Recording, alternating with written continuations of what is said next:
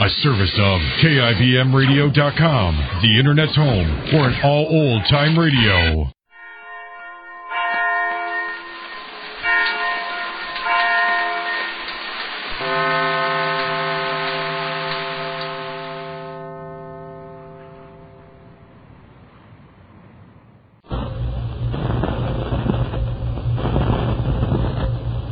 And now, the life of Mary Sothern. There are several very happy people in the town of Sanders today. Mary, for one, is feeling the warm glow of success because she persuaded Dr. DeRoy, a widely known specialist, to delay his trip to Europe so that he might see Phyllis Stratford, Max's invalid sister.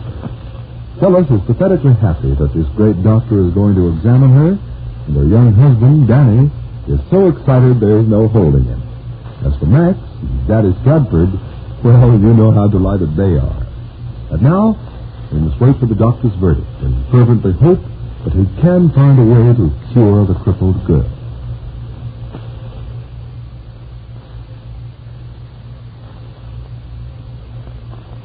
Well, Dr. DeRoy is safely checked in at Daddy Stratford's hotel, and Max and Mary have returned to their own home. It is the following morning, and Max is seated on the edge of his bed going through the complicated process of waking up.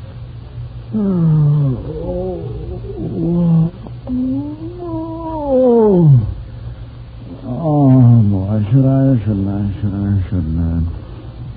Well, I guess I should, but then again, maybe I might just well not. You've been holding out on me? What do you mean, Mary? What do you mean? You know what they say about people who talk to themselves. What? They must have money in the bank. Oh, no kidding. Is that what they say? Mm-hmm. Well, boy, they guessed right in my case. I got my bank statement yesterday. $6.20 even. Oh, if that starts old fortune, you better hop out of bed and get down to the office. Well, okay, slave driver, okay. But come on over here and sit down.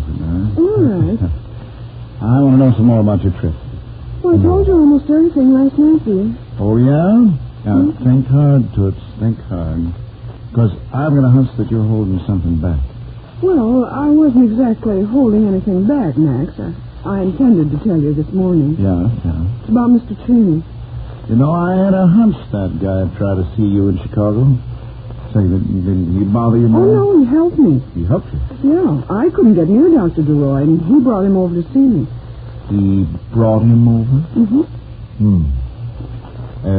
Does that mean what I think it does? Well, I guess he didn't leave him any alternative. Yeah, that guy will do batty things. But it worked out splendidly, Max. Gave me an opportunity to tell the doctor about Phyllis, and now, thank heaven, he's here. Yeah, I know, but it might have wound up with a lot of trouble, too. You know, I was worried about you going there alone as it was, and boy, if I'd have known that Cheney was around... Oh, forget it now, dear. Mr. Cheney did what he thought was right, and it was. I know, but he's a funny guy, Mary. He's a funny guy. I have a tough time making him out. I don't think he's so strange, Max. He's a lot like you. No, I'm much cuter. Oh, you're a dog. But he's like he used to be.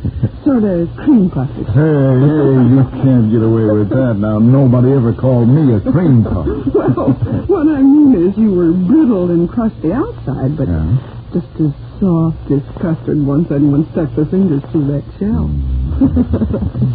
Well, I ain't so sure about Cheney being like that. Yeah, he's a pretty tough mug, Mary. Max, I think you're wrong. That man's fundamentally good. He's proven it. Did he tell you that he wants to see the DA and give himself up? Yes, he did. Well? I don't know how to advise him, Max. With you involved in that gambling trouble with him, his arrest means your arrest. Yeah, maybe I'd get a term. Oh, they couldn't find you guilty. You weren't guilty, dear. Yeah, but supposing they did. It would mean you couldn't continue as town manager, and Mr. Barton would have to let the board of directors handle the new factory proposition. And to put it snappy, it'd be all over for Max Tilly Sanders. Don't think about it, darling. Mr. Cheney hasn't given himself up, and from what he said, I don't believe he's going to. Yeah, but we ought to make him, Mary. Well, that's if he comes around here again. my conscience don't feel right about letting him duck the law because of me. Max, any other time I'd agree with you, but right now it's important for you to keep working. You need money to help Phyllis, and Dr. DeRoy is probably expensive. Yeah, I know, but we ain't doing the right thing. We're trying to do the best thing, dear. Well, maybe so, too. Well, there's no use to lie here gray worrying. Say, you going over to see Sis this morning? Yes, as soon as you have breakfast. Oh. I'll go up and dress, dear. I promised her I'd be over early, and I hate to keep her waiting. All right.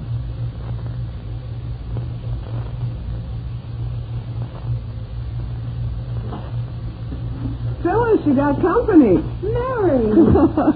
How are you, darling? Oh, Mary, I'm so glad you're back. Come here and kiss me. And who would think I'd been away for a week? Well, it's been a week. Max came over here after you left, and he was a lost soul. Well, Angel, I brought home the bacon. If Dr. DeRoy doesn't object to being called bacon. Oh, Mary, I can't begin to thank you enough. Will you stop that? I had a nice ride to Chicago, little excitement, and a very pleasant journey home in a private drawing room, chickly. Is the doctor nice, Mary? Oh, he's grand, Phyllis. You'll be crazy about him. How does he look? Is he old or young? Oh, I guess he's about, in his early 50s. Very distinguished looking. Wears a little quick goatee. Oh, I can hardly wait till I meet him. I didn't sleep a wink last night after Danny told me he was here. Shame on you. Rest is the thing you need so you'll be good and strong when he examines you. And the way I feel now, just thinking about him makes me feel better. I'm sure he can cure me. We all hope and pray that he can, Phyllis. You don't feel positive, though, do you? Well, dear, it's not a question of feeling or not feeling positive. I believe that faith often works the greatest miracles, but I don't think our faith should have a single-track mind. We shouldn't just have faith in one thing. Is that what you mean? No, not exactly. Our faith should be strong enough to stand disappointment if something we desire very much didn't work out, you see? I don't know if I'm making myself very clear, but what I'm trying to say is we should be able to switch our faith to a second best if necessary. Second best for me would mean life in a wheelchair. But it'd be life, dear, and you'd still find it very sweet. Oh, I don't want to think about that, Mary. I want to think about Dr. DeRoy. I'm going to keep on being sure he can cure me. Must be having early visitors. It's probably the laundryman. Well, I'll see this. If it is, tell them we were short 3 handkerchiefs last week. I will. Hi, Mary. Good morning, Miss Sanders. Oh, why, Doctor, come in. Yeah, the doc here is an early riser. I stopped by the hotel and he was all ready to come over. Well, perhaps I'm too early. Oh, no. Phyllis has been up a long time, and all she's been doing is talking about you. Well, I've been thinking about the young lady, too. Well, come right in here. She's in the living room. Yeah. Well, hi, sis. How do you feel, huh? Excited. I've been telling Mary Oh, Phyllis, this is Dr. DeRoy. Doctor, here's your patient, Mrs. Stratford. How do you do, my dear?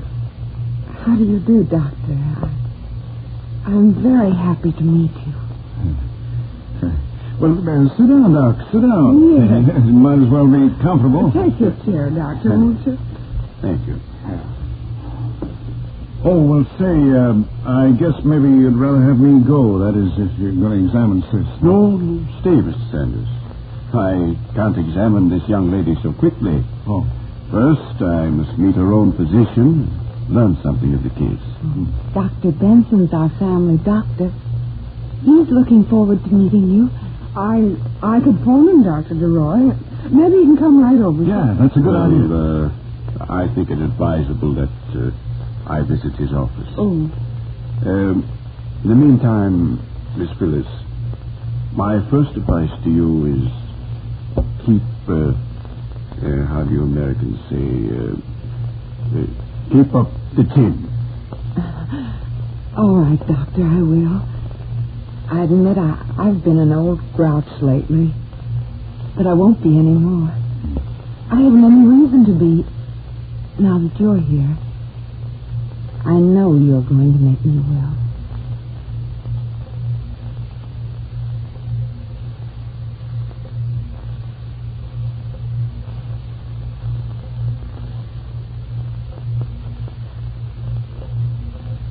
Well, as Mary said before, faith can sometimes work miracles. But we must remember that some miracles aren't to be. And if Phyllis can't be cured, will all this faith and confidence she has in Dr. DeRoy make the blow harder to bear?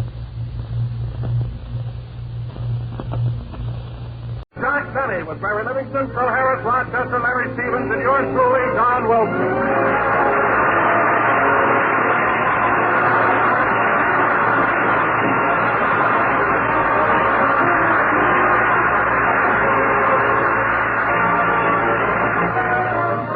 Ladies and gentlemen, 2 weeks ago, Steve Bradley, Jack Benny's press agent, forced Jack into having a contest. You listeners were asked to write in letters completing this simple sentence, I can't stand Jack Benny because. And is it catching on? Oh, yes, there's excitement in the old town tonight. Everybody's celebrating. In fact, right now there's a parade coming down Sunset Boulevard. Look, they're turning down the street where Jack Benny lives.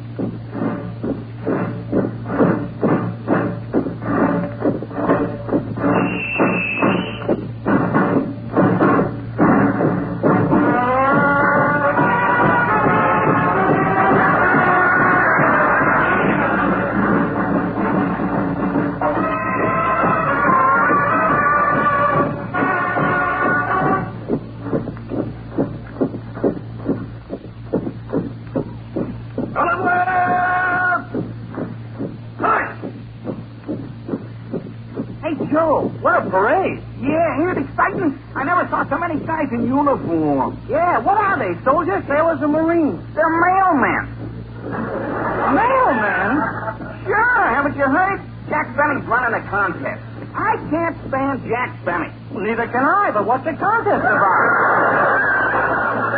That's it. I can't stand Jack Benny because there's $10,000 in prizes. No kidding. I even sent in a letter myself. You did? What did you say? Oh, plenty. When I got through, I had to wash up my fountain pen with soap. Right, boy, yes. Hey, I'm going to call up my wife and tell her to write a letter to Benny right now. Wait a minute. Why don't you do it yourself? Oh, if my wife calls him half the things he calls me, she can't lose.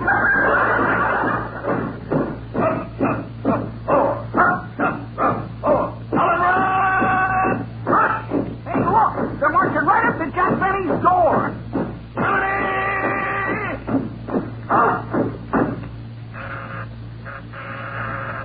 Hey, Jackson, there's the doorbell. I heard it, Phil. Rochester. Rochester, answer the door. I can't move, boss. The ladder's up to my knees. The ladder isn't so high. It ain't there. I'm sitting on a horse.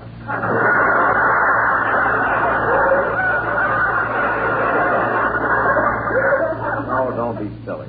Every time I talk to him, Phil, what are you doing with that shovel and that pile of letters? We lost Mary. We didn't lose Mary. She got a bad cold and couldn't come over today. Oh, that's a shame, Jack. Did you send her any fruit? No. She still has the fruit I sent her last year. But that was a year ago. Don't that wax fade?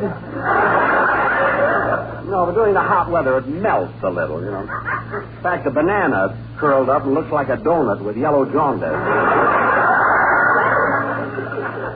Now, let's see. Hey, Jackson, why don't you send her some real fruit? The wax stuff don't fool anybody. It doesn't, eh? The apple's got 2 worms in it. They don't know the difference.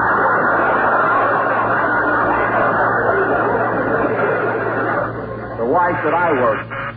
I'm coming. See, how am I going to get to the door with all those letters? Maybe I better put on my snowshoes. Good thing I didn't leave them in Yosemite. Oh, what? What is it, Rochester? On the way back from the door, squeeze through the kitchen and bring me a glass of water. Okay. I'm coming.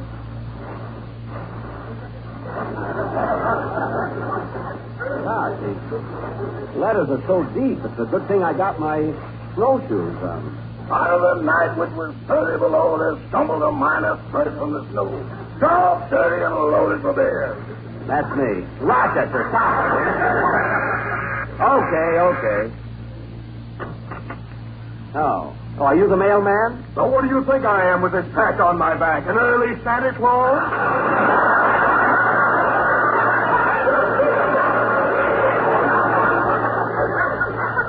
I never saw a guy that does so many things.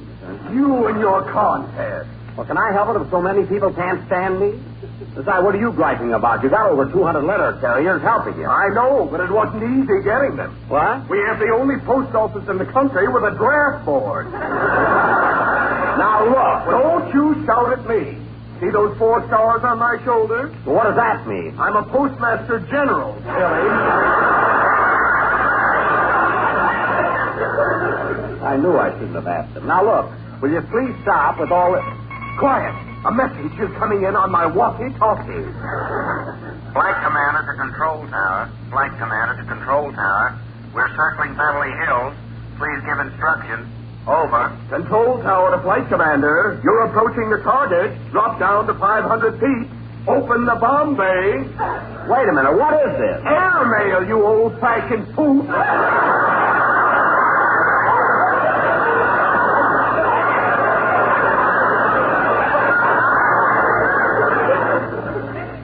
Look, General, do me a favor, will you? I drained all the water out of the swimming pool. Put the letters in there. The house is full. Very well. Thank you, General. Oh, now what? You forgot to salute.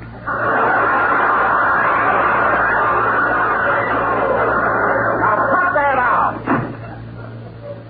This is all General Bradley's fault. It's all Steve Bradley's fault. Having people write letters on why they can't stand them.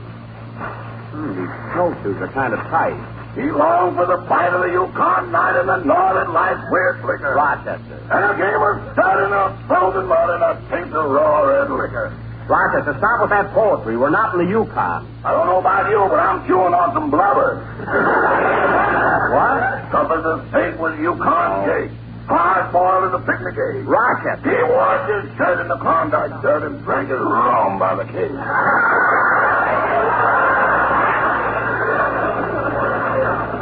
Rochester, just send to the mail. We still have thousands of letters to read. Hey, Jackson, here's a letter. Listen to this one.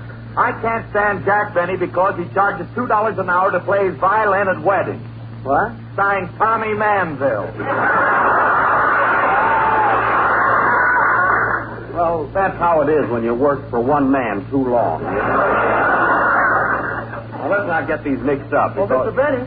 Oh, Larry, I didn't see you with all these letters around here. When did you come in? Yesterday. Oh. You better read your way to the window and get some air. I can't stand Jack Benny because he won't pay Rochester more money, because he won't give him a night off, and because he won't... Rochester, stop reading those letters. I ain't reading, boy.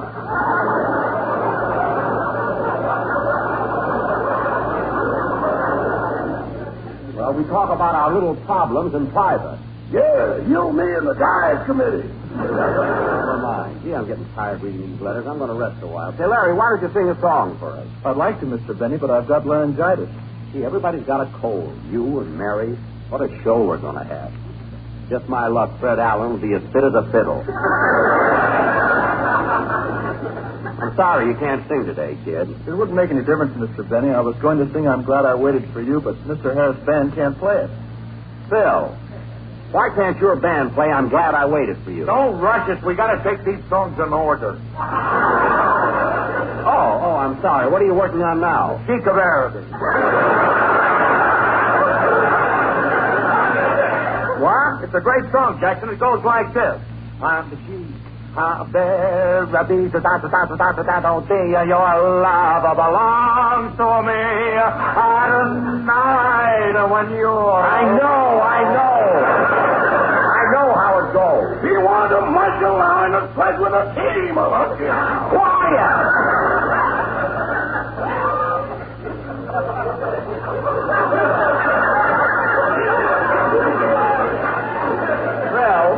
Phil, by the time you get to... Oh, there's the phone. Hello? Hello, Jack. This is Don Wilson. Oh, hello, Don. How are you? Bad as ever, thank you.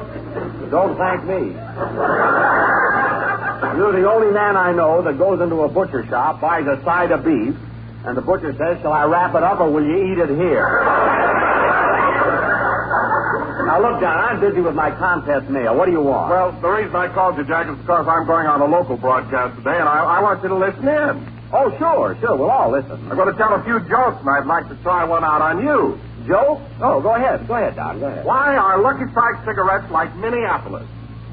Say, that sounds like you got something there. Go ahead, Don. Why are Lucky Strike cigarettes like Minneapolis? Because they're so round, so firm, so fully packed, so free and easy on the draw.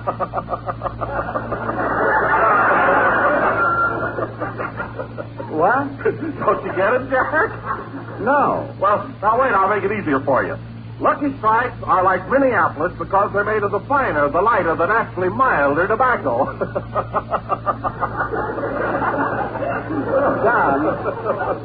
Don, I might be a little dense today, but I still don't get it. Well, now I'll explain it to you so you can't miss it. Oh. Lucky Strikes are like Minneapolis because with men who know tobacco best, it's Lucky's 2-to-1.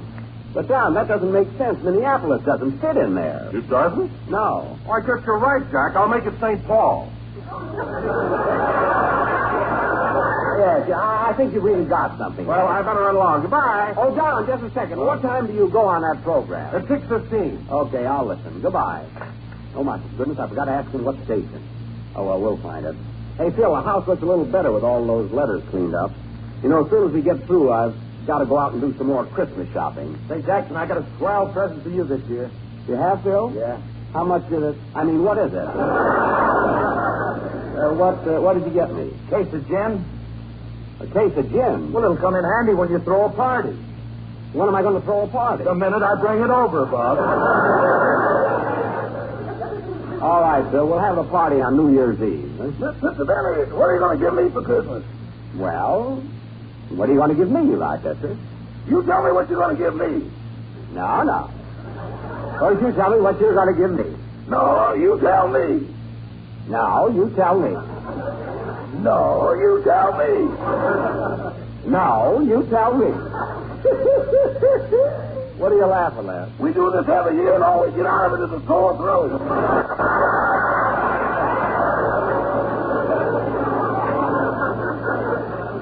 Well, don't worry. I'm going to buy you a nice gift. Now, before I do my shopping, I better go over my list again. Let's see. For Christmas, I'll get some cough drops for Larry Stevens, some new wax fruit for Mary, and something for Don Wilson. I hear they're stretching 2 ways again. Now, let's see. What else?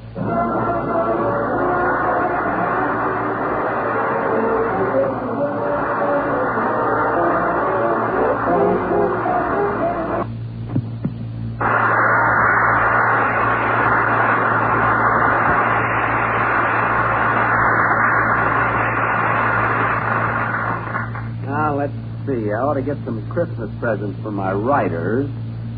They need pencil and paper. And I must look around for some cheap bow ties for all the boys in Phil's band. Cheap bow ties. Why don't you get them some good ones? Phil, as long as the elastic snaps in them, they're happy.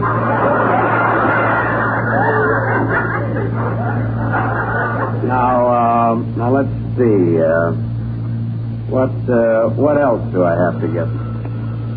I'll get a Rochester. Hello? Hello, is my daddy there? Your daddy? Oh, is this Phil Harris's little girl? Yes, is this Mr. Benny? Stars, Day, Green Radio, and will drive children to school at 20 cents a trip?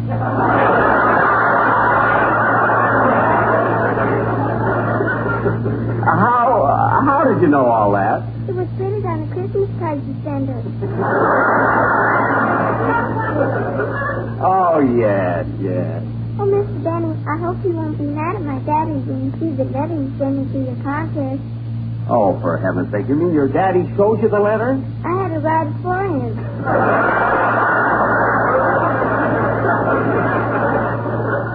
Well, I should have known he couldn't do it himself. Can I talk to my daddy now? Sure, sweetheart. Just a minute. Phil, your little girl's on the phone. Thanks, Jackson.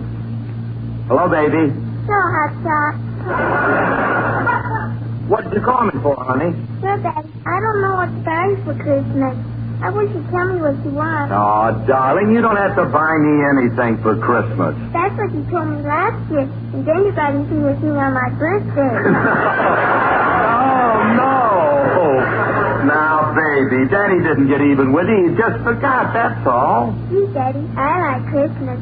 Santa Claus and everything. Yes, wonderful. And, baby, do you know where Santa Claus comes from? Uh-huh. And that's what I like about the North Pole.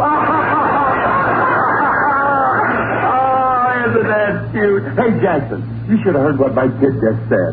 Oh, Daddy, wasn't that funny? Yes, it was, too. You know, honey, I never saw I it. gotta hang up now, Daddy. I'm busy. Okay, goodbye, darling. Goodbye, Hot Shot.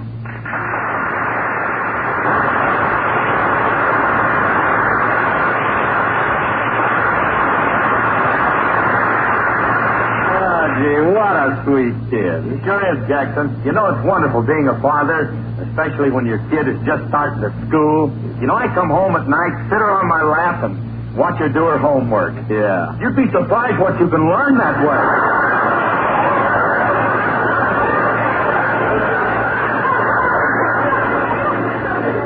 Well, stick to it, Phil. You know, it isn't going to hurt you any. You said it. I've learned plenty. Hey, Jackson, do you know what a period is? Certainly, a period is what you put at the end of a sentence. And it's also a dot over a nine.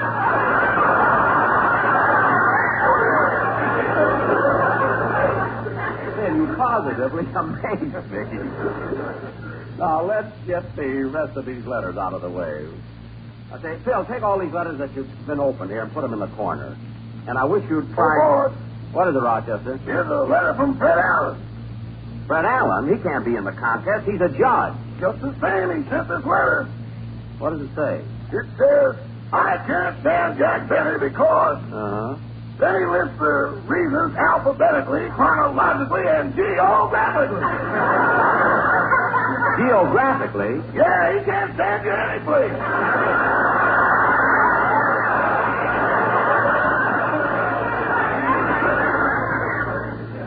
Oh, he just thinks he's smart because he can say such big words with his nose. He's awful. Stop, Jackson, stop. You just don't like him because he's a great comedian. That has nothing to do with it. And listen, Phil, all week long you've been sarcastic just because I was the only one invited to Ronald Coleman's house last Sunday for dinner. I still don't believe he sent you an invitation. Well, you can go and look at it again. It's framed over the fireplace. Not only that, I'm having the Colemans over to my house next Sunday. You are? Yeah. I think I ought to invite their friend from England, Mr. Wellington. He was a guest at their house, too. Hey, Jackson, you promised Don Wilson you'd listen to his program. It's getting late. Oh, yeah. What time is it? I don't know. The little hand is straight down and the big hand is bent over. That's 6:15. Phil, why don't you learn how to tell time? I try to, but it always keeps changing. Oh, well, I better listen to Don. Rochester, turn on the radio. We want to hear Don Wilson. What station is it? He forgot to tell me. Try to get it anyway. Okay.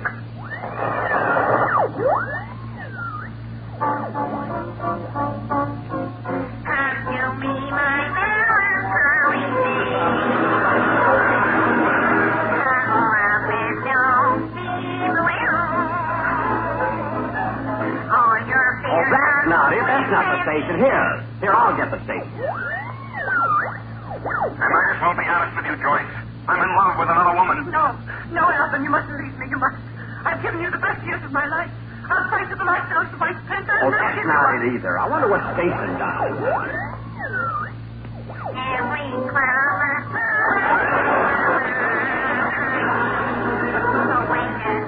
Oh, for heaven's sake, why can't I get the station Wilson's on?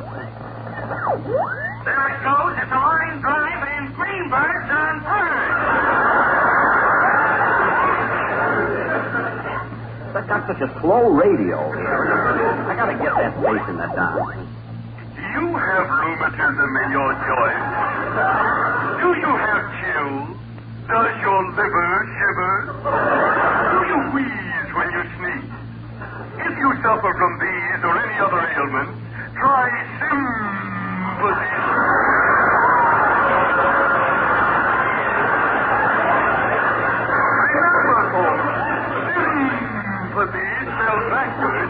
peppermint. I'm going to change this before that quartet comes on. Sympathy soothing syrup. That stuff never helped anybody.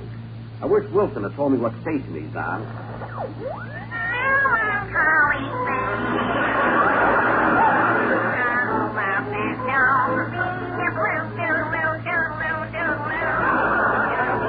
Oh, my goodness. Why can't I get this?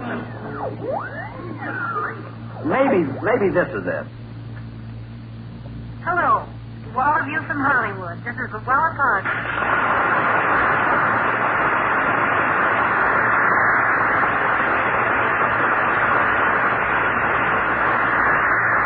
That ain't the station, Jackson. Well, I want to hear this anyway. Luella might have something nice to say about me. Here's my first important news from the film capital tonight.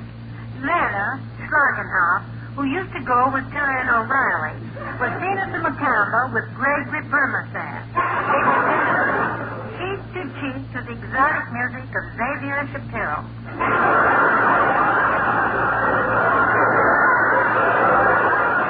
Well, what do you know about that? Just heard that Bing Crosby and Bob Hope's next picture is The Road to the La Brea Tar Pit.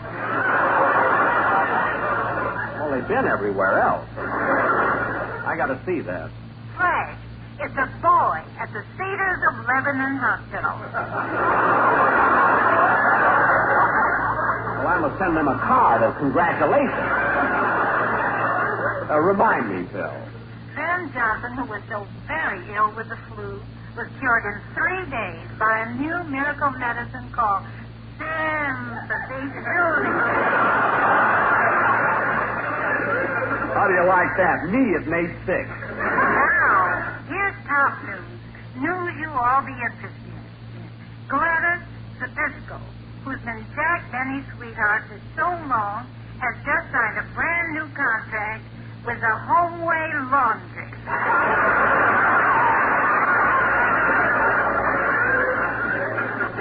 Oh, boy, she passed her tub test.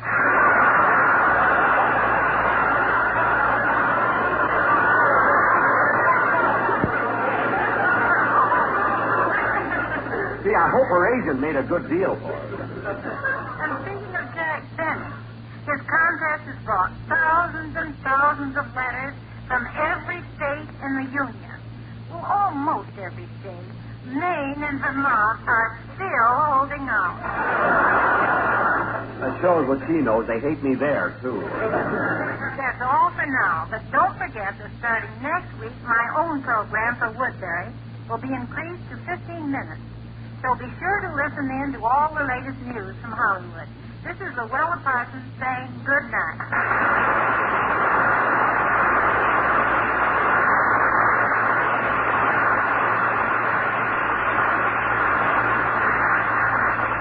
Gee, I must call up Luella and tell her... Hey, Jackson, what about the program that Don Wilson is on? Oh, yes, I must get that.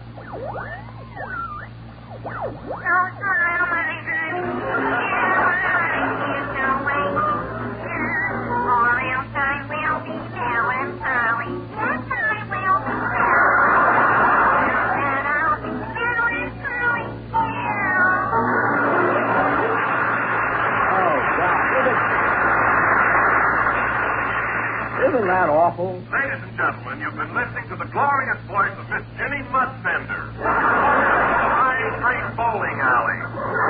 Well, what do you know? Don Wilson's been on that program all the time.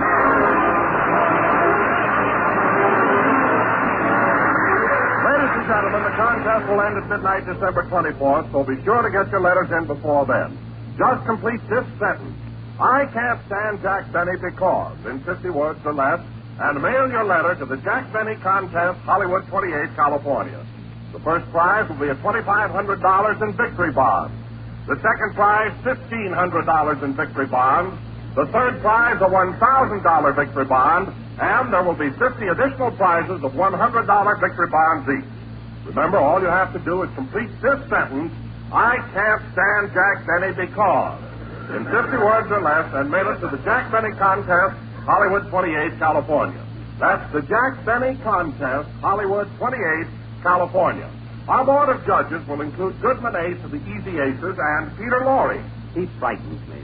And the supreme and final judge will be the Honorable Fred Allen. He frightens Peter Lorre. The decision of the judges will be final, and all letters become the property of Jack Benny, including the rights to publish. This contest is open to everyone except the employees of the American Tobacco Company, its agents, and the National Broadcasting Company. It is also subject to all federal and state laws and regulations. In case of a tie, duplicate prizes will be awarded. Well, thank heavens that cleans up all these letters until the mailmen get here tomorrow. Say, Phil. Yeah, Jackson? I'd like you and all the gang to come over to dinner next Sunday night. You know, I'm having the Ronald Coleman. Oh, gee, thanks, Jackson. I'll be there. Now, remember, Phil, when we're having dinner, watch your P's and Q's. You know what I mean. Oh, sure. When you give me the Q, I'll pass the P's. Oh, Filthy, what a shame you haven't got laryngitis, too. You said, I'll bet Mary's glad she didn't have to hear that joke. Good night, doll.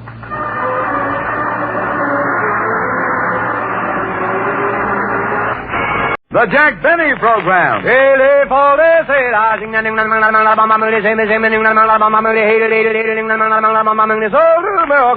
Lucky Strike means fine tobacco. LSMFT, LSMFT, LSMFT. You said it. Yes, sir. Lucky Strike means fine tobacco. At 49, American. Quality of product is essential to continuing success. And Lucky Strike means fine tobacco. So round, so firm, so fully packed, so free and easy on the draw. When it comes to real, deep-down smoking enjoyment, remember these 5 words. Lucky Strike means fine tobacco. Yes, Lucky Strike means fine tobacco. The finer, the lighter, the naturally milder Lucky Strike tobacco. So for your own real deep-down smoking enjoyment, smoke that smoke of fine tobacco, Lucky Strike. So round, so firm, so fully packed, so free and easy on the draw. And for that Christmas present, remember... LSMFT. Suggestion, a carton of cigarettes for Christmas. No gift offers so much for so little. So say Merry Christmas with a carton of Lucky Strike. The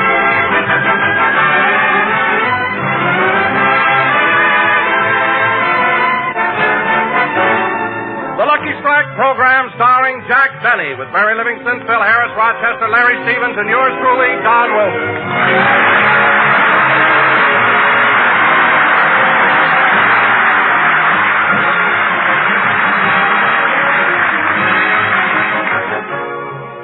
Ladies and gentlemen, 2 weeks ago, Jack Benny had dinner at Mr. and Mrs. Ronald Coleman's house. And tonight, as a typical good neighbor, Jack has invited the Colemans over to his house.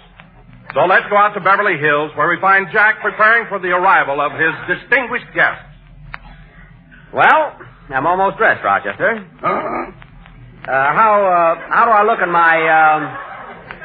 in my striped pants and swallowtail coat? You look like a master of ceremonies at Forest Lawn. I do not. Now, Rochester, when you're serving dinner tonight, remember, serve the tomato juice first, then the salad, then the meat, and then the vegetables. I'm glad you brought that up, boss. I wanted to ask you about the peas. What about the peas? Do you want me to spoon them out or count them out?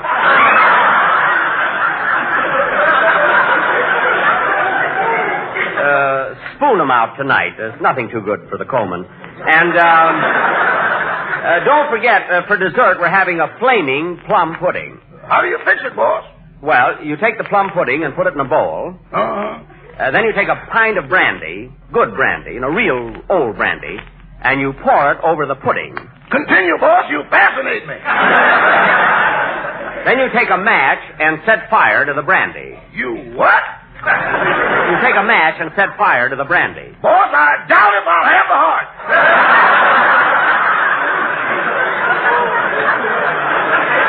Well, just do as I tell you. See you later. Jingle bell, jingle dum-da-ding, dum-dum-dum-dum. Gee, I hope the gang got all those contest letters cleaned up. I don't want the Colemans to find out that so many people can't stand me. Well, kids, are you about finished with the mail? We're all through, Jack, except for those entries over there in the corner. Why haven't you opened those? They're still ticking. Ticking? You mean...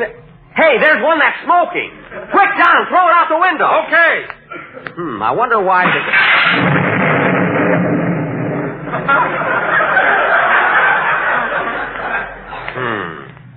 Fine Christmas spirit. That thing could have... Hello, Mr. Benny. Huh? Who are you? I was just passing by and something blew me in.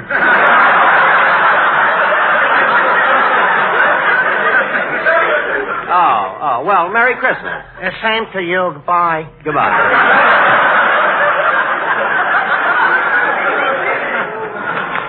Now, kids, we've got to get all these letters read because the contest ends tomorrow night, December 24th, you know. Say, Jack, listen to this letter I just opened. I think it's from a Scotch girl. A Scotch girl? What does it say? I can't stand Jack Benny because his nose is warmer than mine. Signed, Lassie.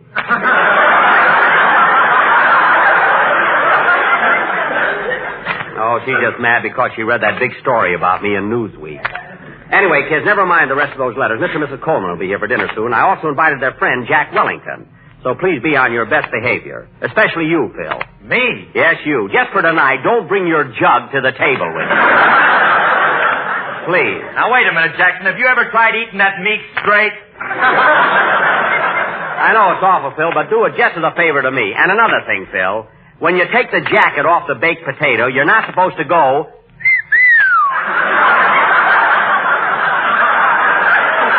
It's only a potato. And Don... Yes, Jack? Don, when Rochester offers you a third helping, try to refuse, will you? Or at least say well before you dive in. And Mary... Oh, Jack, don't try to tell me anything about eating. You better listen to him, Libby. He was eating 30 years before you were born. Phil, your Christmas present isn't so big that I can't carry it back to the store. So don't try to give... Oh, hello, Polly. Merry Christmas. Merry Christmas. Isn't that cute? Say, kids, don't you think my Christmas tree is a beauty? Look how big it is. It sure is, Mr. Benny. Where did you get it? Well... I'll tell you, kid. A man drove through Beverly Hills with that tree laying on top of his car, and Jackson was right behind him. Phil. Jackson knew about the sharp curve in the road, and the man didn't. Phil, please. Christmas trees are very sentimental to me. In fact, I used to go out in the woods and cut down my own tree. But I gave that up. Yeah, it's so hard to find one with packages under it. Yeah. Anyway, this is the best Christmas tree I've ever had. And look at all those presents. Say, Mr. Benny, what's in that great big box over there all tied up with that red and green ribbon? That's there every year, kid. It's a decoy. It is not. Oh, boss. What is it, Rochester? For dinner tonight, do you want French bread, raisin bread, or English muffins? English muffins. Are they the real English muffins? Are they? I cut one of them open and found 2 tickets to a cricket match. Well, you can't go. You've got work to do. And by the way, I hired an English butler to help me serve tonight, so the Colemans will feel at home. He should be here any minute. Gosh, I'll bet right now Ronnie and Benita are sitting on pins and needles waiting to leave their house.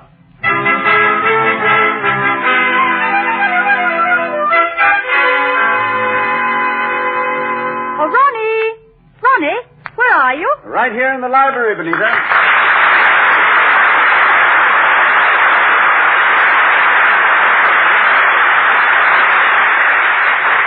Darling, it's almost 8 o'clock. It's time for us to go over to Mr. Benny's house. Have you forgotten? Oh, no. I haven't forgotten. It's been on my mind all week.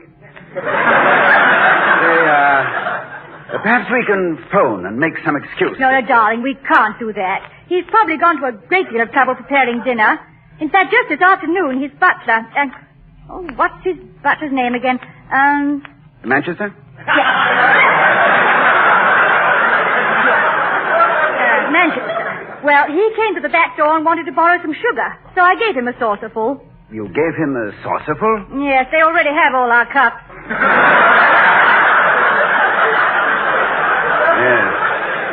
Yes, I wondered why Sherwood served my afternoon tea in a Dixie cup. But I guess you're right, Benita. Maybe we should go. I'll never forget when Benny invited us to his house 3 years ago and we didn't show up. You know, it made him so angry, he wrote a letter to Britain asking for his bundle back.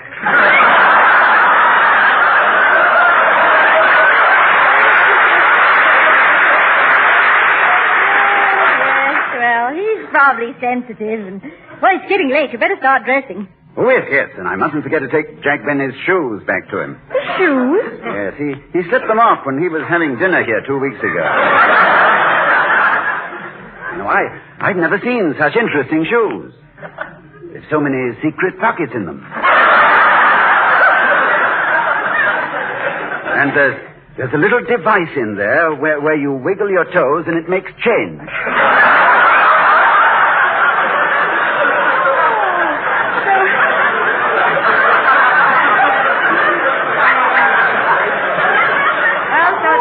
Belong to Mr. Benny. I should have known they weren't yours when I saw the box spring in the arch support. Yeah, I noticed that, too. By the way, Benita, who's invited to the dinner besides us? Well, I understand there'll be Mary Livingston. She's on his program, you know. Mary Livingston.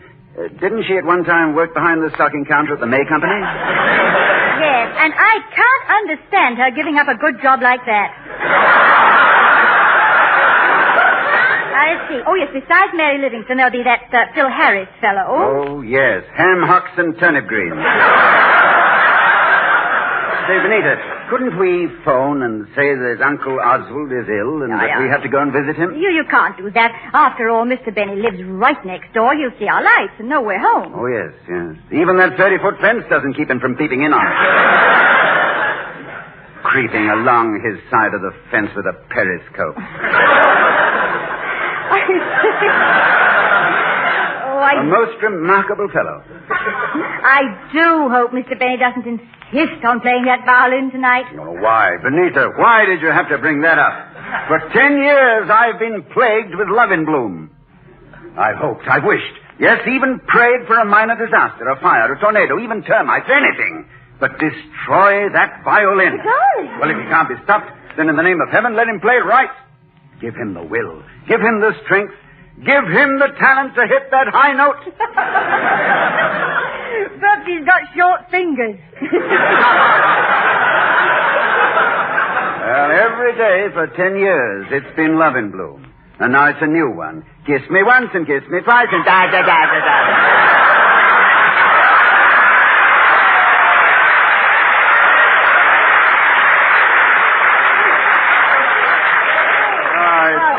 Dreadful. Well, I'm sorry, dear, but I didn't mean to lose my temper. Well, cheer up, darling. I'm sure we'll have a lovely evening at Mr. Benny's. Yeah, I hope so. Perhaps he'll eat a lot and fall asleep early.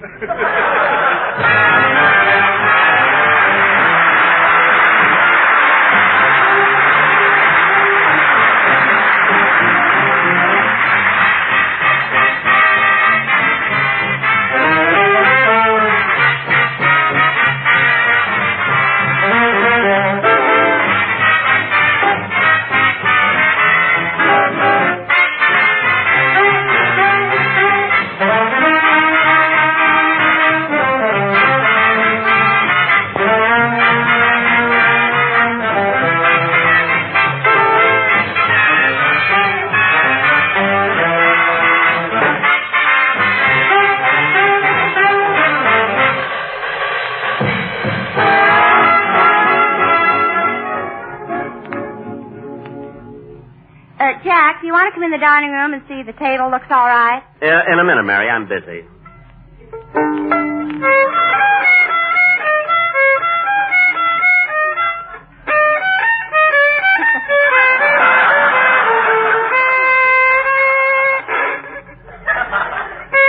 Oh, Jack.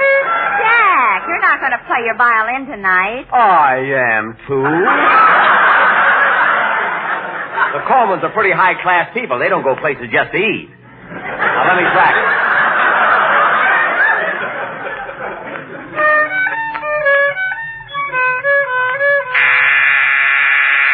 I'll have to get a new string. That was the door buzzer.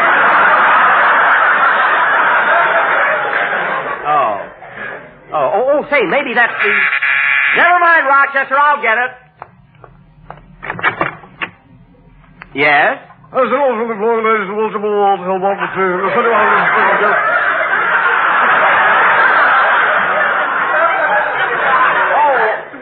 yes, you're the English butler I ordered. Have you had much experience at serving? Yes,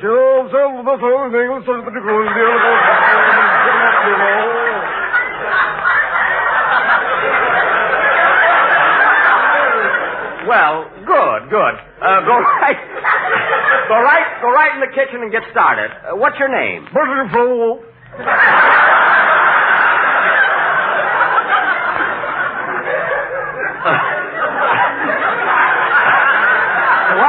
was that? Oh. Well, tonight, I'll just call you Nottingham.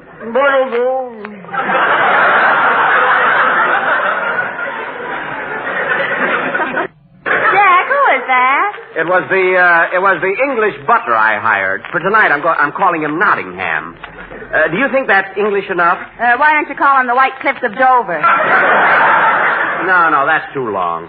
Maybe Hey, Jackson, why don't you call him Heathcliff? Heathcliff? Sure, you're trying to pull a bluff.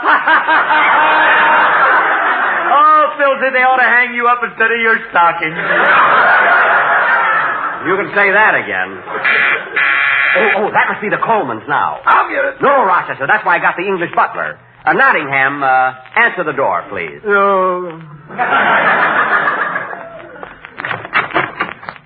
Good evening. Mr. Benny is expecting us. Oh, come on, waiting for the drawing room. What was that? Come in, sir. I haven't called waiting for the drawing room. Oh, you're the fellow who sells the tobacco.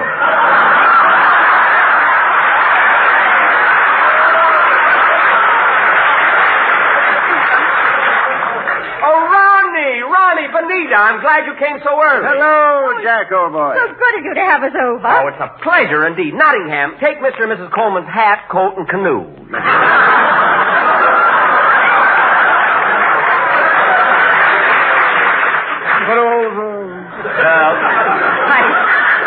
Thank you. You know, Jack, I made an awful mistake. I didn't know you had a second butler. Oh, yes, he's English, you know. But his English accent is so thick. Well, he's been there twice. Twice, you know. Well, if he ever goes back again, he'll choke to death.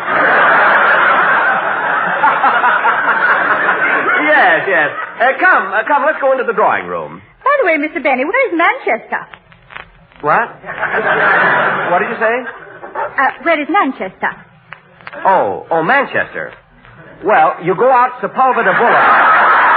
Culver City. You turn left at the second traffic light. Jack, Benita means Manchester, your butler. Oh, that's Rochester. Rochester. Let Nottingham do it. I'm not talking to you. Benita, my butler's name is Rochester. He's in the kitchen getting dinner ready. Come, let's go into the drawing room. I want you to meet my associates. Here we are. Mr. and Mrs. Coleman, this is my radio cast. How do you do? How do you do, Mr. and Mrs. Coleman? Hiya, Ronnie. Benita, what do you hear from the tea and crumpets? Well, you know, Ronnie, he's Phil's such an unruly blighter. You should excuse the expression. By the way, Ronnie, I have a little surprise for you this evening. I also invited your friend, Jack Wellington, to dinner. Wellington? Splendid. Did you hear that, Benita? Yes, isn't that nice? Sit down, folks. We'll have cocktails in just a few minutes. I hope you'll pardon the way my house looks, but I've been so busy opening mail. Oh, that reminds me. How is your I Can't Stand Jack Benny radio contest coming along? Oh, wonderful. Of course, it ends tomorrow night. So, Benita, if you want to get your letter in, be sure it's postmarked before midnight, December 24th. You know, Jack just received a citation in Congress because of all the national unity his I Can't Stand Jack Benny contest is promoting. Was that national unity? Yes, it's the first time in history that the Republicans and Democrats agree on the same thing. Yes, sir, that's me. Yep. Oh, Ronnie, look at that Christmas tree. Isn't it beautiful? Yes, it certainly is. I suppose you folks have a nice Christmas tree, too. Well, we bought a nice tree, but while we were driving home, a peculiar thing happened. Yes, Ronnie made a sharp turn, and that's the last we saw of it. Oh, that's a shame. Well, how about some cocktails? What would you like, Ronnie? Oh, nothing right now, thanks, Jack, but after dinner, perhaps a little B&B. Oh, so, well, for dinner, I always have an S&S. S&S. Now, what's that?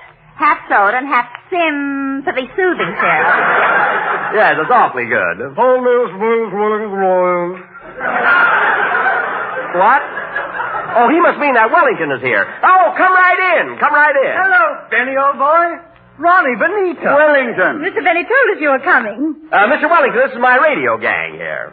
It's Mary, Phil, Don, and Larry.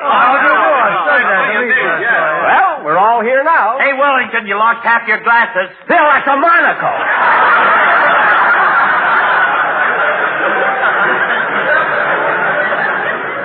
Half his glasses. Say, Wellington, I should tell you, we had a letter from Wickersham the other day. Wickersham? Well, how is the old duffer? Oh, he sounded cheerful enough. What a sense of humor he has.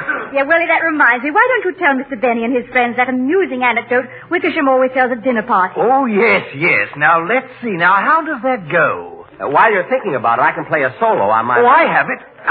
Good. Go ahead, Willie. Tell that amusing story.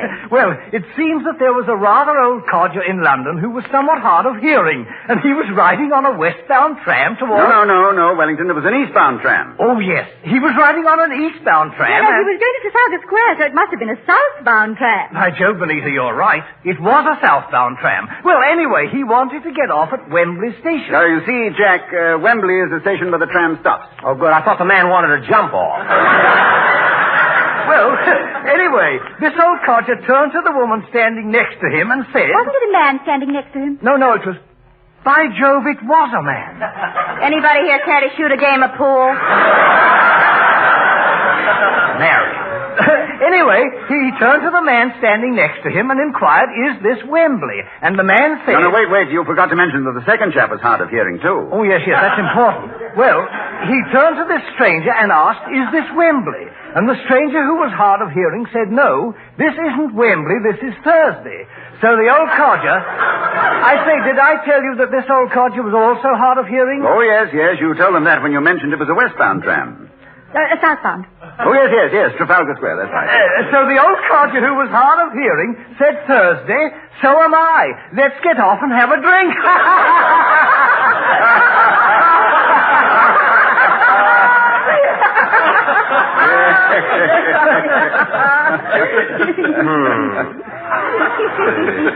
Southbound tram, Trafalgar Square. Oh, it was a very amusing story, Mr. Wellington. Very funny.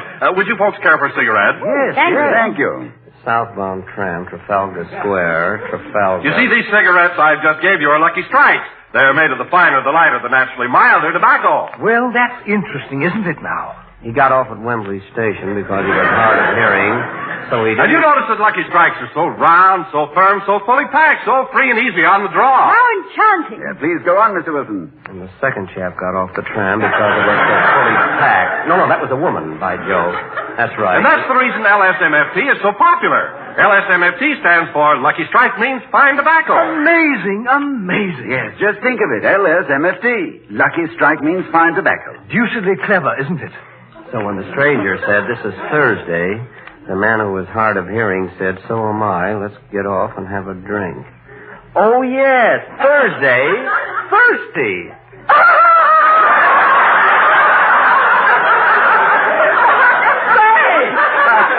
That is a clever anecdote. Yes, sir. Oh, that's a hubby. Oh, here come the cocktails. Set them right over here, Nottingham. Oh.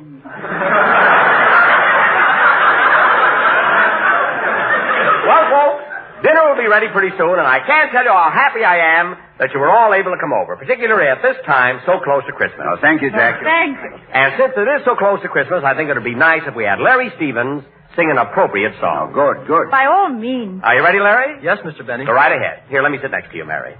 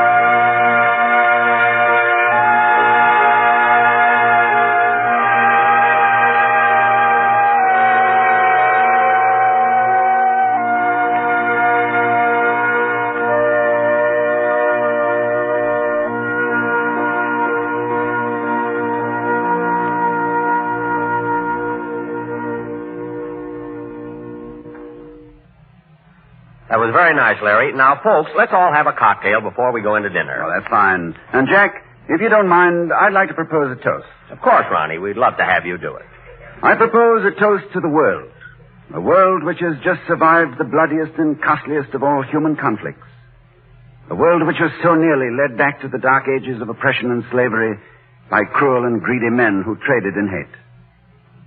It seems impossible that there could be any more suffering than mankind has just endured. But it is possible, and it will happen, if we lose sight of the lessons so bitterly learned. Let us remember that men everywhere are our neighbors, and their right to life and freedom is as precious to them as ours is to us. So here's a toast to all the people in the world. May we, by working together for a lofty purpose and with God's help, achieve the goal that mankind for 20 centuries has striven for. Peace on earth, goodwill to men. Merry Christmas, everybody. Merry Christmas. Merry Christmas. Merry Christmas, everybody. Merry Christmas.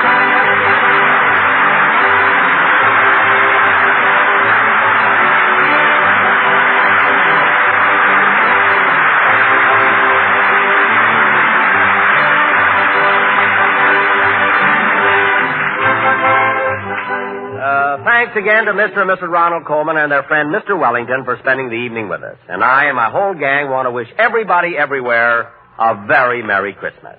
Good night.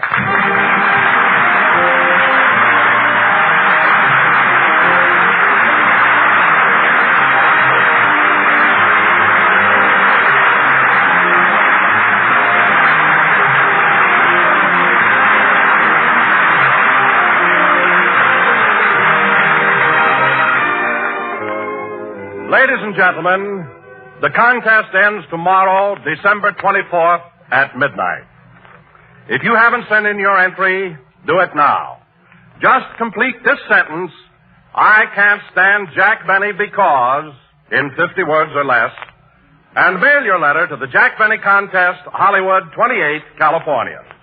Prizes would total $10,000 in victory bonds. And in case of a tie, duplicate prizes will be awarded. The Board of Judges include Goodman Ace of the Easy Aces and Peter Lorre.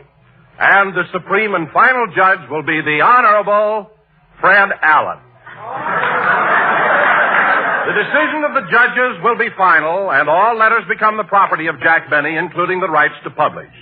This contest is open to everyone, except the employees of the American Tobacco Company, its agents, and the National Broadcasting Company. It is subject to all federal and state laws and regulations.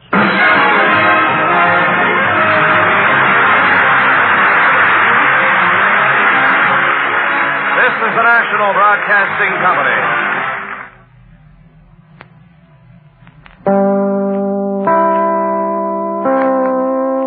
Good health to all from Rexall.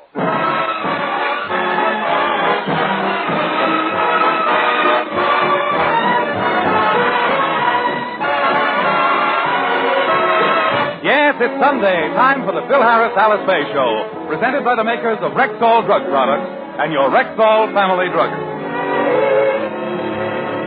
Good evening.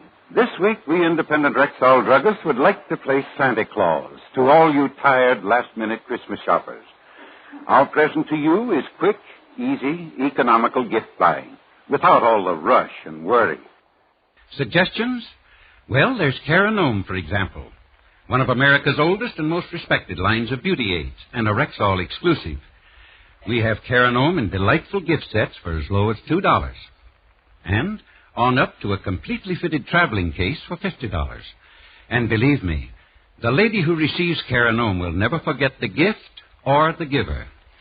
Then there's Stag, Rexall exclusive, popular toiletries for men. You can buy them individually gift box for as low as 75 cents. Or in handsome combination sets up to $2.98.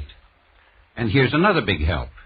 Most of us Rexall druggists are prepared to gift wrap your selections, ready either for mailing or the Christmas tree. So if you're faced with some last-minute gift buying, look for the store with the orange and blue Rexall sign in the window. This week, that sign means quick, easy, can't go wrong Christmas shopping. Merry Christmas to all from Rexall.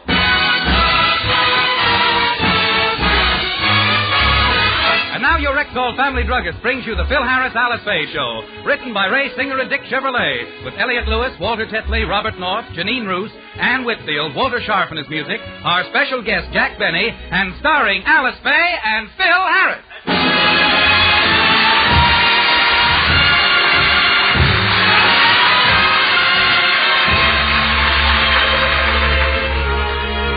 For weeks now, the Harris children, like children all over the world, have been thinking of nothing but Christmas and Santa Claus. They've been on their best behavior, and as we look in, we find Alice complimenting the children on their good deportment. Now, you've been particularly good, Alice, and I'm sure that Santa Claus will bring you lots of presents. I hope so, Mommy. And as for you, honey, you've been just as good as Alice. You've been going to bed early, putting your toys away, and eating all your food. The only thing is, you haven't been drinking all your milk. Well, I tried, but you know how that stuff gags me. Quiet, Phil. I'm talking to little Phyllis. Oh, where is she? She was here a minute ago. She went in the den, Mommy. I'll go get her. Phyllis! Phyllis, Mommy wants you to... Phyllis, what are you doing with those crayons? I'm going to draw a picture on the wall. Don't do that. You know we gotta be good till Christmas. But I've been good for 3 weeks now. Alice, it's an awful strain. I know. But it's only 5 more days. Don't crack up now. You've been so good for so long. I know. But as Daddy always says, it ain't been easy, Clyde.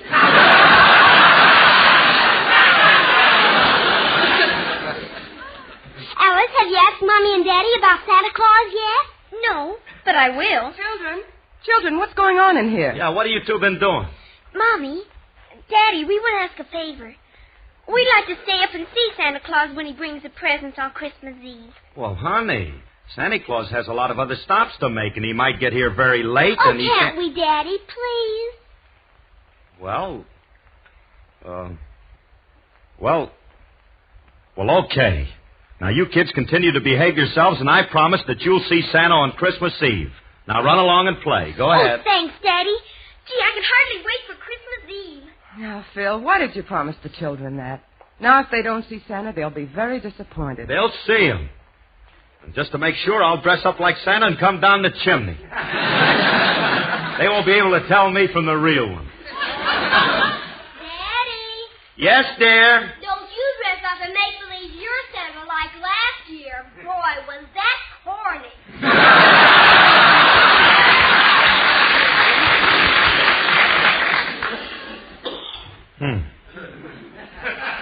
You know something, Alice? I still can't figure out how they knew that it was me last year.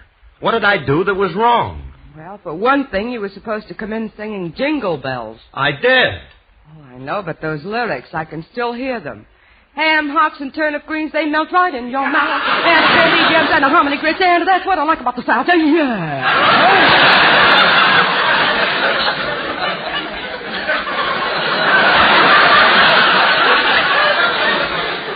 And what's wrong with those lyrics? That isn't the way we sing it up north. Well, can I help it if you Yankees don't know the right word? It's what I like about you, Sam. Yeah. Never did it that way in my life. You don't think I can play St. Nick? We'll have to get somebody else to do it. Yes, but who? Well, I'll think of somebody if you'll just let me concentrate. Now, if I think hard enough, something will come out. Good morning, Philip. For this, I had to concentrate yet? Hello, Alice. I just dropped Hey, Willie, wait a minute. Hmm? Willie, maybe you can help us. Look, we're trying to think of who we can get to play Santa Claus for the kids on Christmas Eve. Now, we want to get someone who looks and sounds like the real thing. I know just the man. Who? Me.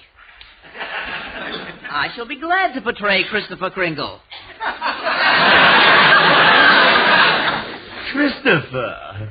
Well, Donner, my Blitzen. Fine Santa Claus you'd make. I'd make an excellent one. I'm quite an actor, you know. Yes, indeed. Mm-hmm. I can see myself popping out of the chimney, bounding into the living room and saying, "Ho, ho, ho, and a Merry Christmas to you, little kiddies. And what do you darlings desire as the Yuletide memento?" Thank you, Tallulah Bankhead. Now, you'll do me a favor. Will you get lost, Index? Go someplace and make a double entry. Check some books. Make some mistakes. Find something. Well, you don't want me to help you, I won't. No. I have to run along anyway. I have to meet my girlfriend at the taxidermist. I hope they did a good job on her.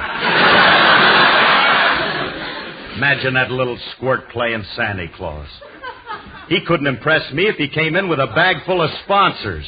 Now, look, Phil, he may be small, but he might be all right. I wonder how he'd look in a fluffy white wig and beard. Like a short beard. Look, Alice, we got to get somebody who's big and fat and who can come.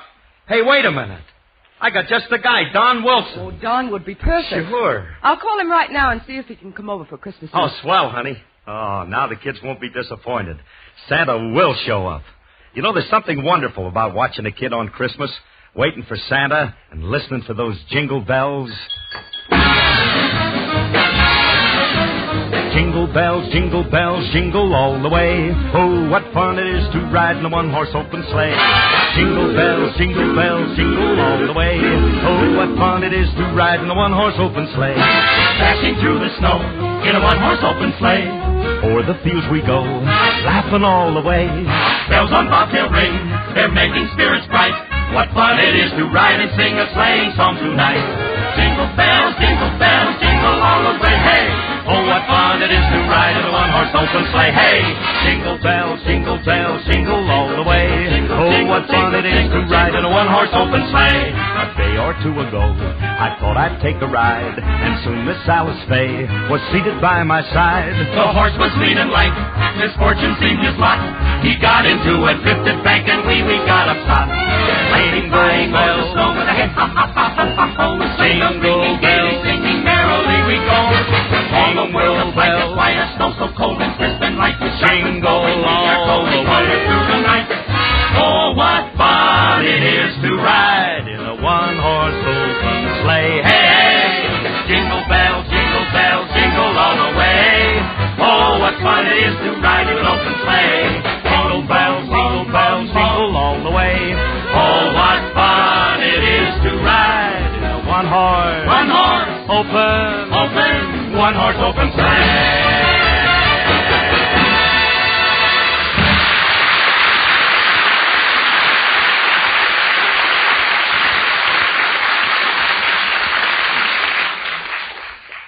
Gee whiz, I hope Don can make it.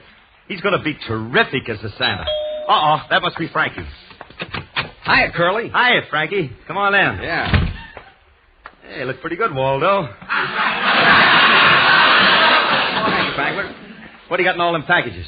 Christmas presents. Got some things for the kids and Alice. And here's something for you, Curly. For me? Oh.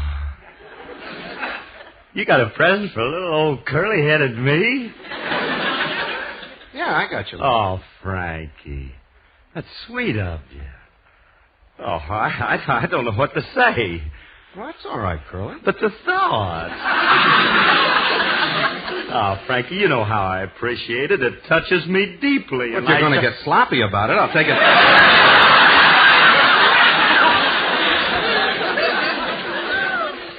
Where's Alice? Oh, I meant to tell you. She's inside calling Don Wilson. See, the kids want to see Santa Claus on Christmas Eve, so we're asking Don to play it. Why are you getting Don Wilson to play Santa? Well, what else am I going to do? Well, let him stay up and see the real Santa Claus. Yeah, but I don't know what time he's coming.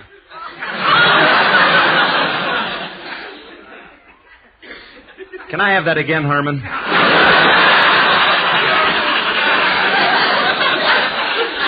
Yeah. Why don't you let the kids see the real Santa Claus? You know, you better get some sleep, kid. So you're another one of those cynics, huh? Wise guy who don't believe. You do? Of course. Just because you've never seen him don't mean he's not there. You must realize, Curly, there are some things in life that are inexplicable. There exist certain psychic phenomena that are ethereal and beyond the comprehension of we mere mortals. Don't you agree? Oh, and indubitably.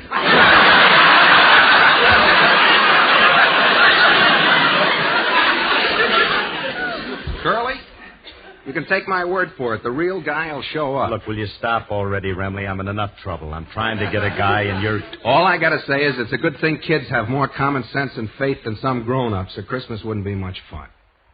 I know that on Christmas Eve, old St. Nick and his reindeer will come flying through the sky. Yeah. But do you mind if we have somebody stand in case he's grounded by a low fog over Burbank? All right, scoff if you will. I'll drop over Christmas Eve. Maybe then you'll sing a different tune. Goodbye, infidel. Poor Remley. He ain't been the same since he switched to buttermilk. Phil,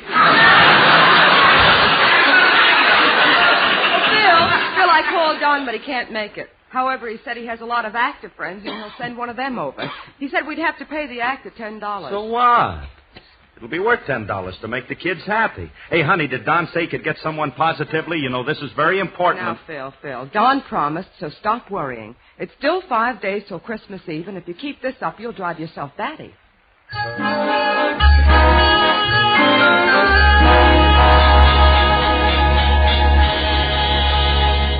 And for 5 days, Phil worried. Now as we look in on the Harris home, it's Christmas Eve. Phil is downstairs trimming the tree and impatiently awaiting the arrival of Santa. Alice is upstairs reassuring the children that he'll be there. But, Mommy, it's 10 o'clock already and Santa isn't here yet. Gee, Mommy, do you think maybe he isn't coming? Now, don't fret, girls. Of course he's coming. You better watch out. You better not cry. Better not pout. I'm telling you why. Santa Claus is coming to town. He's making a list and checking it twice. Gonna find out who's naughty and nice. Santa Claus is coming to town. He sees you when you're sleeping. He knows when you're awake. He knows if you've been bad or good. So be good for goodness sake. Oh, you better watch out. You better not cry, better not pout, I'm telling you why. Santa Claus is coming to town. He'll be riding with his reindeer in a great big open sleigh, with a great big bag of presents, ready to give them all away. He sees you when you're sleeping, he knows when you're awake. He knows if you've been bad or good, so be good for goodness sake. Oh, you better watch out. You better not cry. Better not pout. I'm telling you why. Santa Claus is coming to town.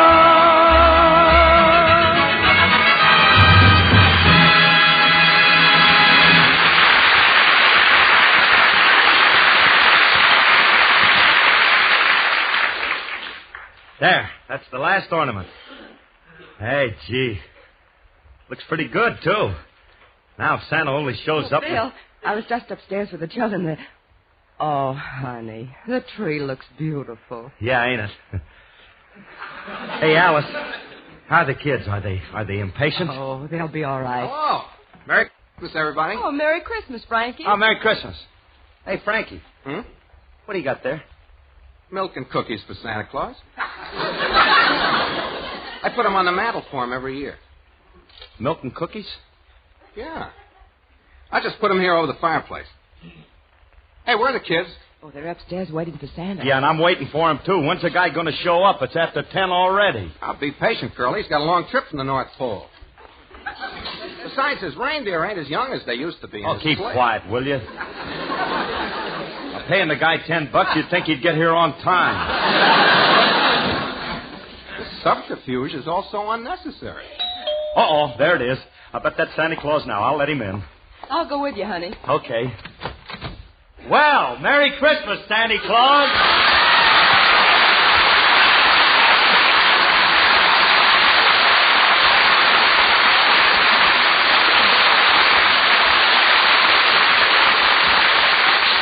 Hello, Santa Claus. Oh, Merry Christmas, and where's my $10? Come on in, Jack. Hey, Jackson, what are you doing here? Well, Don Wilson happened to mention that you were in the market for Santa Claus and you were paying $10. So I thought that Jackson, since when did you have to go around playing Santa Claus for money? Well, Phil, please, I'm not doing it just for the money. There are other reasons. I mean, I'm doing it because, there's, not to mention... Oh, I could go on naming reasons like that all...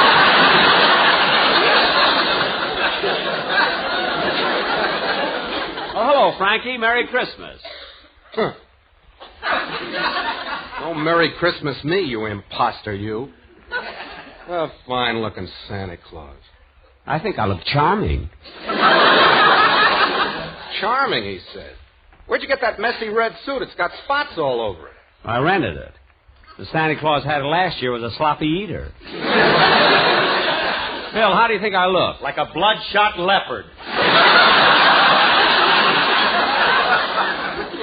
I think you look ridiculous. Get a load of that white beard. Where'd you rent that moth-eaten thing? Oh, that I didn't rent. I was playing gin rummy with Monty Woolley, and I won it. Of course, if you people don't like me as Santa Claus... Oh, pay no attention to these two, Jack. I think you make a wonderful Santa Claus, and you're worth what we're paying you. Phil, give Jack the $10. Okay. Here you are, Jackson. Thanks. Little Phyllis will get a kick out of it. I'll go call Little Phyllis, and Jack, try to convince her you're really Santa Claus, huh? Little Phyllis? Phil, I thought I was doing this for your benefit. I mean, if it's for Little Phyllis, I wouldn't think of taking money. No. It's okay, Jackson. A deal's a deal. Phil, please don't embarrass me. But Jackson... Look, it's for the kid. I wouldn't think of taking the $10. Well, if you insist... $7.50 is plenty.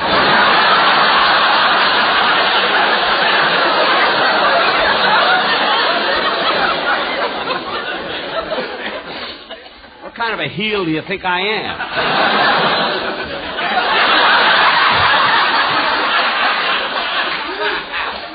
Now, Phil... It's mighty sweet of you, Jackson, to play Santa Claus for my two kids.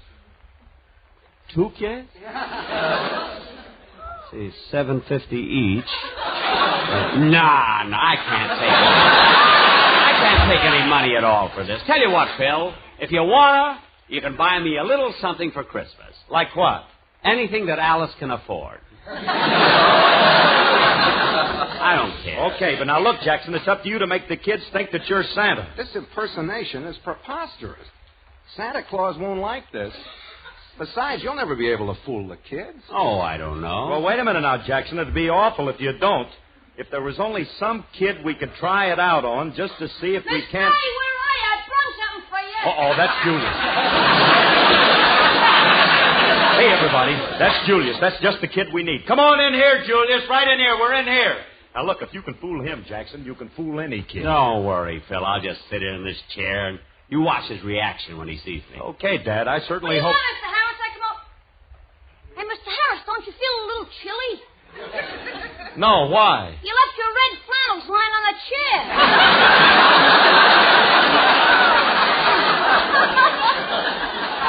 I'm not red flannels. Don't you recognize me, Sonny? You look familiar. Well, I'll give you a hint. I'm that jolly old man with the white beard. Well, if it ain't Gabby Hayes.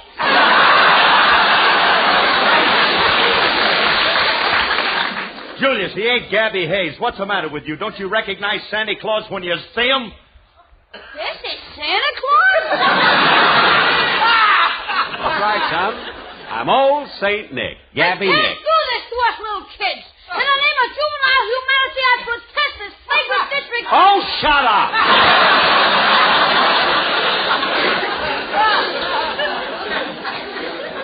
Now sit in my lap and tell me what you want for Christmas, or I'll break every bone in your precious little body.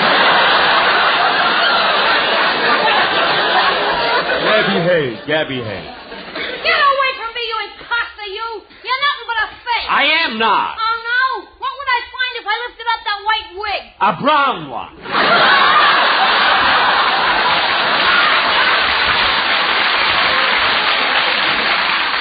I thought so. Wait till I see the real Santa tonight.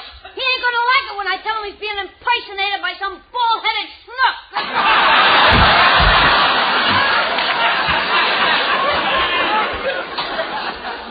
There goes a cute little child. He has all the charm of live bait. I told you can't fool kids. Oh, kids. You can't class him as a kid. He's a wise guy. Besides, he's older than my kids, and when the girls come down, they won't know the difference. Jackson looks old enough to be... Come on, children. He's right in here. Well, there he is. Gee, Santa Claus. Hello, Santa. Ho, ho, ho. Merry Christmas and hello again. This is Santa Claus talking. Come here, children, and tell me how you like old Santa. We like you fine, Santa. You're just like we pictured you. Yes, but, Santa, What is it, my child? you look awfully old. Ho, ho, ho. I am, little girl. After all, I'm Santa Claus, and I lived for hundreds and hundreds of years. How old are you? 39.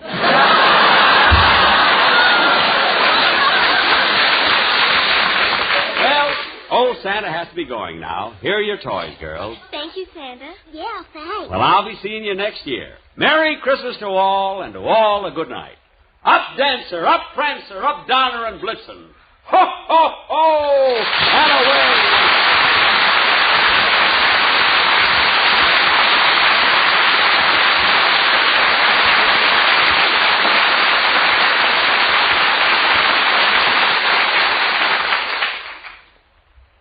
The big ham.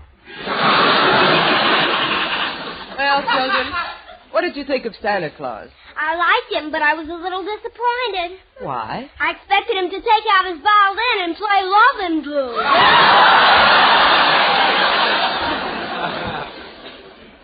You mean you kids knew it was Mr. Benny? Sure. But we didn't want to say anything and hurt his feelings. Daddy, when is the real Santa coming? Well, you see, honey, He'll be here soon, kid. Oh, thank you. Look, kids, he may get here too late. So I'll tell you what. I'll tell you a Christmas story, and then you run off to bed, huh? Well, all right, Daddy. But we wanted so much to see him. I know you did, and maybe you'll see him next year. Now, look, sit on my lap, and I'll tell you a beautiful Christmas story. You ready? 'Twas the night before Christmas, and all through the house, not a creature was stirring, not even a mouse. The stockings were hung by the chimney with care, in hopes that St. Nicholas soon would be there. I thought I heard sleigh bells. No. The children were nestled all snug in their beds, while visions of sugar plums danced through their heads. Alice, what are those bells? What's that? Shh. Quiet, Curly.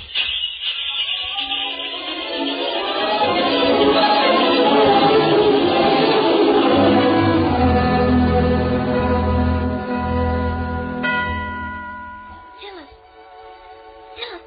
look in the fireplace. It's Santa Claus. The real one. But Merry Christmas, Santa. Frankie, who are you talking to? I don't see anybody. The kids do. Look at them. Gee, Santa, we knew you'd come. We couldn't fool us with any make-believe Santa Claus. We were waiting just for you. Oh, sure, we've been very good girls. Oh, what a lovely dollhouse. Thank you. And all these things are for me. Can I open them now? All right, Santa, we'll wait till morning. Thank you very much. And a Merry Christmas to you, too, Santa. Of course, we'll tell them. Merry Christmas, and goodbye, Santa Claus.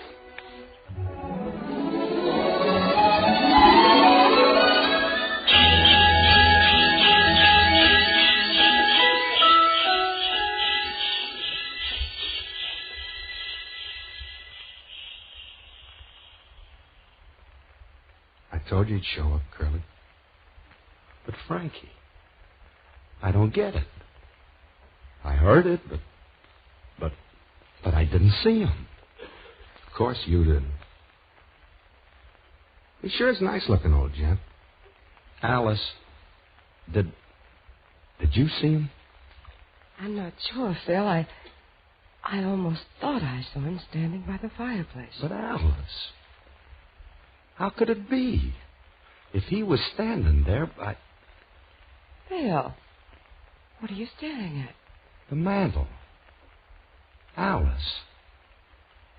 the milk, and cookies. They're gone. The first Noel, the angels did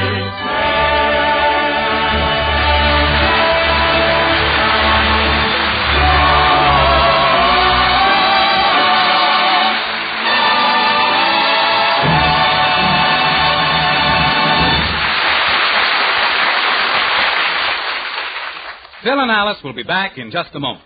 But now, here's your Rexall family druggist, speaking as another stand-in for Santa Claus. Yes, friends, there are 10,000 such stand-ins for Santa this week.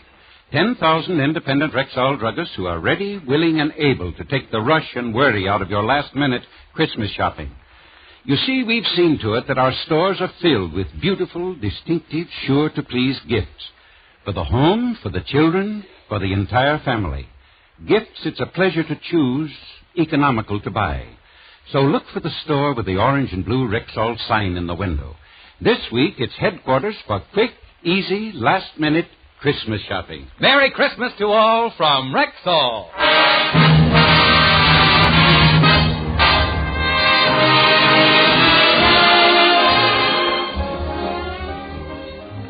Phyllis, Alice.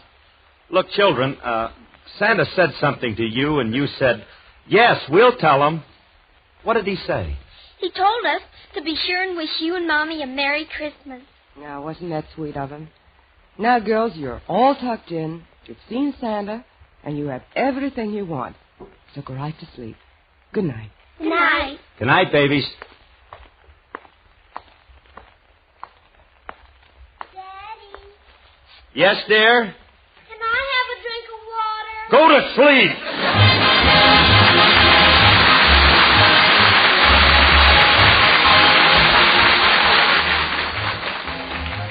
Ladies and gentlemen, this is Phil Harris.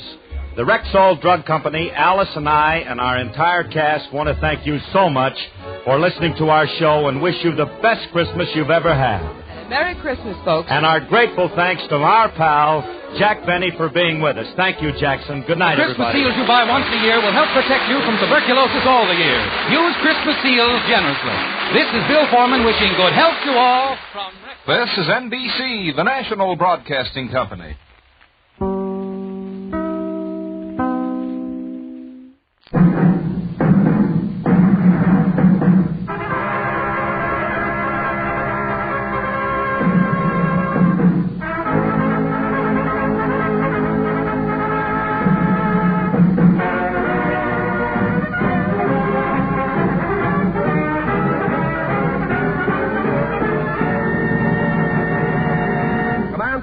USA, the greatest entertainers in America, as requested by you, the servicemen and women of the United States Armed Forces throughout the world. Command Performance, presented this week and every week till it's over there.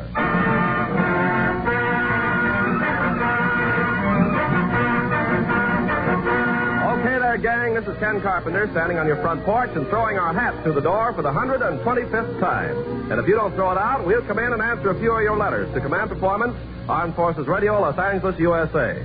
As we hook into the international beams to all APOs and FPOs tonight, Joe's clam bake appears to be not only sensational, but positively mediocre. And here's the man who told me to say that. Your master of ceremonies, that famous Hollywood star, that man among men, and that washout among women, Jack Benny.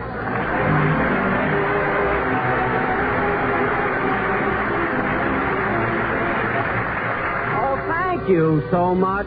Thank you. Hello again, gang. This is Jack Benny talking. And listen, Ken, what do you mean I'm a washout among women? Did you get a load of that girl I brought to the broadcast with me? She certainly is a load. Well, you just don't know a good-looking girl when you see one. Oh, I was only kidding, Jack. She's really quite attractive. Movie actress? No, Ken. She's a plumber. I met her the other day when she came out to my house to fix a chain. I tell you, it was love at first sight. I walked into the kitchen, and there she was under the sink. I I tripped over her stilts and wrench and joined her. Well, I'll say that's one way of getting acquainted. I'm glad I met her, though. Isn't she cute, Ken? Well, to tell the truth, Jack, she has a pretty face, but I think her overalls are a little baggy. Well, they may be baggy, Ken, but underneath them beats a heart of gold. And I'll tell you another thing. She's full of fun. She's got the darndest sense of humor. What do you mean? Well, for instance, she's always sneaking up behind me with a plunger and snatching my toupee.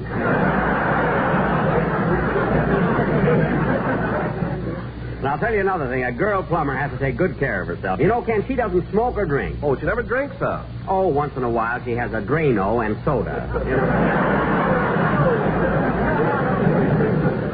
With a twist of lemon peel, of course. But outside of that, nothing. Pardon me, men. This is Command Performance, I presume. Well, Bing Crosby. That's right.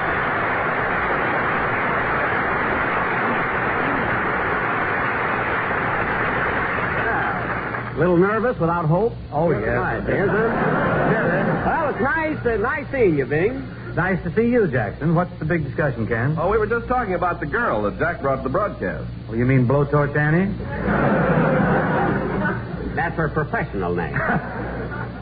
So you met her, eh, Bing? Oh, indeed I did. As a matter of fact, I autographed her soldering iron on the way. Oh, that was sweet. You know, she gave me one of her business cards, Jack, and it doesn't speak too well for you, really. What do you mean? What does the card say? Well, here it is. Blowtorch Annie. I specialize in drips. And right there. Can't understand it. That means drips from pipes. I'm no drip. Pardon me. Hope would have had a better answer there. Much better. Rochester would give you a better straight line. I know it. Pardon me for any aspersions I might have cast, Jack, or any I may cast in the near future. And talking of plumbing, I'd like to stretch my own rusty pipes and funnel a greeting to Bob. Meet me at the Shamrock on Thursday morrow, 885. Redberry at 726. In regards to Olson, Sawyer, Lee, and Fox at 729 from, Frank. Rather odd name here. Oh, yes. Frank Sinatra, the kid's name. Boy knocks for two. And hello to the Torpedo Kids, including Jules, Nebraska, Sackfullen, Black Dog Gallo, and Stinky Trailer. And for the Command Performance Club everywhere and Granddad Benny here, you must have been a beautiful baby. Well, thanks.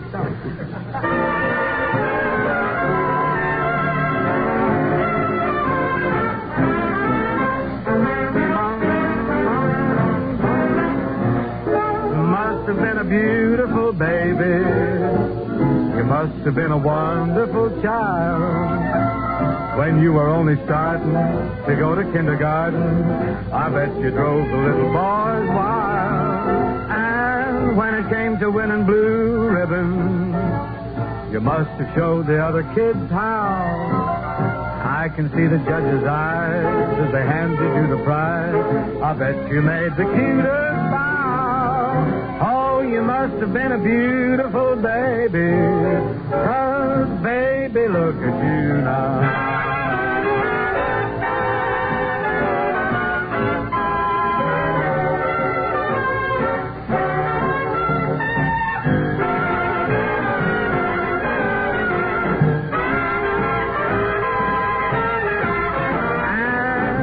Came to winning blue ribbons, you must have showed the other kids how. I can see the judge's eyes as they handed you the prize. I'll bet you made the other kids bow. Oh, you must have been a beautiful baby. 'Cause, baby, oh, baby, yes, you must have been a beautiful baby. 'Cause, baby, look at you now.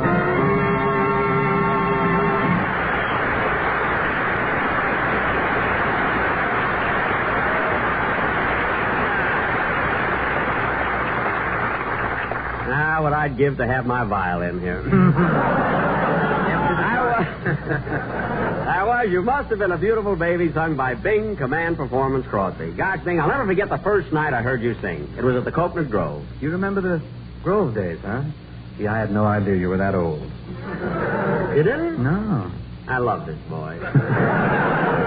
But, Bing, you must remember the night I walked into the Grove to sing. Oh, yes, I remember well. You came in with that big lunch basket. You spread your blanket on the dance floor. The waiters formed a flying wedge, and out you went. Well, it was my first visit to Los Angeles. In Waukegan, where I come from, a grove is a place to have a picnic.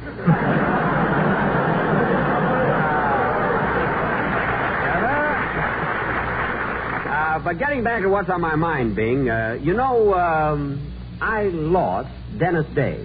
Open manhole? No, Navy. Well, Jack, your loss is the Navy's game. Dennis was a fine broth of the bar. Did I give you my dialect? Yes, that's true. He was a good singer. And he was so, Dennis was so unmercenary, you know? Worked pretty cheap, huh?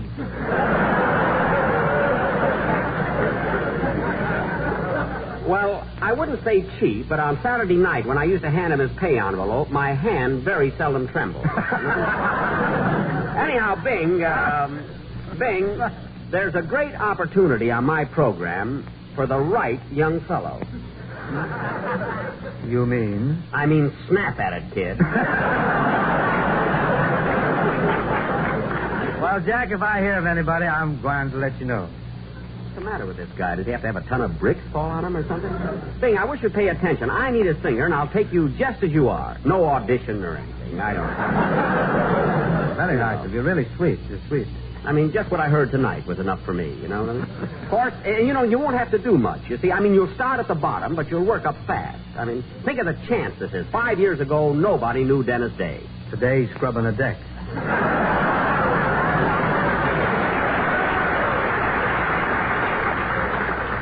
That's not what I mean. I have a contract right here. Of course, there's just one thing. I want a character somewhat like Dennis. Can you act dumb? Not dumb enough to sign that contract. Boy, it's tricky. Now, Bing, come to your senses. I'm going to ask you just once more to work for me, and I want an affirmative answer. You couldn't force a yes out of me with Annie's plunger.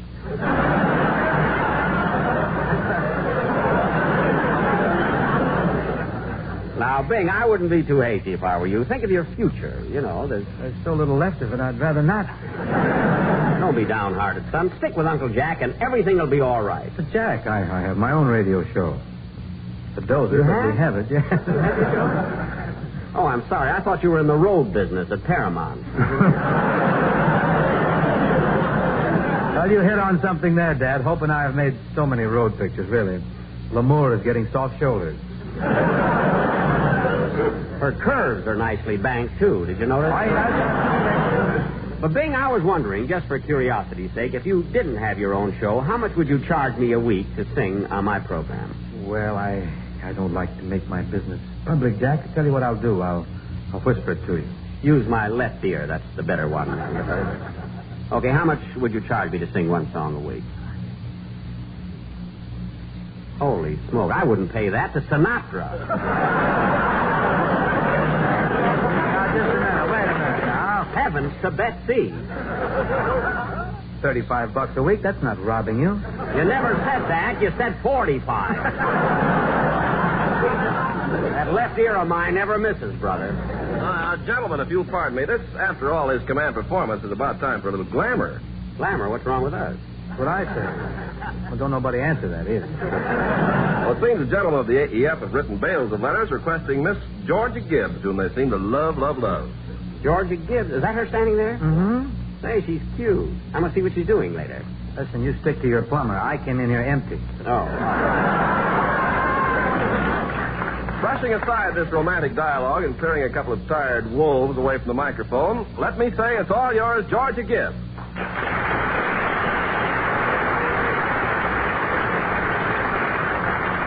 Thanks, Ken, Jack, Bing, and hi, fellas.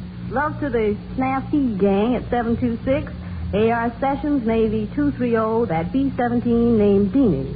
The 76 Ward at 952, Lieutenant Colonel Hearn at 709, and also at 709, Silent Bill, Zoot Nilsson, Hogjaw Myers, Stumblebum, and Fireball Lee.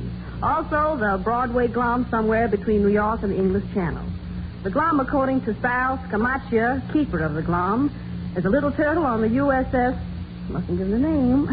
So, fellas, here's the song you've asked me to do on command performance.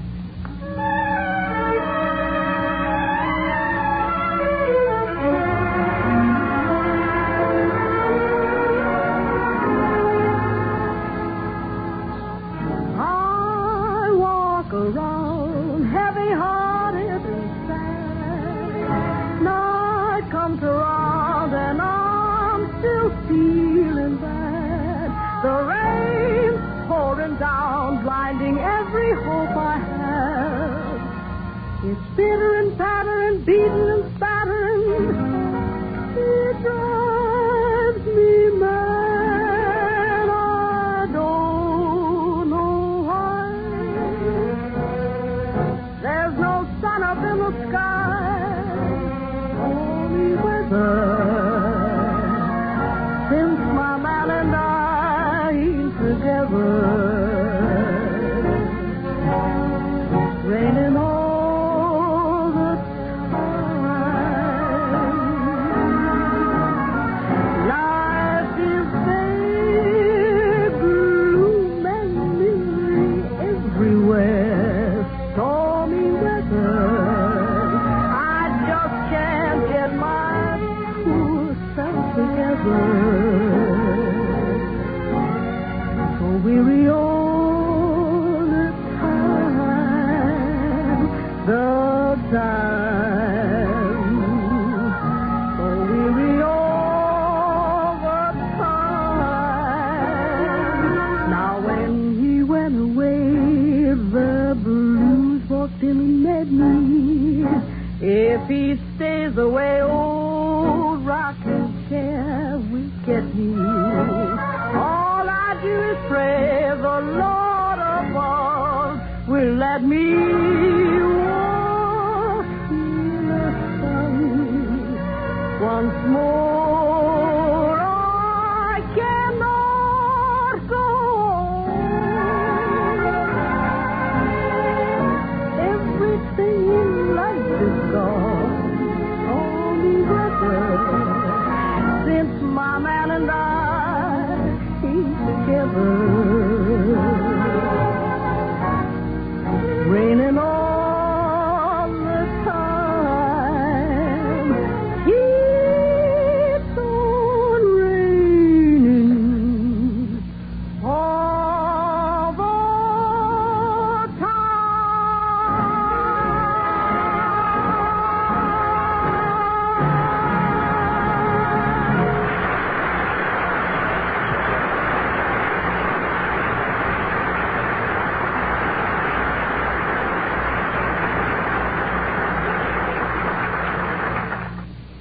That was great, Georgia. I sure enjoyed your singing. I knew you'd love that one. Enjoyed your number. Get it? And he wants me to go on his program this morning. Don't be so critical. I like to see you think of something witty that fast. Listen, when Georgia was singing, I was looking and listening. I wasn't thinking.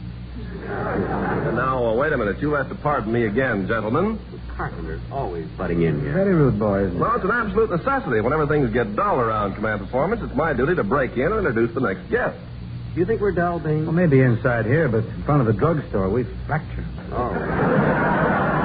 Well, our next guest is a man who, well, on the other hand, I don't like to exactly say that without qualifying my statement by saying he's also very well known in the field of, well, one thing I'm sure of, here he is, that musical genius, that man of no words, Harpo Marx.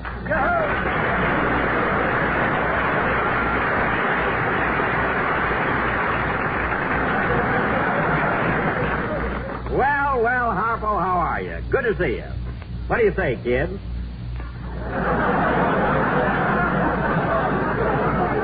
Yeah, hello, Harp. What's cooking?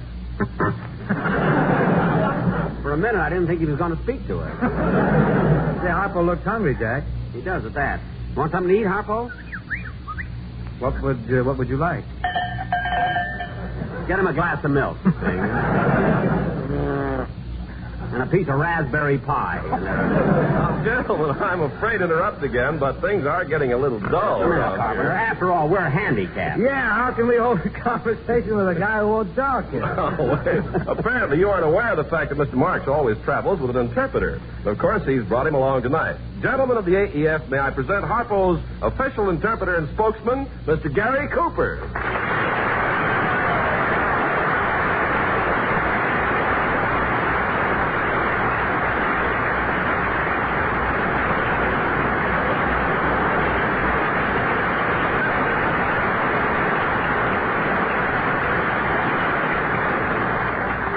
Hey, Bing, he got more applause than we did. Get my things. I'm leaving. Well, Gary, this is really a surprise. Doggone, I didn't know that you were Harpo's spokesman. So you travel around and do all this talking for him. Is that right?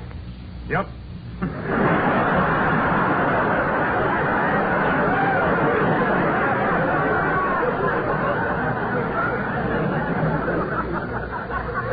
Well, Gary?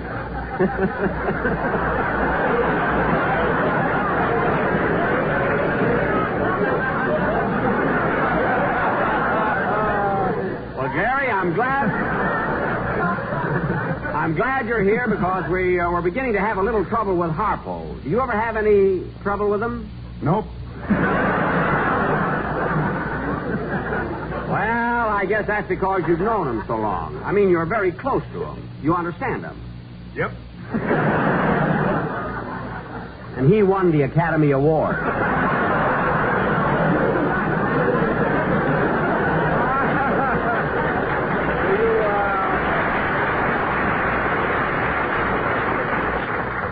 Hey, Bing, do you think you could get him to talk? Nope.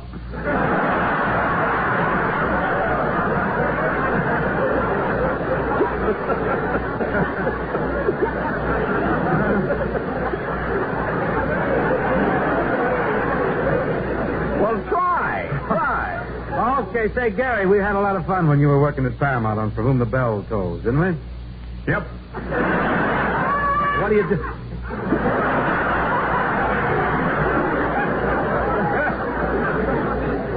Oh, what are you doing now? You on a vacation? Nope.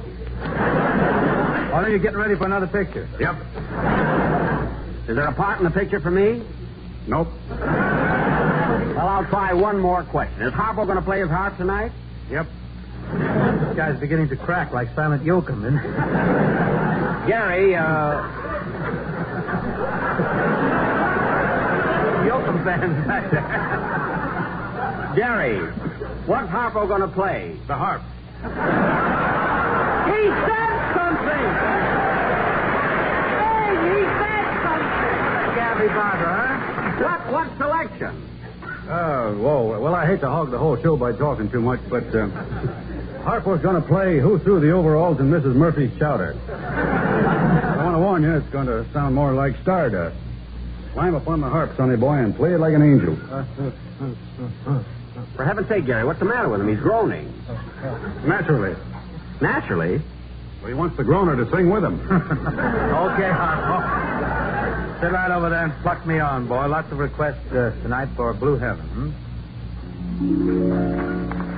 When whippoorwills call and evening is nigh, I hurry to my blue heaven. I turn to the right, and a little white light will lead you to my blue heaven. You'll see a smiling face, a fireplace, a cozy room, and a little nest that's nestled where the roses bloom. Just Molly and me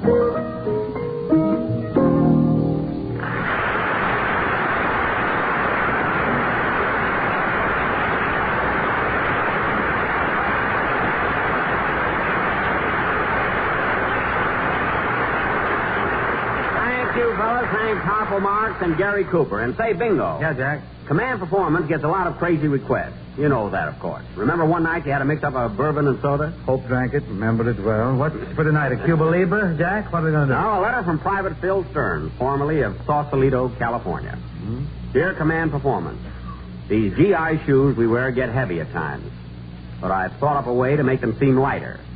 Please have Ann Miller do a tap dance wearing a pair of our 10-pound brogans. Fellas, Ann Miller.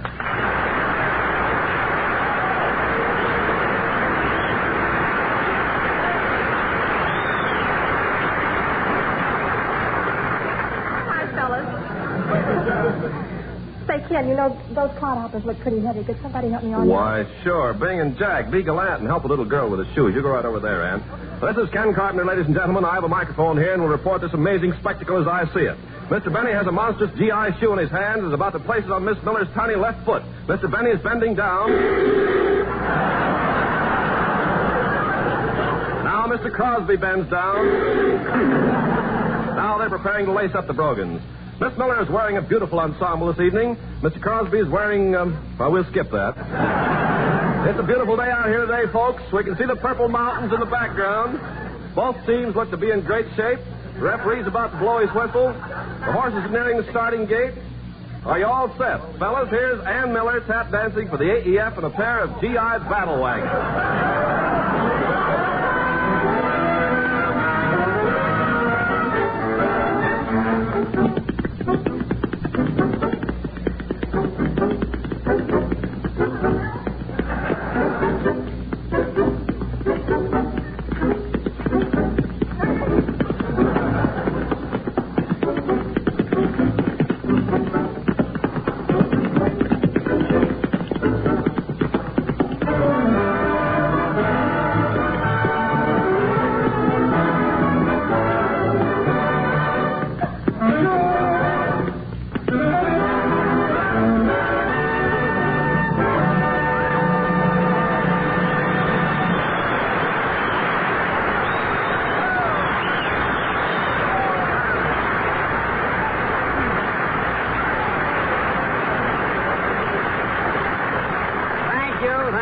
Miller, now you know what it's like in the infantry. One of those shoes looks like my Maxwell. Hey, Bing, will you kill a little more time here? I got to go help Annie with her shoes. So long, fellas. Stay right. So long, Bing. We'll see you later.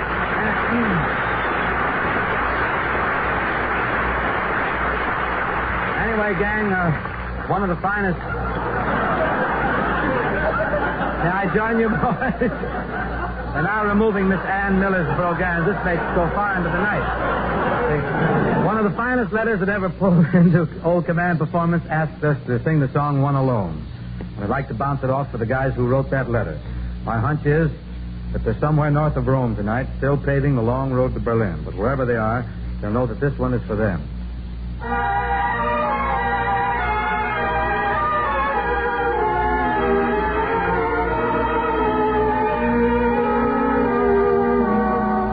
One alone to be my own, I alone to know her caress, one to be eternally the one my worshiping soul possesses. At her call, I'd give my all my life and all my love enduring. This would be a magic world to me if she were mine alone.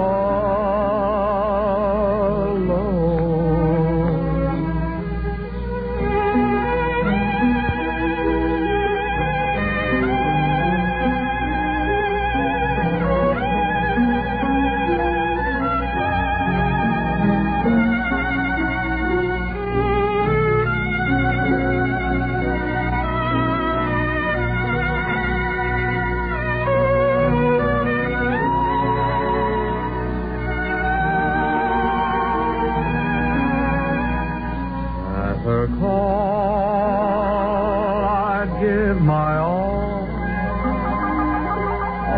my life and all my love, enduring. This would be a magic world to me if she were mine.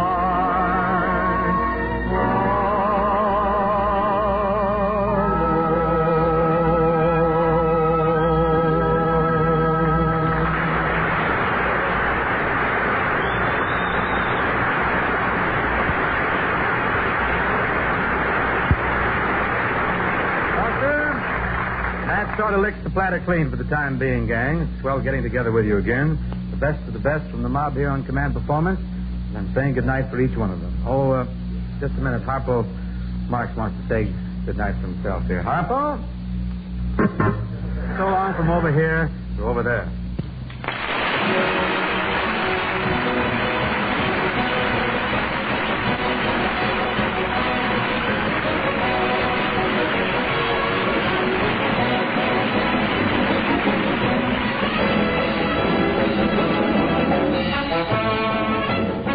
This is the Armed Forces Radio Service.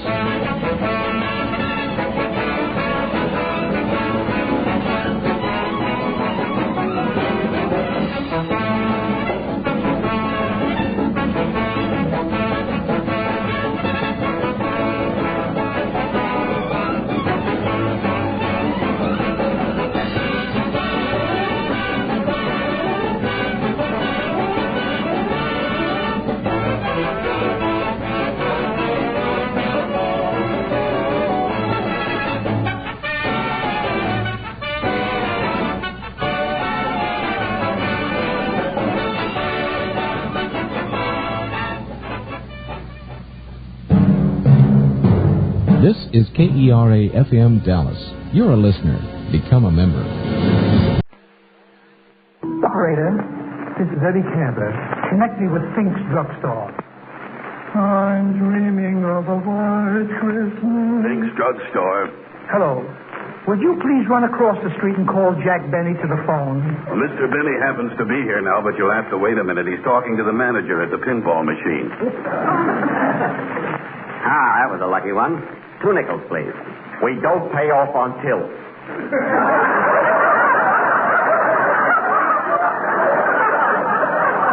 Tills? Listen, buddy, I play the game fair and square. I don't even lay my hands on the machine. What I do with my feet is pure skill. Sorry, we have rules. We do not pay off on a pinball game unless the machine remains inside the store at all times. But, Mr. Fink, you shoved it so close to the soda fountain, you shot the last 3 balls into the malted milkshake. Look, if that's the way you want to run your drugstore, I'll go elsewhere. Please try to understand, Mr. Benny. I don't mind you shoving the machine a little. But you're not supposed to break the glass and put the balls where you want them.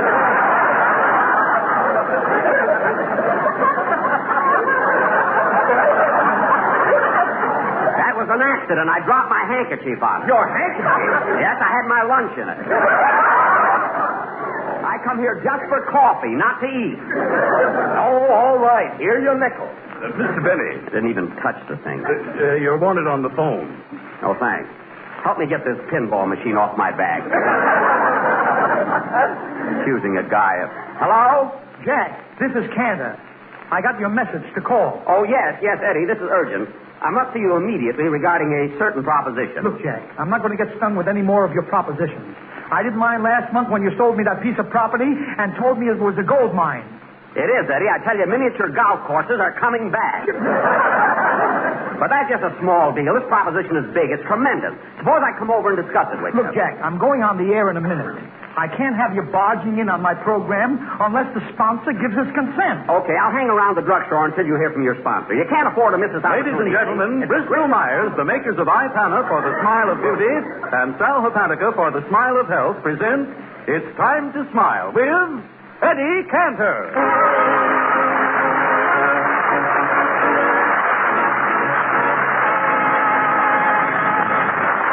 Thank you.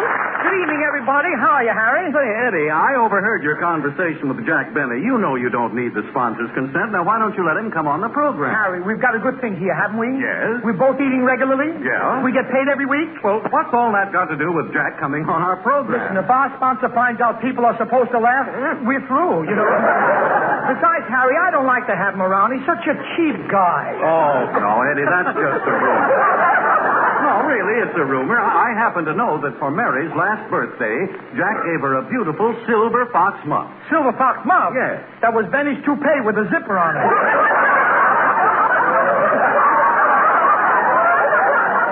Eddie, you're exaggerating. I'm not. That guy is really tight. Wednesday, he goes into a butcher shop and gets some liver for his dog. Thursday, he gets some hamburger for his dog. Friday, he gets bones for his dog. Yeah, well, what's cheap about that? Harry, he's got no dog.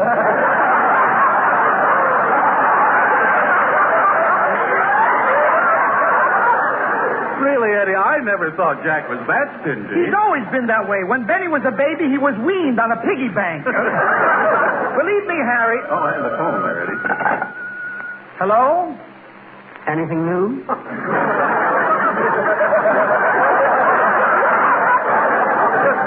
No, Jack. The sponsor hasn't called yet. Why can't you tell me about your proposition now? Look, not over the phone, Eddie. It's too big, too important. Look, did John D. Rockefeller ever transact business over a phone? Did Rockefeller ever discuss million-dollar deals over a phone? Yes, he did. Well, who do you think I am, Rockefeller? Don't be ridiculous. Yeah, but Jack, I'm busy. Will you call me back? Okay. I don't know what to do with that guy. He is the... Oh, hello, Miss Cantor. Well, it's Hattie McDaniel.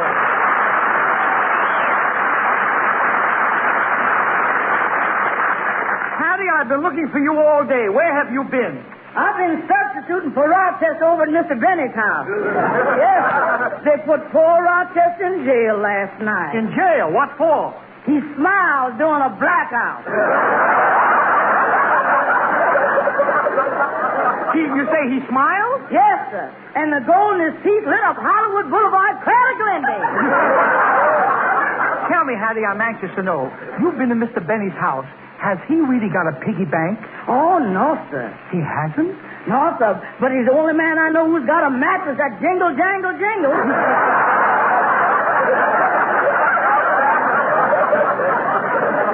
Well, Mr. Cantor, I'll be running along now. All right, goodbye, Hattie. So long. I'm dreaming of a white Christmas.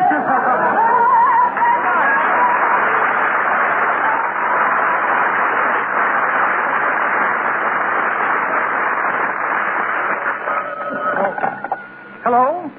Cantor speaking. Oh, is this you, Eddie? I must have dialed your number by mistake.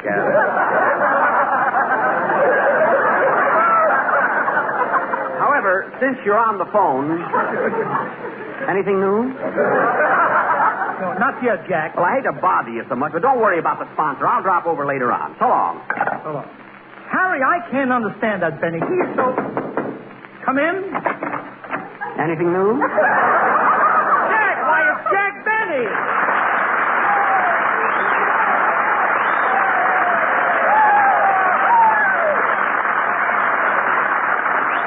Well, Jack, this is really a surprise. Wait a minute, Eddie. What do you mean, surprise? In the first place, I just got through talking to you on the phone. Last week, you announced that I was going to be on your program. I announced it on my show Sunday. It's been in all the radio columns. You've had 8 Pinkerton detectives following me for 5 days. Now, when I walked in here, why did you get so excited? Well, look, Jack, let's not fool ourselves. If I didn't get so excited when you walked in, if I didn't say, why, it's Jack Benny, do you think you'd get such a big reception? Yes, I do. Oh, yeah? Well, Jack, I'm going to show you the difference. Walk out and come in again. All right, I will. Come in. Why, it's Jack Benny.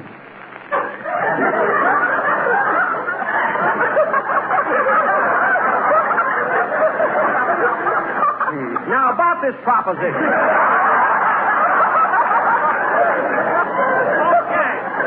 Jack, will you forget business? Forget business for a while. Business. I haven't seen you for so long, Jack. Let's just have a friendly chat. All right. Is it a money-making proposition? Well, no, not exactly, no. So how are you feeling, Jack? How are you? Gosh, it's good to see you. You know, I never see you, Jack. Of course, I listen to you every Sunday. Oh, then you, Eddie, you did hear me mention that I was going to be on your program, didn't you? Yes, Jack. That's the part I heard. Oh, yes. Now, and on your show, you also mentioned going to see the preview of your new picture, George Washington Slept Here. Did you actually go? Yes, Eddie, I finally saw the picture. Well, tell me, Jack, how is it? I mean, were you pleased with your work in it? Well, Eddie, you know, I hate to bring it up and full of all this. Look, let me tell you something. Now, Eddie, I'm not conceited. You know that. Of course, Jack. I mean, you've never heard me rave about myself, have you? Never, Jack. Never. Well, Eddie, I will amaze you in this picture.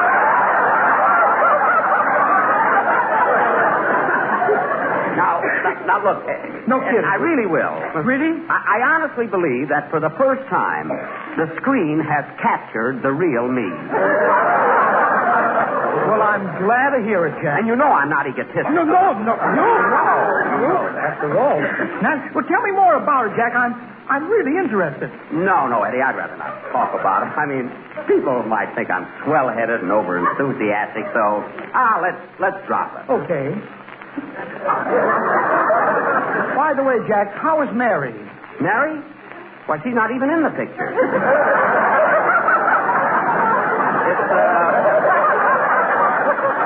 You see, it's Ann Sheridan. Oh, yes. And, Eddie, I must tell you about one scene we have together. You see, Ann and I have been married for 3 years.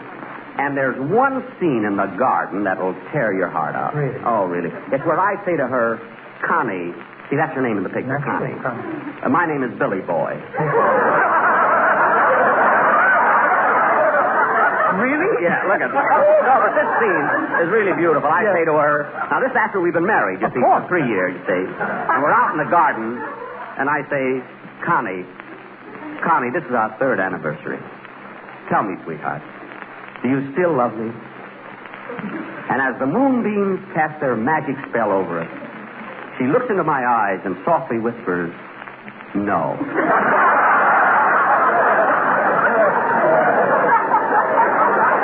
Well, Eddie, I saw it and cried. Yeah. Really? And when a fellow as tough as I am can cry at his own picture, well... Well, that must be a real dramatic highlight, Jack. Oh, it is. Oh, well, enough about me and everything. How's Ida? Did she see my picture? She didn't. Tell me, Jack, how do you look on the screen? I mean, how do you photograph? How do I photograph? On the screen. I'm glad you brought that up. Now, Eddie, I mean, you know me well. You know I never brag. I mean, you know that. I know that, Jack. Come here a minute. Yeah. Now, don't misunderstand what I'm going to Jack, say. You know. Now, look at. You've seen Robert Taylor on the screen, haven't you? Uh-huh. Well, let's not talk. Let me hear. I'm your friend. No, Eddie, I'm acting like a kid. No. Jack, it's all right. Drop it, Eddie. No, let's kick it around some more. Then, Jack, from what you just told me, you really feel that you've established yourself as a great screen lover? Definitely. To tell you the truth, Eddie, I was so good in those love scenes that in my next picture they're just going to give me a leading lady and a rumble scene. Jack, I'd like to ask you something. You and I have been friends for a great many years, haven't we? Oh, we've been pals, kid. Well, I'd like to ask you something, brother. What is it, kid? Who's going to play the part of the rumble scene? Listen, Eddie, not changing the subject, but look, I was awfully thirsty when I came in here. Is there any water around here? Yeah, right out in the hall, Jack. Thanks, Eddie. I'll be right back. What a ham. Harry, will you come here a minute? Now, what, Eddie? Did you ever hear a man rave so much about himself? Did you ever see such a display of egotism? No, Eddie, I must admit I never did. Well, let me tell you something. What? I didn't want to mention this to Jack, but I saw George Washington Slept Here. You Well, look, how does Jack photograph, Eddie? How does he look? Harry, come here a minute. Yeah. You've seen Robert Taylor, haven't you? Oh, sure. I've seen him in lots of pictures. Then you know it can't be the camera.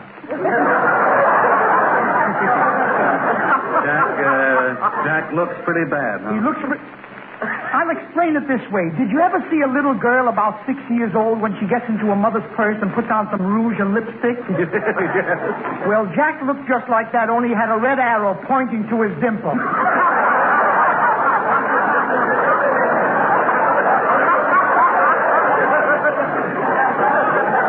Anyway, Harry... Oh, Jack! Jack, I was just telling Mary how anxious I am. Harry. I was just telling Harry how anxious... Mary is home listening to the program. I've been telling her to... Listen. I've been just telling Harry Von Zell how anxious I am to see you in your new picture, Jack. Really? Yeah. Well, that can be arranged, Eddie. I'll leave a couple of passes for you at the box office. Passes? Yes. It won't cost you a cent. You just have to be there at the theater any time between 5 and 6 in the morning, and you can see the picture. It's a sort of an early bird matinee. Look, Jack, I'd like to see George Washington slept here, but I don't want to get there so early I have to wake him up. All right, Eddie, I'll give you 2 swell tickets for tonight. You'll give me? Well, in return, I'd like to ask a small favor. Remember me telling you over the phone about a certain proposition? Yes, that's it. Come. Well, here's what it is. Yes. I am going to New York in a couple of weeks. See, I want to see the Brooklyn bombshell there. And I'm going to New York in a couple of weeks, and I'd like to take your whole cast with me. That's his favor, you? Yes. Your whole cast. Don't be ridiculous, my whole... I'm sorry, Jack, but it's no deal. Listen to me, kid. You keep your show and I'll keep mine. Well, I just thought I'd ask. If you say no, that's the end of it, Eddie. Glad we understand each other. Now, look, Jack. Oh, Mr. Cantor. Why, yes, Dinah. Come in, Dinah. You're wanted at the stage door, Mr. Cantor. Thanks, Dinah. Jack, you know Dinah Shaw. Oh, sure. Hello, Dinah. Hello. I got to run. Can't let you have any of my cash, Jack. You asked me and I told you, and that's the way it... Shall it be that way? You told me not to. I'll see you later. Dinah. Yeah. Dinah. Uh-huh. Come here a minute, will you? Okay. Look, Dinah. Yes? Dinah. Uh-huh. Dinah, are you happy here? I mean, are you satisfied with what you're doing and for whom you're doing it? Oh, what do you mean, Jack? I mean, wouldn't you rather broadcast on Sunday than on Wednesday? Well, what's the difference? Well, look what it does to your whole week. But when you broadcast on Wednesday, let me show you. You broadcast on Wednesday, then all of a sudden comes Thursday and Friday. The first thing you know, your weekend is shot. Then all of a sudden comes Monday and Tuesday and you're working again. Whereas, when you broadcast on Sunday, you've got Monday, Tuesday, Wednesday, Thursday, Friday, and Saturday all to yourself.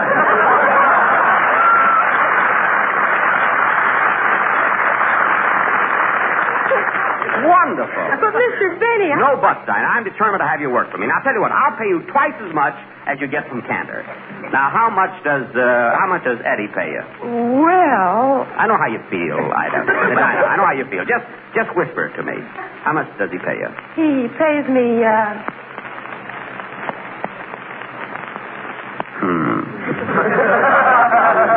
Look, Dinah, if you work on Sunday, it'll ruin your whole week.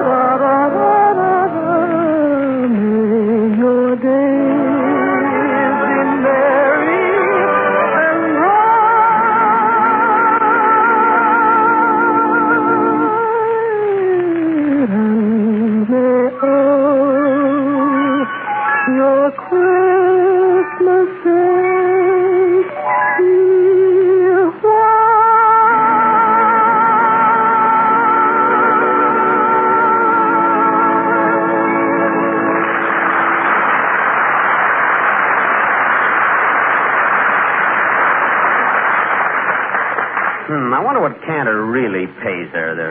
Did you say something, Mr. Benny? Well, no, Harry. I was just... Oh, say, Harry. What? Come here a minute, will you? What's the matter? Harry, are you happy here? Yes, I'm very happy here. Oh, I mean, are you happy in California?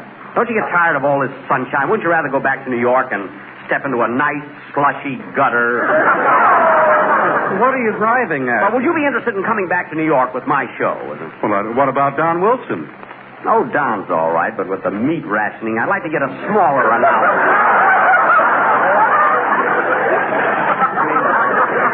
And he's so unreasonable. Why, I offer to pay his fare back to New York, but he refuses to sleep in an upper berth. Oh, well, that is unreasonable. Of course it is. After all, how much room does Dennis Day take up? What do you say, Harry? Well... Now, come with me, we'll get 1 million laughs. Well, to tell the truth, Jack, I'd rather stay here and get 1 million smiles. You rather get smiles? Yes, I would. How do you go about it? It's very simple. Do it like this. Ladies and gentlemen, to help get a smile you can be really proud of, decide now to change to Ipana toothpaste and gum massage. Because firm, healthy gums are mighty important to sound teeth and sparkling smiles. And Ipana toothpaste is not only unsurpassed for cleaning and brightening teeth, but when used with massage, it's especially designed to help stimulate and strengthen gums, to help keep them from becoming susceptible to gum trouble. So, ladies and gentlemen, why don't you follow this simple, helpful routine? Regularly brush your teeth with Ipana toothpaste. And every time you do, put a little extra Ipana on your brush or fingertips and massage it on your gums. So get a tube of Ipana from your druggist tomorrow. And remember, the government says we can't buy toothpaste of any kind without turning in an empty tube. So don't forget to take an empty metal tube of some kind with you when you ask for your Ipana toothpaste. Oh, Gardner, where's Jack Benny? He went into your dressing room to comb his hair. That's silly. Could have left it here and I'd have combed it. Mr. Cantor, maybe I shouldn't mention this, but, well, Jack Benny's been trying to hire me for his program. What? And Harry, too. No. Yeah. After I won, I'll fix him and I'll fix him good. What are you doing, Mr. Cantor? You said he's in my dressing room? Yeah. I'm going to phone in there and pretend that I'm Rochester. Hello? Hello, Mr. Benny? This is Rochester, boss. I'm quitting. I got a very lucrative offer from Eddie Cantor.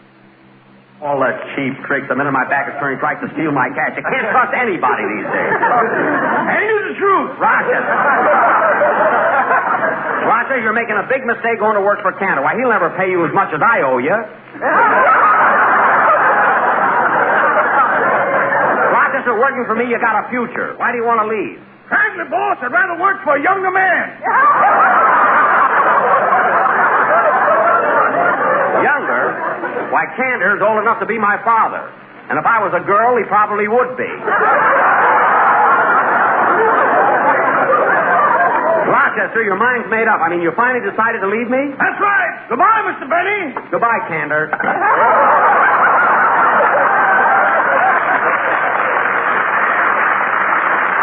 He knew it all the time. Well, I'll go into the dressing room now and find out exactly what he's doing.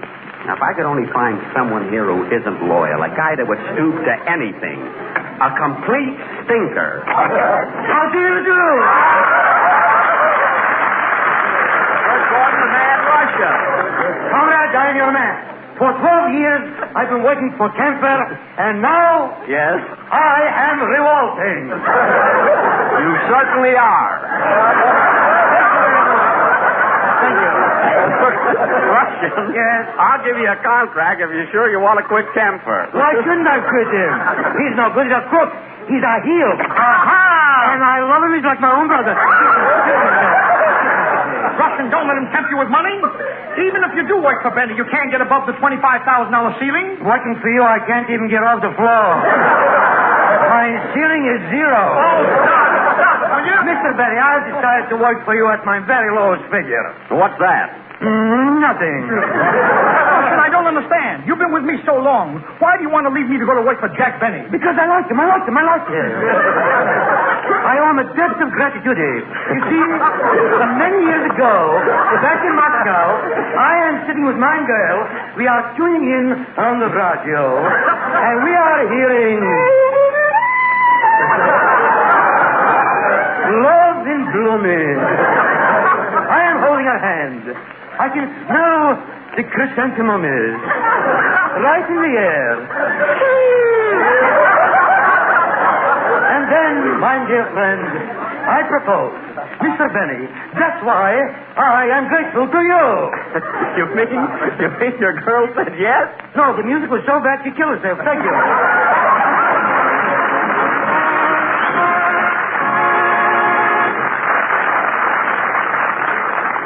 Oh, Harry.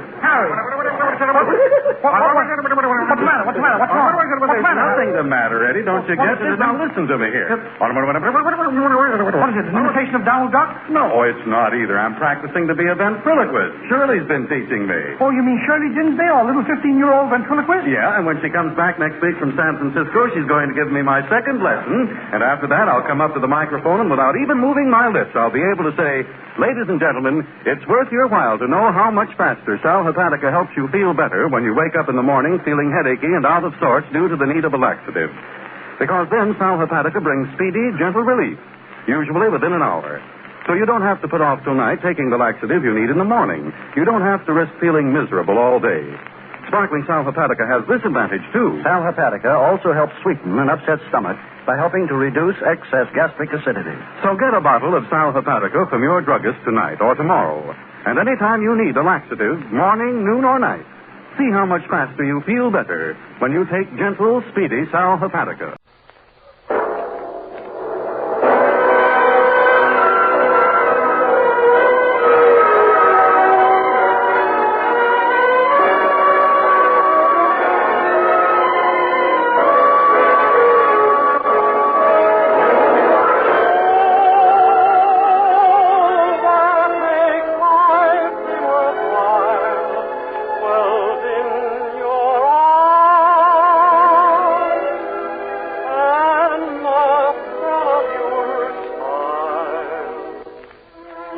Gentlemen, Colgate Dental Cream presents The Dentist Day Show, written by Frank Galen, with Paula Winslow, Dink Trout, John Brown, Charles Dant in the orchestra, yours truly, Vern Smith, and starring our popular young singer in A Day in the Life of Dentist Day.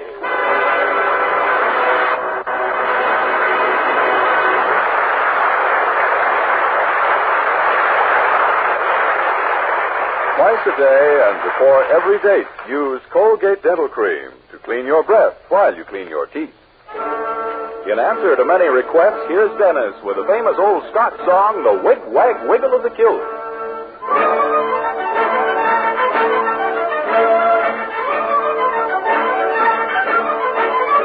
I'll never forget the day I went and joined the 93rd. The chums I used to run with said they thought I looked absurd. They saluted me and gathered me in a ring. And as they wagged me tar to kilt, they all began to sing. He's a bra, heel and laddie, private Jock McDade. There's not another soldier like him in the Scotch Brigade. Reared among the heather, you can see he's Scottish built. By the wiggle, waggle, wiggle of the kilt. I am telling you, there's nothing like the skell of the bagpipes and the wiggle of the kilt. I'll never forget the day we were ordered on review. The king came down to see us and the queen was within too. As I marched by the royal coach, the king just shook his head.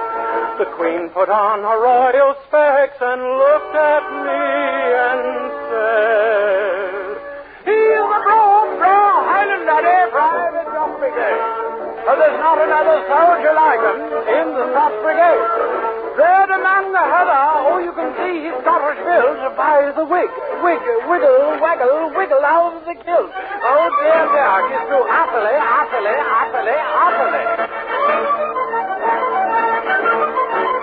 He's a bra, heel and laddie, private Jock McDade. There's not another soldier like him in the Scotch Brigade. Reared among the heather, you can see he's Scottish built. By the wiggle, waggle of the kilt. By the wag, a wiggly wiggle of the kilt. Hoot, man!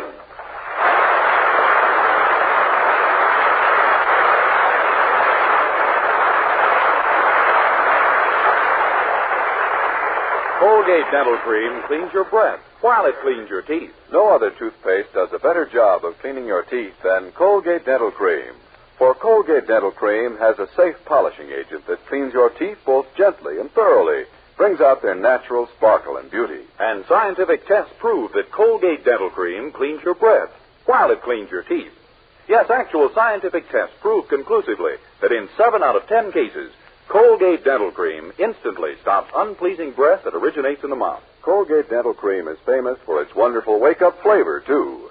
Nationwide tests of leading toothpastes prove that Colgate Dental Cream is preferred for flavor over other brands tested. So try Colgate Dental Cream to bring out the natural sparkle and beauty of your teeth. For a wake-up flavor you'll thoroughly enjoy. And use Colgate Dental Cream twice a day and before every date to clean your breath while you clean your teeth.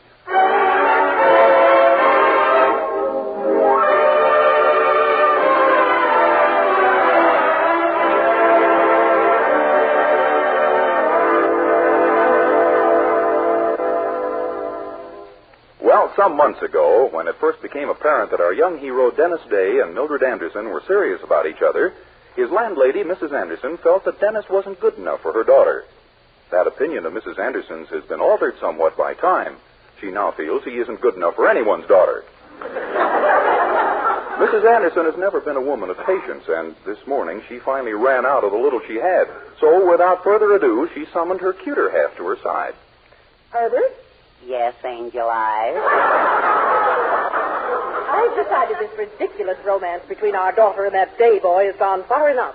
We're going to put a stop to it. But, oopsie, they're crazy about each other. Why, just the way we were at their age. They're infatuated and nothing more. Well, haven't you noticed the way he looks at her? Just like I used to look at you. With love and respect and desire and fear. I've heard enough, Herbert. You're going to Dennis today and tell him he must give Mildred up. Oh, Poopsie, I just can't. It's too cruel. Oh, nonsense. Well, now, suppose someone had broken up our marriage. What would I have today? No ties of any kind. Out every night in the week with a different... Well, maybe you're right. I'll talk to the boy.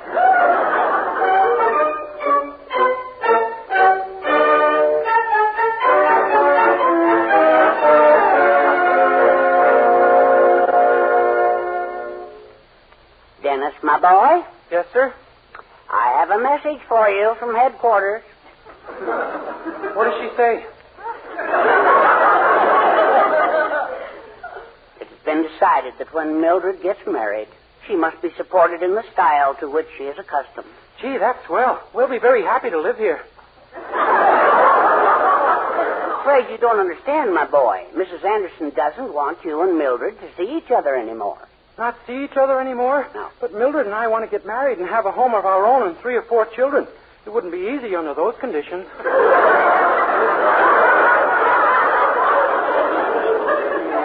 I know, but you see, my wife feels that you're not making enough money at present. Enough money for what? Well, name it and you're not making enough. Well, it's true that I use the simplified form for my income tax. It is indeed. Gosh, you know, I hate to see you and Mildred break up, son, but you're making only $8 a week, and, well, Yeah, I know. You've asked Mr. Willoughby for a raise down at the drugstore, I suppose. Sure, lots of times. He gets very upset. His eyes pop out and he starts to shake. Oh, that isn't good for him. It isn't good for me either. I'm what he shakes.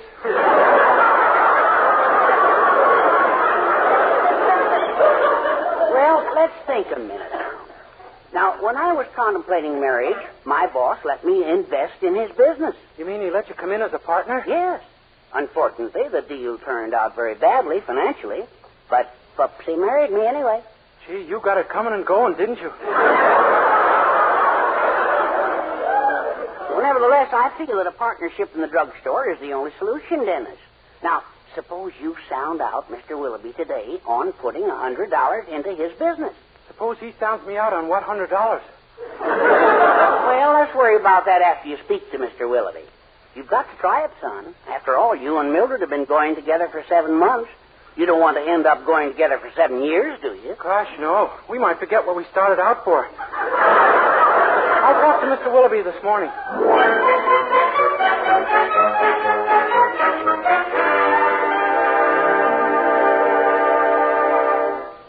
Mr. Willoughby? Yes, Dennis? I've been thinking. On company time, use your lunch hour for that kind of nonsense. But, Mr. Willoughby, this is important. What would you say if I told you I wanted to invest some money in your business? Some money? Uh-huh. My boy! My dear, dear boy! Here, have a cigar. Oh, thank you, sir. How much money? 5,000? 3,000? 2,000? 1,000? You're going in the right direction, but not fast enough. Well, how much do you want to invest? $100. $100? Here, have a cigar. Thank you. Back to work, my boy. Well, it was worth a try. I thought I could get my pay and a share of the profits instead of drawing a salary. Wait a minute. Instead of drawing a salary? Yes, sir. Son, this is the time to invest in a sound business. Things are booming today like never before in history. Really? Why, yesterday I heard you tell a customer business was never worse. Well, you've got to expect little fluctuations from day to day. Oh. I'll tell you what I'll do, Dennis. For $100, I'll give you 3% of this drugstore's net profit. Oh, boy, what'll that come to? Well, if business picks up a little, nearly $7 a week. Mr. Willoughby, I don't consider this a great step forward. Well, Dennis, you don't want to be a wage slave all your life, do you? I didn't, but it's beginning to look better to me now. But a partnership doesn't mean only money, son. It means prestige. Can I ever say to you again, Dennis, sweep out this store? No, sir. No. From now on, it'll have to be, partner, sweep out this store. Yes, sir, that's true. Of course. I'll go back to my office right now and draw up a paper covering the whole thing. See you later, dear partner. Gee, I wonder if I'm doing the right thing. Every once in a great while I don't. But for $100, I ought to be getting more than... Dennis. Oh, hello, Mildred. Daddy told me you were going to talk to Mr. Willoughby about a partnership. Did you? Yeah, he's inside now drawing it up. Oh, Dennis, how wonderful.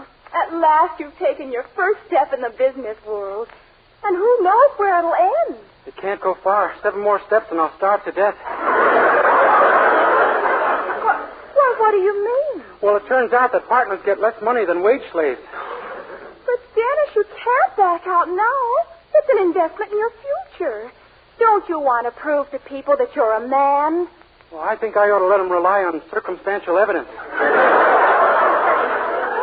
But don't you realize this partnership is our only chance?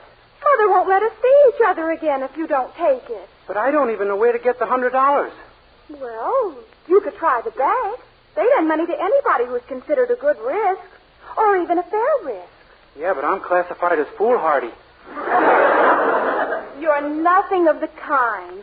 Go down to the bank and see Mr. Courtney personally, and tell him you want a loan. Well, okay, I'll go. But I have a terrible premonition, a horrible feeling that somehow this is going to lead to another of my normal days.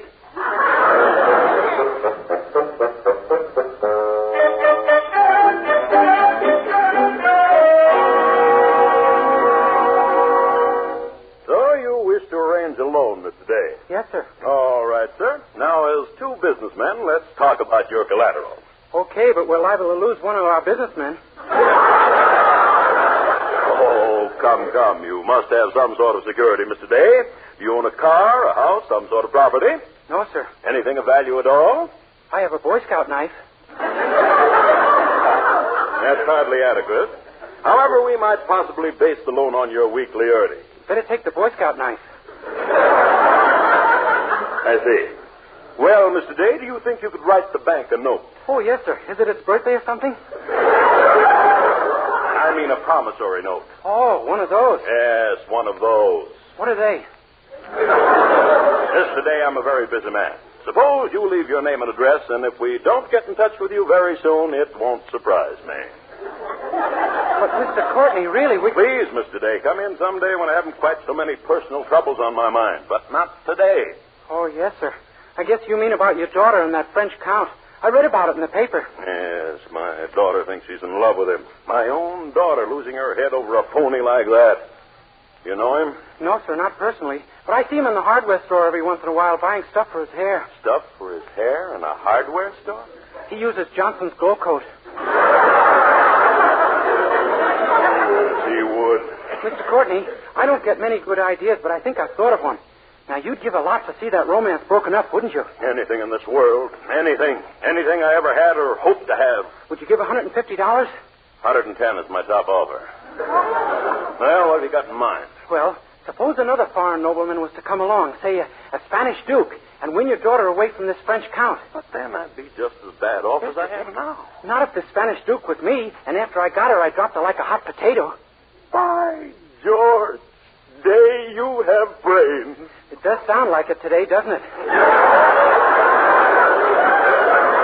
Oh, it's a great idea, my boy. A wealthy Spanish nobleman.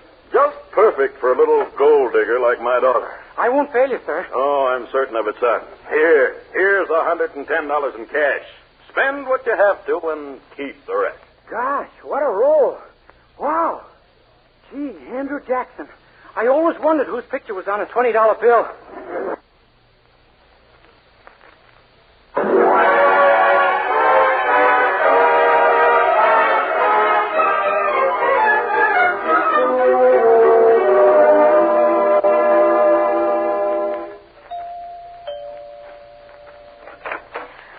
Yes? Hi, Senorita Courtney. Permit me myself to introduce. I am... Oh, of course. My father told me you were going to call on me. You're His Highness the Duke Ricardo Alvarez y Velasquez y Ramon de los Trujillo. Am I pronouncing it right? If you are not, who is going to? Well, do come in, Your Highness. Or may I call you by your first name? Oh, see. Pick out anyone you like. Oh, Ricardo, you're making fun of me. You keep thinking that, no matter what anybody says. You're cute. And Daddy tells me you're just enormously wealthy. Oh, see. I am loaded. I could tell when I saw the lovely bouquet you sent. A great many pesos went into it. I told the girl only roses on gardenia. She must have put them in by mistake. Ricardo, you silly boy. You're making fun of me again. It was only a question of time. Oh, I think you're just adorable. Did my father happen to mention to you anything about me being engaged? Oh, see, to a man, I think he said. Yes, but I think we can forget about him. You're so much nicer and richer. Oh, see, I am the white sheep of my family. Yes, isn't it wonderful? And you know, Ricardo, since I've been going out with the Count, Dad's cut off my allowance. Uh-huh. There are any number of little things I'd love. That is, if you... Oh, say no more about it. We'll go down to the 5 and 10 and run amok. Right up to $10. Oh, Ricardo, you're adorable. That's the best joke yet. This time I hoped I had missed. There's the cutest little shop in Middletown. You especially will just adore it. We'll drive over. But, Senorita, really, I don't think we should... don't be silly. I don't object to your generosity in the least. That's the prerogative of royalty. See. Huh? Come on now, you can tell me all about your subjects in Spain as we walk to the car. My subjects? Yes. What are they like? Oh, the same as here. History, chemistry, algebra. Ricardo, you darling.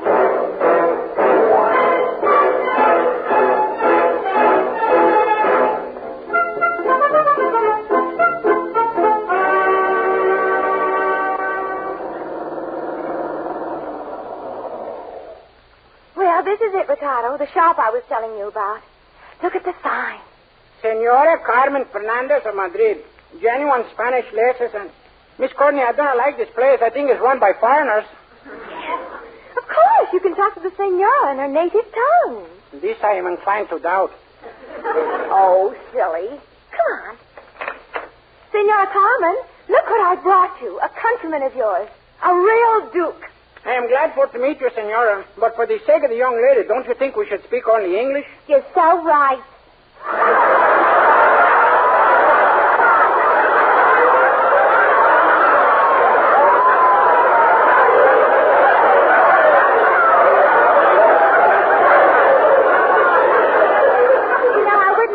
Talking Spanish. Now, don't mind mind me at all. You two have a nice chat in your native language. Really? We don't wanna. I absolutely insist on it. Well, you better go first, Duke. Managua, Nicaragua, La Coloma, Teduma, Senora. San Luis Obispo de los Xavier Cougar, Tijuana. Oh, si. My, what a beautiful liquid tongue Spanish is. Si. Senora Carmen and I understand each other, I think. I'll say. Now let's get back to English. Would you like to see some merchandise, dearie? Yes, there are.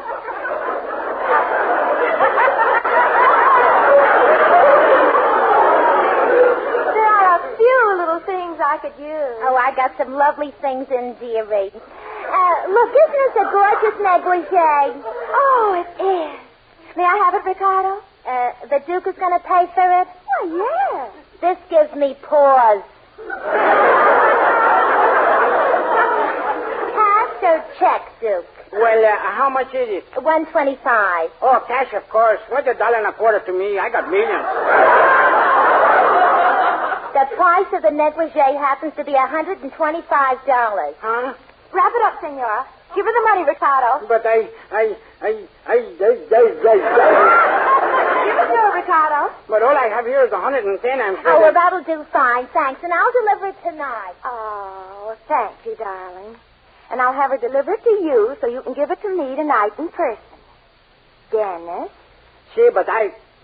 Who? Oh, silly, I knew you all along. You're Dennis Day, the soda clerk in Willoughby's drugstore. You pretended to be a Spanish nobleman to meet me. Because you're in love with me. Me? Oh, no, you're wrong, Miss Courtney. You're making a revolting development positively repulsive. Don't try to hide it, Dennis.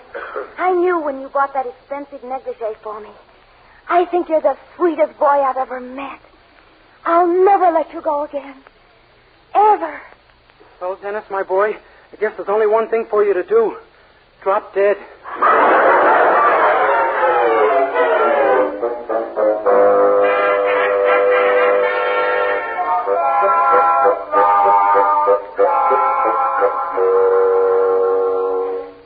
Oh, my gosh, Dennis. And this Courtney girl's coming over here tonight? Yeah, Mildred, and she said she'll never let go of me. Oh, we've got to think of something. And fast. Women. That's the trouble with this world. There's too many of them. If a person isn't a man, he's got to be a woman. There ought to be a third choice. Wait a minute. Women. Suppose you convinced her that you couldn't be true to her. That you're a regular devil with the women. Isn't there some idea that's less fantastic? Oh, you can do it, Dennis. Don't you see? I'll come to the door with a telegram or something. And you pretend I'm a stranger and make violent love to me. When she sees how fickle you are, she'll never speak to you again. Well, I'll try it, Mildred. And if it doesn't work, drop down to the bank and see me sometime. I'll be the third vice president from the left.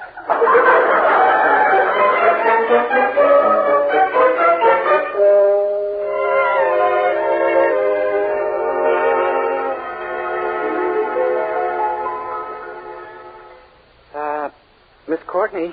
Yes, darling. There's something I feel you should know. I could never be true to you. I believe in polygamy. What? Yeah. Strictly the gay life for me. Night after night. Nightclubs, parties, drinking champagne out of ladies' slippers. First removing the ladies, of course. You mean you're girl crazy? Yeah. I wouldn't be good for you, child. I'm just an old tea bag in the cup of romance. I've been dunked too often.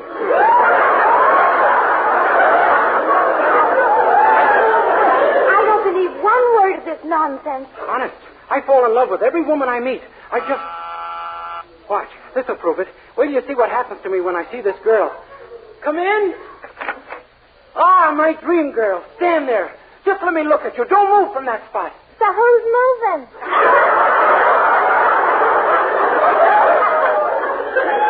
Oh, it's you. Dream girl, I'm mad about you. I can't live without you. I can't. Force yourself. Don't you understand? I'm mad about you. Look, here's your negligee, and stay off the stuff, will you? It'll knock your brains out. See what happens to me, Miss Courtney? And with every girl I see. But you saw Senora Carmen this afternoon and nothing happened. I know. It's at night that the beast walks. There's another girl. Probably a telegram or something. But it'll happen again. You'll see. Come in. My dream girl. Stand there. Just let me look at you. Don't move from that spot. Dennis Day, have you gone crazy? No, ma'am. I love you madly. Here's my arm, Dreamboat. Make port. What? Don't try to fight it, kid. Kid? Come on, let's pitch woo. Bet I can pitch it faster than you can catch it.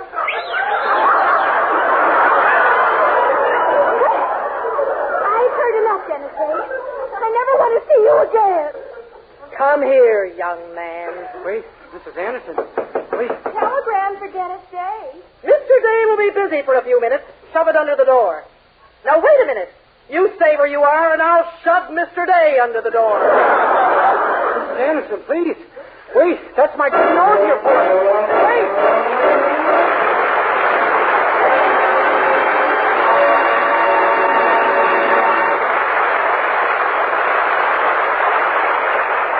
Dennis Day will be back in just a moment with a song. But first, here's a fact worth knowing.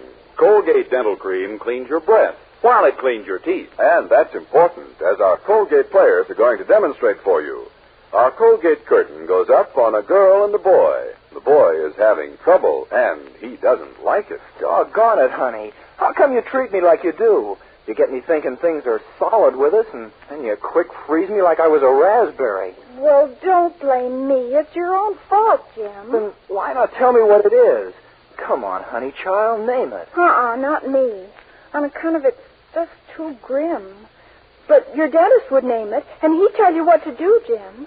And here's what Jim found out. Scientific tests have proved that in 7 out of 10 cases, Colgate Dental Cream instantly stops unpleasing breath that originates in the mouth.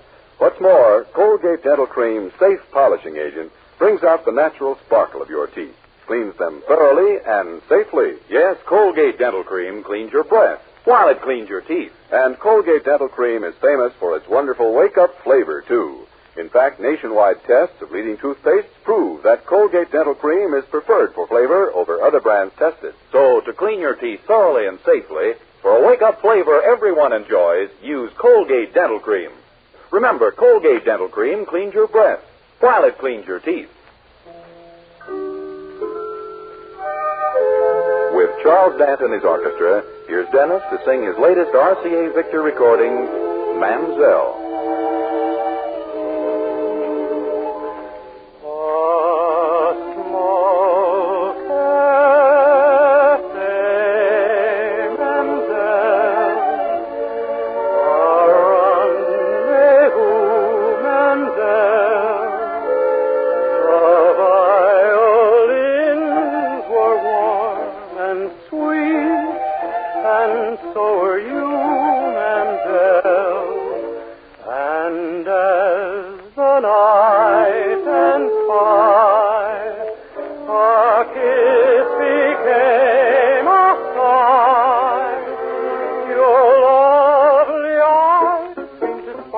Just like wine does, no heart ever yearned the way that mine does for you.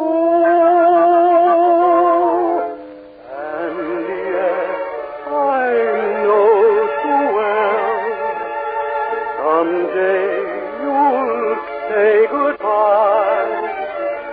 Then violins will cry and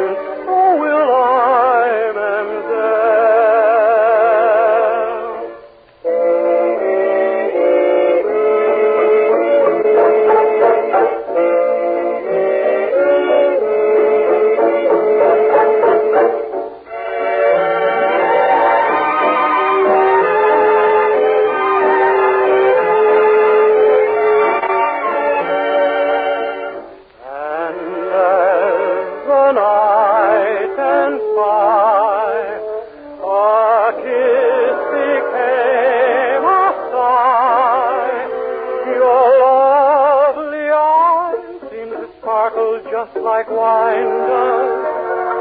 No heart ever yearned the way that mine does for you.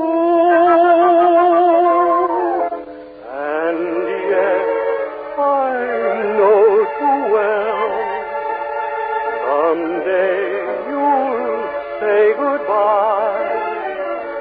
Then violins will cry, and so will I. And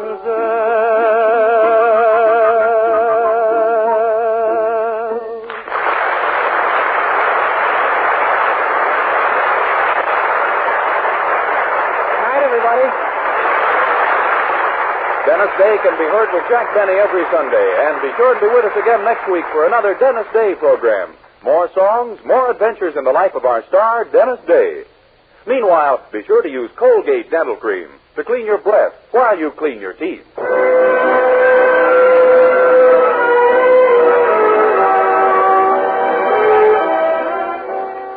Lovely Joan Bennett is another famous Hollywood star to rave over Cashmere Bouquet Beau Cake, the new cake makeup sensation. Joan Bennett says, I'm wild over Cashmere Bouquet Beau Cake. So clever, so practical, with the makeup sponge in its own moisture-proof compartment right in the compact. Yes, Cashmere Bouquet Beau Cake, for the first time, brings the makeup sponge right inside the case. Buy the new cake makeup sensation, Cashmere Bouquet Beau Cake, at cosmetic counters today.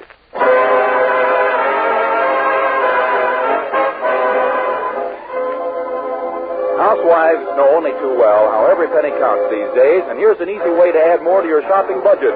Dealers are now paying higher prices for used fats than ever before, so save used cooking fats and oils, turn them in for cash. Remember, too, industry urgently needs fats and oils to help produce soap, automobiles, refrigerators, all the things you want and need. What's more, the shortage of fats and oils is a worldwide problem. So for your own good, use and reuse fats and oils as often as you can. When they're no longer usable, save them in tin cans and turn them into your dealer. This is NBC, the National Broadcasting Company.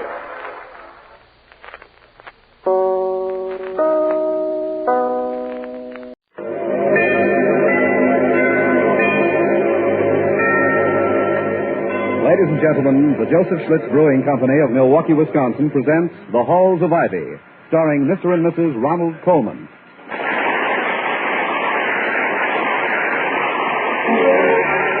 I was curious. I tasted it.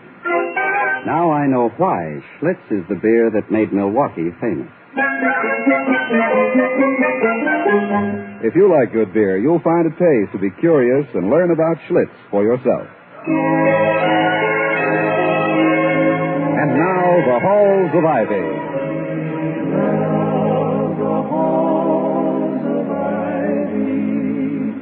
That surround us here today, and we will not forget, though we be far, far away. Welcome again to Ivy. Ivy College, that is, in the town of Ivy, USA. A college president, as some of us may not know, leads a life of quiet desperation. You see, the more money the school needs, the harder he works. The harder he works, the more the school grows. The more it grows, the more it needs. And the more it needs, the harder he works. It doesn't require an IQ of 130 plus to realize that from time to time something's got to give. Something is about to give this morning for Dr. William Todhunter Hall, the president of Ivy. Entering the living room, he confronts Mrs. Hall, the former Victoria Cromwell of the English musical comedy stage, and says, Victoria, it's much too beautiful a day for work. Let's play hooky. Hooky? On a school day? Of course. It can't very well be played on a day of rest. To play hooky at all, one must have something to play it from. I mean to say, those are the ground rules. Yeah, but would it be cricket? Oh, no, it's nothing like cricket. If anything, it resembles dirty pinochle. But actually, it's hooky. Well, it's a lovely idea and beautifully expressed. But you can't. You've got a meeting scheduled for 2 o'clock this afternoon with all your department heads. Quincannon, Heaslip, Garrett. No, I refuse to consider it. I won't spend a moment of this day cooped up indoors. Not one sun-swept, dazzling moment. How can you even suggest such a course of action? To a man known in his youth as Gypsy Hall. I was only reminding you. Oh, I'll get out of it. I'll phone Quincannon. I'll tell him I have a cold. Toddy, you're not going to tell him a thumping lie. Bad form, eh? Very bad form. Wouldn't be ethical? Far from it. All right, then I'll have Penny do it. Penny! She's not here today. Oh, where is she? The English soccer team is playing at Elmhurst, and I told her she could go. Why? Does she know someone on the team? I suspect she goes steady with the goalie. At her age? Well, the goalie's been goalie since 1914. Well, isn't there anyone in the house? Yes, Eddie Gray volunteered to help out. Oh, good. He's a nice boy. I'll have him do it then. No, Eddie! Toddy, you can't. I'm only joking. I intend to phone Quincannon myself. Just to sow the seed. Tell him a fib, one of your best friends. Victoria, as Mark Twain once put it, the truth is much too precious a commodity to throw about indiscriminately. Besides, I'm determined to spend this day out of doors. You call me, sir? Oh, yes. Thanks for helping us out, Eddie. Oh, that's okay. Do you know where the kitchen is? Yes, sir. Good. See how quickly you can put some cold roast beef into a picnic basket, together with some sliced bread, mustard, a few pickles, a cookie or two, and a thermos of milk. Yes, sir. The Prez is frisky today, isn't he? Very. You might also put in a tub of grapes for him to press with his bare feet. Well, put in what you like, but I am about to call Quincannon. I won't tell a single untruth, but I may let his imagination run riot with his own conception of my health. This is my celebrated imitation of a man 2 steps away from lobar pneumonia. Oh, give me the roll, the wide open highway, just let me roam. That you, Quincannon? This is Dr. Hall. Oh, I'm all right, thank you. No, there's nothing the matter with me. I just wanted to confirm the time of the meeting. You say it sounds as though I have a cold? Oh, no. No, it's nothing. No, I'll be all right, yes. Of course, I'll take care of myself. Yes, thank you. Goodbye. How was that? That was a performance. Good, huh? I didn't say that. I only said it was a performance. Now, you don't seem to be entering into the spirit of the thing, Victoria. Don't you think we'll have a good time? I always have a good time with you, but at the same time, I don't think you ought. Don't finish that. Doing it this way will give it added zest. The workaday world will be left to workaday people, while you and I will be dreaming in the filtered sunlight in Schultz's grove, expanding our souls, feasting underneath the bough, and thou beside me, singing in the wilderness. And Schultz's grove, where paradise enow. Boy, is that corny. Here's your lunch. Unsolicited criticism, but you made excellent time, Eddie. Thank you. Now, are you ready, Victoria? Yes, sure, I'm ready. Eddie, Mrs. Hall and I are going on a picnic. But if anyone comes or telephones, you're to say you don't know where I am, and that you've been instructed not to look for me. Until you're back from the picnic. Yes. No. You're just not to look for me. Understand? Oh, yes, sir. Good. Here we go, Victoria. Oh, good heavens. What is it? Quincannon. He's in his yard across the street playing with the children. Oh, did he see you? No. You'd think, wouldn't you, that a man in his position would have something better to do? He should be working. Well, I'm sure he's finished at least one class this morning. I wonder how long he'll stay out there. I hate to lose a moment of this sunlight. I know. We'll sneak out the back way. Sneak is a rather shabby term, Victoria. Surely we are privileged to leave our own house by the rear entrance if the whim seizes us. I beg your pardon. I accept your apology. Now let's sneak out the back way. Oh, give me the road, the wide open highway, just let me roam. I tell you what we'll do. We'll take the car to the edge of town and walk the rest of the way. In which direction? As the impulse moves us, the whole wide world lies before us. This is fun, isn't it, Victoria? Fun? Going from the front door to the back door? Fun? No. I mean, there's a sense of excitement about leaving the house on the spur of the moment. For a journey that might take us anywhere. There's no telling what we'll find beyond this door. Now, there's one way of telling. I'll open it and see. Look, close it, quick. What's the matter? Professor Heaslip. In our back garden? What's he doing? Setting up an easel and a canvas. I did give him permission to paint our old sycamore whenever he wished. Well, what the devil does he mean by frittering away his time in this manner? He should be working. Well, sorry to be reasonable when he's not in class. His time is his own. Quincannon to the right of me, Heaslip to the left of me. What are we going to do? Well, let's see if Quincannon has stopped wasting our time with his children. Suppose he hasn't. Well, then we'll spend the rest of the day shuttling back and forth. You shouldn't mind. Chap as keen on walking as you are. You know, the Quincannon really goes overboard where those youngsters of his are concerned. I know it's admirable for a father to spend so much time with his children, but in this case, I'm beginning to suspect there's something a little neurotic about it. Those poor little bodies, they need quiet and rest, not this constant burning of energy. Those poor little bodies, as you call them, could push over a truck, and last week they very nearly did. If anything, they weigh too much. Oh, well then, why aren't they indoors dieting? Victoria, just look out of the window and see if he's gone, will you? I'm afraid he might notice it if I did. He probably thinks I'm ill enough to be in bed by this time. All right. Is he still there? No, he's about... Good. We can leave by the front, then. If you do, you'll run right into him. He's coming up the front walk. Coming here? Don't let him in. I think it's very odd. I don't see why he should. He thinks I'm ill. Yeah, but only with a cold, not with the bubonic plague. I'll answer it. No, I don't trust you to keep a straight face. Eddie. Yes, sir? You answer it. But not until Mrs. Hall and I are upstairs out of sight. I'll whistle when we're ready. Yes, sir. What song will you whistle? No, it won't be a song, just a single toot. And whatever you do, don't permit him to come upstairs. Come on, Victoria. Oh, give me the road, the wide open highway, just let me round. I fail to see the humor of that at this moment.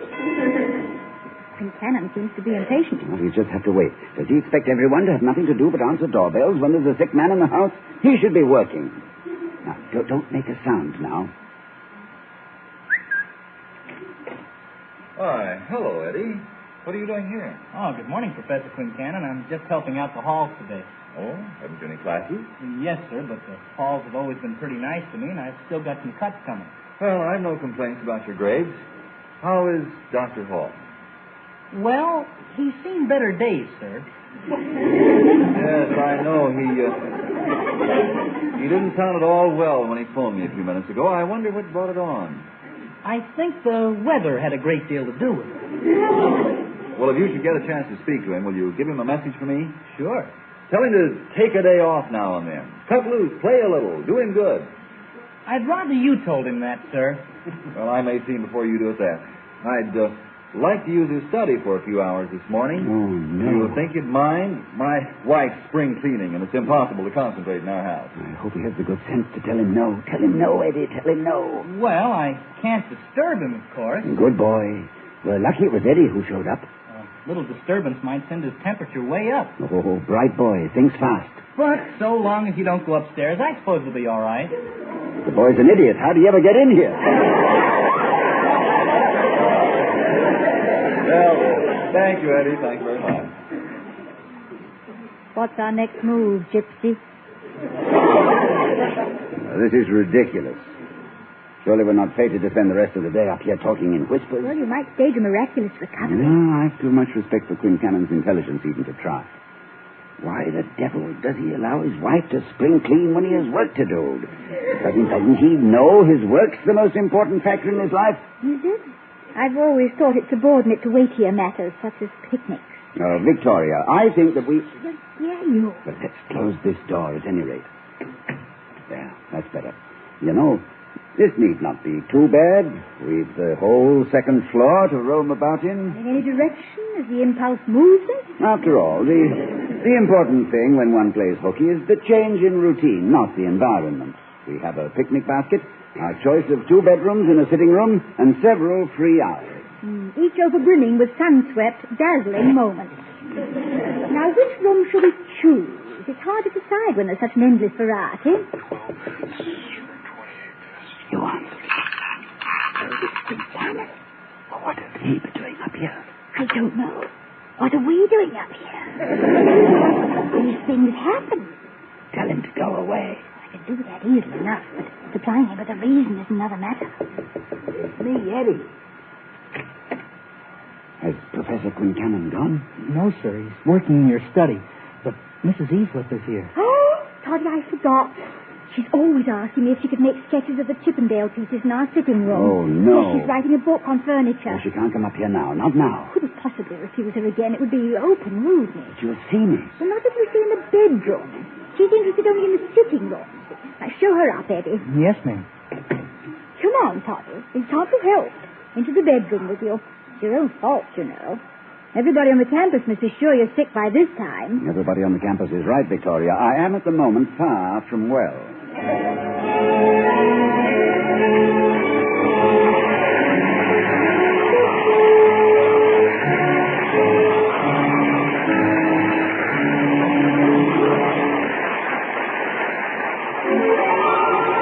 I was curious. I tasted it.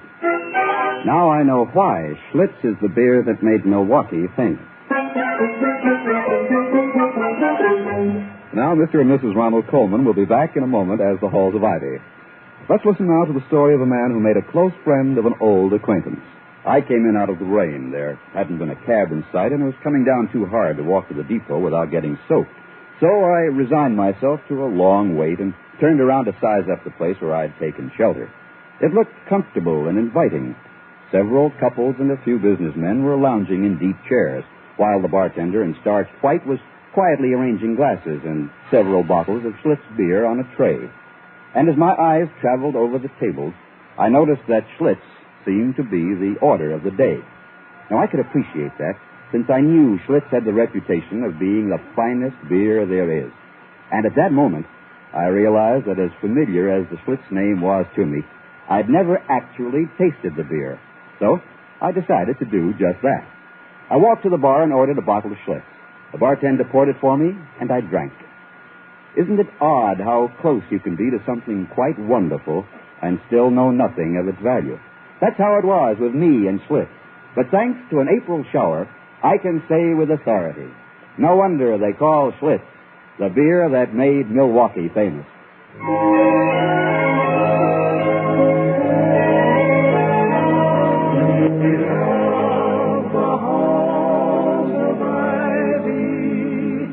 That surround us here today. Returning to the Halls of Ivy, we find a determined Dr. Hall just leaving home with Mrs. Hall en route to the long-delayed picnic. Dr. Hall says, Any sign of Quincannon or any of the others about? No, none. I thought they'd never leave. What a beautiful day. That sunshine feels good, doesn't it? We'll have a lovely picnic. Too bad we had to leave all the food at home. Well, I couldn't very well be going to a doctor's office with a picnic basket on my arm. I tell you what, we'll pick up a few sandwiches at that diner. What's the name of it? It's advertised as the Dewdrop Inn, but the students who have eaten there inform me it should be the Dewdrop Dead. What a wonderful day. Just feel that sun. You want me to drive? Yes, you take the wheel. It'll be more in character if I simply sit beside you and hold a handkerchief to my face. Removing it only to show a brave little smile. Precisely. Where to? Schultz's Grove, straight ahead. Ah, what weather. I must confess I enjoy playing hooky. No trouble with your conscience? None, honestly. No conscience trouble at all. I mean that. Really. It's a fact. No, truly. Literally none. Actually. Well, why should it trouble me? Well, I nearly asked. It's no great crime I'm committing. Surely a man is entitled to a day in the sun. It's not as though the meeting won't go just as well without me. Quincannon will be chairman. He's fully acquainted with the general tenor of my thoughts regarding the new curriculum.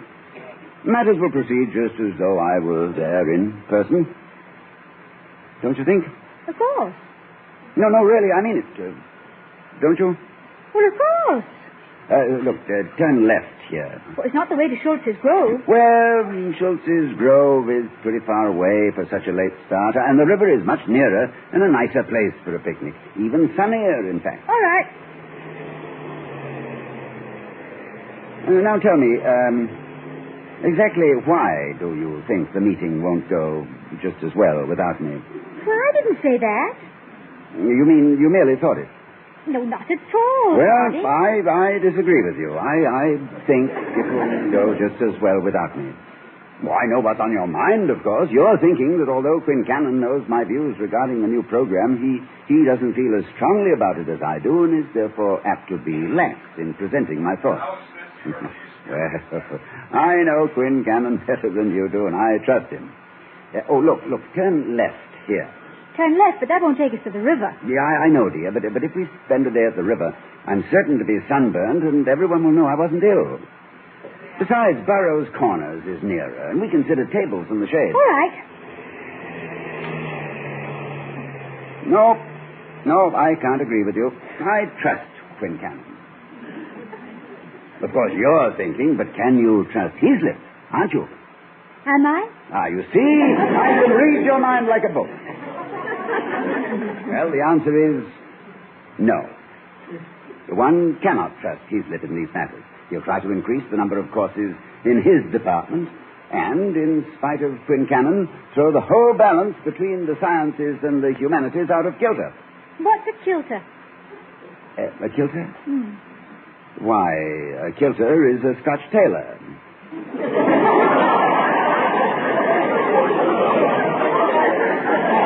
Thank you. And Heaslip sews a tight seam. But don't forget Professor Warren. His 40 years as a physics professor will certainly equalize Heaslip's effort. Turn left here. Your Burroughs Corners are straight ahead. I know, darling, but Hudlow's Landing is much nicer. Aye, aye, sir. Yes, I know exactly what you're thinking. Warren is old and feeble and likely to fall asleep, letting Heaslip carry the day. It's devilishly clever of you to have thought of that. These things just come to me. What a dreary day. Look at that sun. It just keeps on shining. You'll enjoy it once we come to Hudlow's Landing. Oh, it's not a very nice place, really. I don't know what made me suggest it. Look, turn left. Here. That will take us to Schultz's Grove. Well, that's where we wanted to have our picnic, wasn't it? I can't abide people who can't make up their minds. I mean, once you decide on Schultz's Grove it ought to be. Left it is. We can visit Hudlow's Landing later in the year when it's more pleasant. Yeah, what's that? Year? Yeah, that's true. If anything happens to the curriculum this afternoon, it will be another year before it can be corrected. With who knows what ill consequences. The devil with it. I trust Quincannon. I'm glad. But not Heaslip. I'm sorry. Warren will help, of course. Much nice. But he might fall asleep. That's bad. Matters never proceed as smoothly as one plans them, do they? We were warned about that once. By that clerk. Sorry. You know who gave us our marriage license? Do you remember? I'm afraid I remember very little about that period. Shortly before proposing to you, I went numb. And I remained numb until my best man clapped me on the back and said congratulations. Yes, I know you did. I remember you were so completely engrossed in your own thoughts when I met you in front of the license bureau that you tipped your hat politely and walked past without any sign of recognition whatsoever. That's right, I did. I remember now. I tipped my hat and walked right past you. I walked right past. Hello, Toddy. I beg your pardon, miss, but were you addressed... Oh, it's you. Of course it's me, darling. Were you expecting some other girl? No, I was merely... It's just that... Well, here we are. Yes. Aren't we? Nervous? Very. And excited and eager. And you? The same. Vicky, I've been thinking. It's not too late for you to change your mind. About marrying me, I mean. Change my mind? Well, I've been courting you, you know, and I've been very careful to show you only the best side of me, if I have a best side. There are so many things about me you don't know, things you'll have to live with for the rest of your life, once I'm man and wife. Habits, mannerisms, and so on. They can prove very irritating. Oh, darling, I'm very awful. Well, I'm rather awful in the morning, I'm afraid, when I wake. Edgy and grumbly and like that. Far worse. Cheerful. I shall learn to put up with it. Well, how about you? You're on the last smile, too. Any misgivings about your imminent loss of freedom? What freedom? Freedom to walk alone? To come home to empty rooms? To have no one with whom to share your deepest emotions, sad or happy? That isn't freedom, Vicky. That's solitary confinement, and I've had it. No, darling, no misgivings. No misgivings. No misgivings at all. Good. Come on, Vicky. Let's go in. Oh, these roses. They're for you. Oh, must it be lovely. Thank you, Toddy. Here's one for your buttonhole. Let me fix it for you. There. Now you look really dashing. What are you staring at? You. The color in your cheeks and that saucy feather in your hat. I'm photographing it for my collection of Victorian portraits to be taken out and looked at on rainy days. If there weren't so many people about, I'd ask you to kiss me. Darling, in return for what England is about to give me, this is the least I can do for the British public. Hey! Take a look at Romeo! Why don't you give her another? Thanks, pal. As a grateful visitor, I can't refuse you. That was nice. Wasn't it? I get the oddest sensation when I kiss you. As though we were suspended in eternity. As though we'd stopped. We have stopped. I'm going to park here till you've made up your mind. Oh, you can't. I have made up my mind. We're to be married. Toddy, what are you talking about? I simply said we'll park here until you've made up your mind. What? What park? Park the car. Of course. Where were you this time, Toddy? On a sidewalk in London, my dear, entertaining the passers-by. But look where I am now, in front of the administration building. But why? Well, because it's rather obvious to me you don't want to go on a picnic. You've made me drive you on a grand tour of the campus. And all the while you've talked of nothing else but your meeting. Oh, Vicky, I'm a weakling, slave to routine. I haven't even the courage to play hooky. On the contrary, you're a man with a strong sense of duty. We can go on a picnic some other time. Yes, I suppose so. On our day off like ordinary mortals. Well, never mind. It's just 2 o'clock, darling. You're right on time for the meeting. Yes, walk in with me, will you? I'm sorry I've messed up our whole day. Oh, you haven't. Come on. Where is it? The great hall? Yes, and oh, good heavens, the doors are closed already. Unless I'm mistaken, there's a notice posted with a cartoon on it. What in the world? Oh, it's a lovely one. It's amazing like you. Me? In bathing trunks with a fishing pole? Listen to this. Dear Craig, we tried to reach you at home, but could get no information from your house. Oh, good heavens. Let me read that. Our wives have mutinied due to an excess of hot sun and fleecy clouds during the morning. Please meet us if you can. We've called off the meeting. We're picnicking at Schultz's Grove. Having wonderful time. Wish you were here. Signs the boy.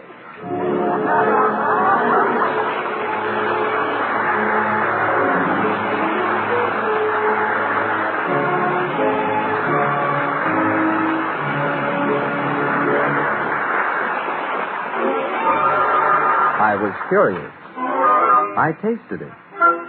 Now I know why Schlitz is the beer that made Milwaukee famous. And here again are Mr. and Mrs. Ronald Coleman. What are you doing, Toddy? Composing, my dear. In a hushed voice, may I ask what? My answer to the faculty. Oh, read it to me. To the boys. With blue skies above and the good earth below, the most learned of teachers to picnics will go. The students neglected, the school gone to pot. So you think I'll be left here? Well, boys, I will not. Good night, everyone. Good night.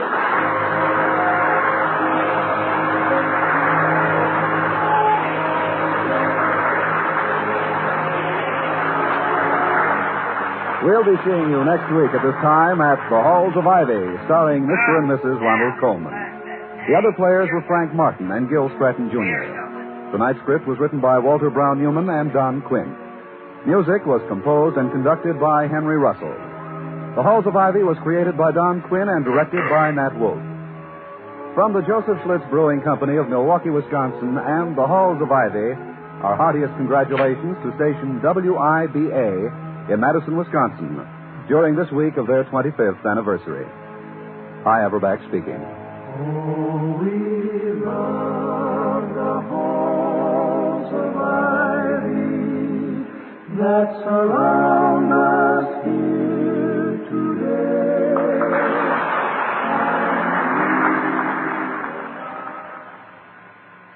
Next, it's We the People at the Circus over most NBC's.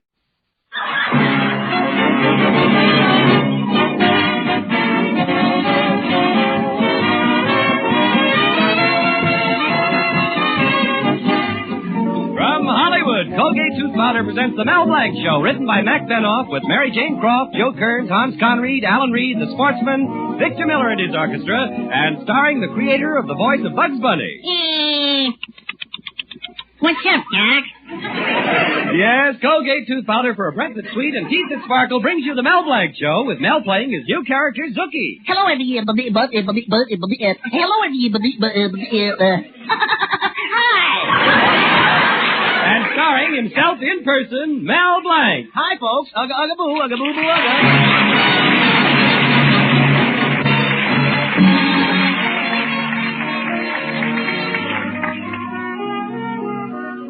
Well, here it is, the first day of April, All Fool's Day. All over the country, people of dignity drop their cloak of respectability and declare open season for silliness.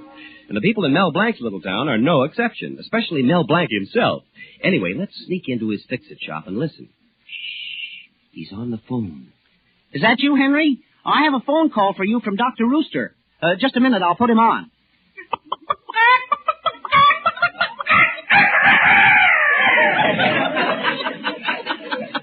Oh, it was some joke on him. Yeah, now let's see who'll I call. I'll get another name out of the phone directory. Mrs. Raines, Mrs. Robinson, Mrs. Roy. Mrs. Roy, that's a good one. Hello, Mrs. Roy? I want to speak to Mrs. Roy. This one is a dilly. Is that you, Mrs. Roy? Mrs. Roy, is Kill there?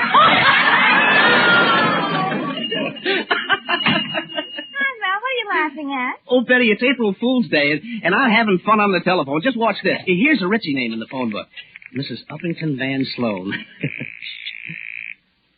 Hello? Hello? Are you the lady that washes? I beg your pardon. I said, are you the lady that washes? Of course not. Oh, you dirty thing! You better be careful now. One of your jokes is liable to backfire. Oh, Betty, that's never happened to me, except once last year. Then I only spent 2 days in the hospital. What happened? Well, don't you remember last April Fool I disguised my voice? I woke up your father... I woke up your father at 4 a.m. and said on the phone, "You're a big fat jerk and a moron. Guess who this is?" Yeah, well, how did you get in the hospital? He guessed. Oh, I don't know. I can never pull a joke on your father. Well, don't try it this year, Mel, especially since Father's beginning to like you so much. I'm not so sure about that. Oh, no, Father likes you very much. Last night when you were over at the house, I heard him asking in the kitchen for a little bite. Yeah, and his teeth marks are still on my arm. Now, let me see. Who else can I play a joke on? Well, not with me around. I'll see you later. Bye. Oh, Betty, your slipper showing. Oh, where? On your clothesline. Fool. Oh, now I'm alone. I can pull the biggest one of them all. And this year he won't catch me. I'm going to call Betty's father. Hello? London calling. Mr. Colby. London? Yes, this is Mr. Colby. This is Smythe Twombly, the lawyer, calling. Mr. Colby, it is my duty to inform you that your uncle, Sir Percival Colby, has just been buried. Buried? Had to. Dead, you know. Well, but I haven't got an Uncle Percival. And furthermore, he left you his entire fortune. Oh, yes, dear Uncle Percy, yes. Oh. How much did he leave? Well, it's a matter of £2 million, 30 guineas, 5 shillings, 2 pence, and a jacket. We'll mail you the cheque in a fortnight. A fortnight? In fact, we'll send the cheque airmail. It may take only 3 nights. Well, cheerio. Oh, I'm rich. What a terrific rib. Oh, gee. I forgot to say April Fool. Hey, what if he takes me seriously? Oh, no, he couldn't be that stupid. Hello, pal. Well, Professor Potchnick, my favorite music teacher. Have I been having fun today? Why all of a sudden today? Well, don't you know it's April the 1st, All Fool's Day? Oh, pardon me. Happy birthday, Mel. Professor, don't you get it? April Fool is when you play jokes on people. Oh, please, don't remind me. Last year I played a joke on my wife, Sonia. I made believe I was out of town. I called up the house and I said, "Hello, Sonia, this is Joe. Your husband's out of town. This is my chance. Joe needs you. Joe wants to come right over." Was I embarrassed? Well, how come? Joe answered the phone. So I divorced her and she married Joe. And this poor Joe got troubles. Why? Now when he's calling up, I'm answering the phone. Say, are you going to get married again, Professor? Yes, but with someone in my own profession. Here is an ad I'm putting in the Musical Digest. Male piano teacher wants to marry female piano teacher. Object, baby grand. Well, Mel, I got to be... Oh, hello, Mel. Hello, Professor. Congratulate me. I'm a millionaire. Oh, Mr. Colby. Oh, here, Mel. Have a box of soap chips. We'll have 2 boxes. Mr. Colby. Oh, don't stand there like that. This isn't just money. It's soap chips. You came into a fortune? Yes, £2 million. My uncle in England died. Well, I'm giving away my supermarket, and I'm going to build another one. I'll build the biggest in the world. In fact, it'll be so big, people will think it's a drugstore. Mr. Colby, I think there's something you ought to know. Oh, not now, Mel. I've given away half my supermarket, and I came down here to give you anything you want. Now, what do you need? Mr. Colby, is it hard to get rope? No, I'll give you just as much as you want. I just want a little for my neck. Listen, No time. Yippee! I'm a millionaire. Come on, Professor Potchnick. Yippee! Oh, I just happen to think, please, Professor. No. My uncle died. Isn't that terrible? Yes, Tell me, are you giving away Russian caviar? Yes. What kind? You want red or black? Well, as long as you're in mourning, make it black. Oh, what have I done? This is the worst fix I've ever gotten myself into. Mr. Colby finds out it's an April Fool joke. This fool won't see the end of April.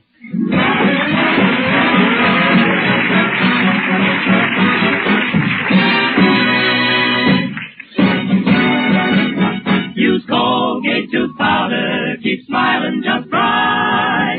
Use it each morning and use it each night. It cleans your teeth, makes breath so sweet. Use Colgate tooth powder. Want teeth that sparkle and dazzle, a breath that's fresh and sweet? Then try Colgate tooth powder, for the new all-purpose Colgate tooth powder cleans your teeth and sweetens your breath. Yes, this new all-purpose tooth powder produces an amazingly rich, active foam that's marvelously effective. Every time you brush your teeth with this new all-purpose Colgate tooth powder, your whole mouth feels clean, sweet, fresh. Your teeth regain their natural sparkle. It's been proved in 7 cases out of 10 that Colgate tooth powder instantly stops unpleasing breath that originates in the mouth. And as for cleaning, you can depend on Colgate tooth powder revealing the natural brilliance of your teeth. Yes, Colgate tooth powder, the new all-purpose tooth powder, does everything you could expect or ask of a dentifrice. Try Colgate tooth powder today for teeth that sparkle and a breath that's sweet. Use Colgate tooth powder. Now, now, Victor Miller, the sportsman, and you can't see the sun when you're crying.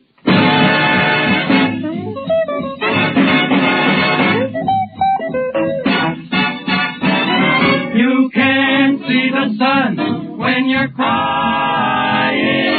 A tear can't hide the brightest sky of blue. And you can't hear a song when you're sighing, no matter how the birds sing for you.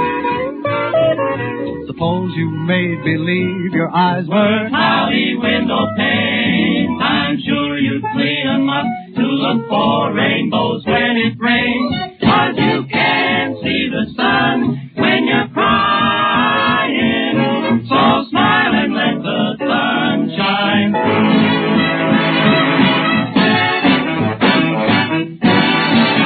Oh, dry those tears, 'cause you can't see the sun when you're crying.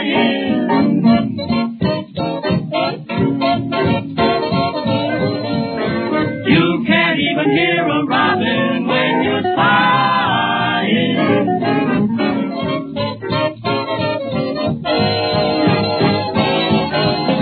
Just supposing you made believe your eyes were cloudy window panes. You'd clean 'em up to see rainbows when it rains. 'Cause you can't see the sun when you're crying. So smile and let the sun, smile and let the sun shine through.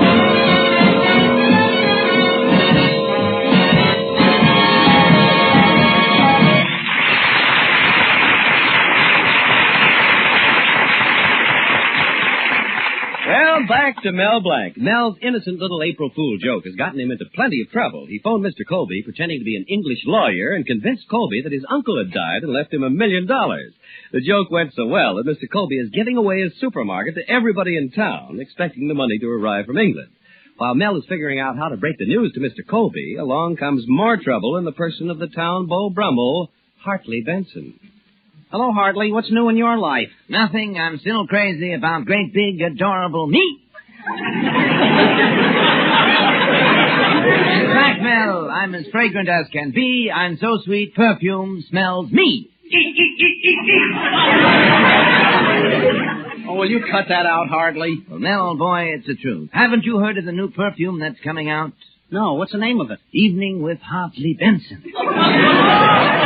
It comes in 3 strengths: tender kiss, burning kiss, and oh, Hartley, you're straightening out my Gruen Curvex.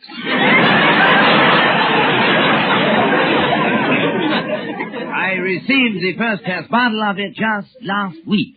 Well, how was it? Well, I sprayed myself with half the bottle because I had a date with a gorgeous, glamorous blonde. Well, what happened? Nothing. I smelled so good that I stayed home and danced with myself. I tell you, Mel, I was the loveliest couple on the floor. Look, Hartley, let me alone. I've got enough trouble. In that case, I shall be off. I'm such a lovely thing, I'm giving myself an engagement ring. Goodbye, Mel. Nice seeing me.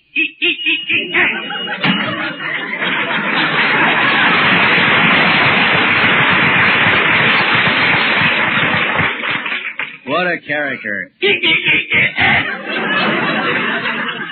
Next time he does that, I'm going to throw him a fish. Gosh, Mr. Colby is still giving things away. There must be a way to stop him. The more he gives away, the more he'll kill me. Oh, here comes my lodge president, Mr. Cushing. Maybe he can help me. Hello, Mel. Ugga-boo-boo-ugga. Greetings, mighty potentate. Ugga-ugga-boo, ugga-boo-boo, ugga. Well, mighty potentate, how's your dreamboat? Mel, if you mean my wife, the word is tugboat. Matter of fact, she's a cross between a barge and a sloop. Sort of a bloop. Oh, come now, mighty potentate. She doesn't look like that. If she doesn't, Mel, why is it that every night when I go to sleep, I dream about Moby Dick the whale?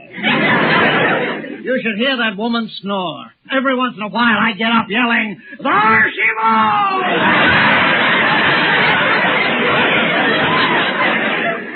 Mel, you should see her open her mouth when she snores. Jonah could walk in standing up. What a woman. You sound pretty disgusted, mighty potentate. Well, the other day I was cooking. I could hear my wife nagging, salt the potatoes, clean the lettuce, watch the biscuits. Then my wife came into the kitchen. She lit the burners, opened the door, and said, "Oh, John, put the turkey in the oven." Dad, what a temptation.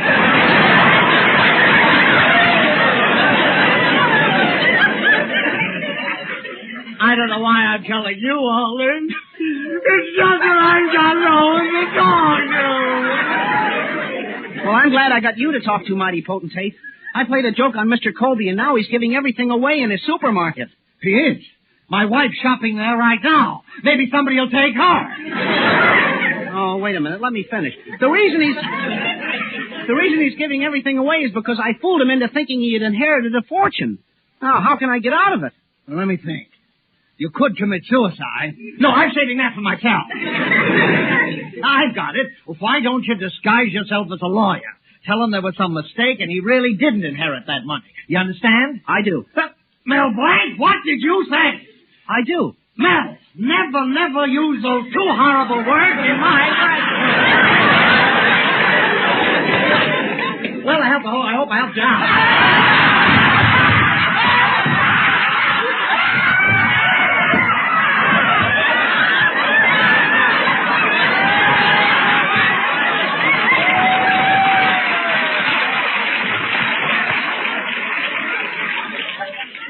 Well, I guess it's high time I better be going now.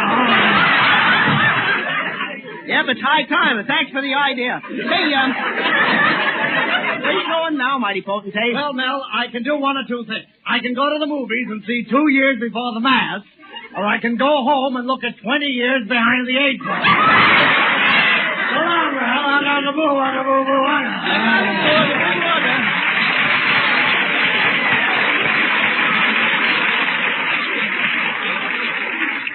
Well, at last I've got a way to get out of my troubles. I'll be an English lawyer, and I'll have Zuki tell Mr. Colby I'm coming over tonight. Oh, Zuki!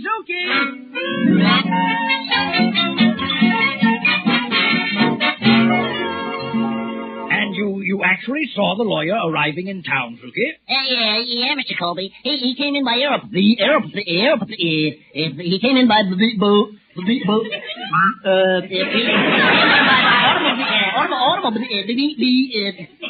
He came in under a freight car.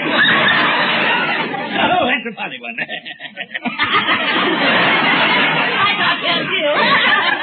Well, he'd probably come with the money. Oh, here, have a smoke, Rookie. It's a quarter cigar. Oh, gee, it's wonderful. Who smoked the other 3 quarters? Oh, here, I light it for you. There we are. Colby, a millionaire. Gee. It's like a Corona. It's Havana smudge pot.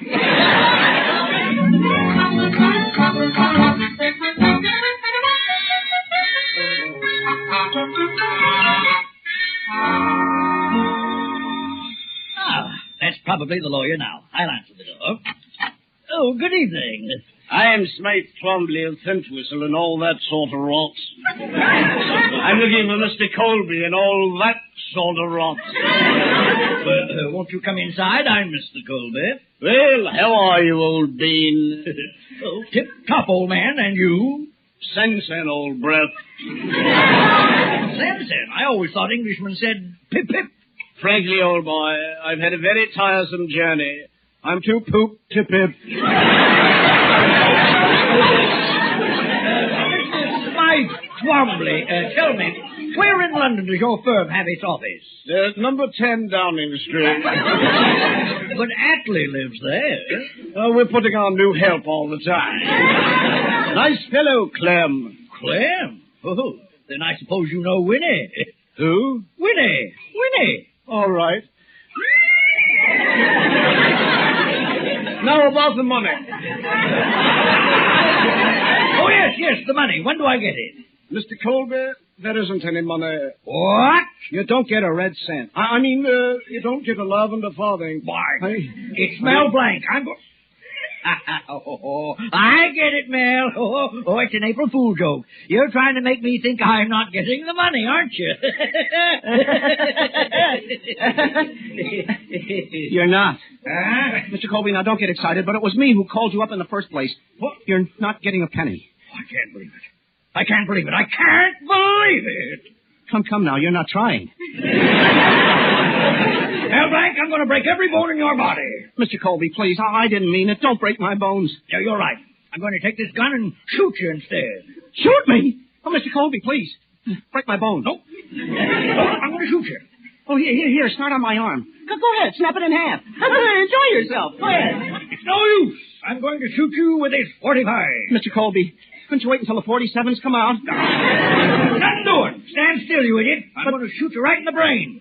It'll take 20 or 30 shots, but I'll find it. Oh, he did. Oh, gosh. I never thought I'd live to see the day when I'd die. I'm going now. My whole life is passing before me. What a disappointment I've been. Even when I was born, my parents wanted to hear the patter of little feet around the house. But I disappointed them. I walked on my hands. I remember how my mother used to count my toes. 8, 9, 10, 11. Then she counted the other foot. I tried to help the family by selling magazines on street corners. I sold Time magazine on one corner, and the pretty girl sold Life on the opposite corner. On windy days, I had the time of my life. I don't want to die. April Fool! Come on, get up, you nincompoop. Mel, you're not dying. Then I'm not shot? I'm not dying? No, my old boy. Mr. Colby shot blank with a blank. Eat. What? Were all you people listening outside? That's right. Mel, you never fooled me. I knew it was an April Fool joke immediately. But I turned the tables on you. And now, gentlemen, thanks for helping me with my little joke. And if you don't mind, I'd like to have my soap chips and caviar back. April Fool! What do you mean? Try and get it.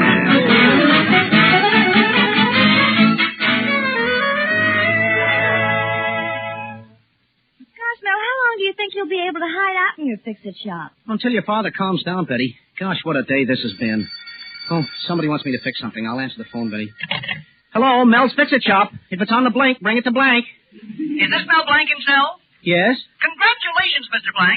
This is the Tub of Diamonds radio program. You've just won a 1947 packet and $10,000 in cash. Well, Mr. Blanc, what do you say to that? Shut up.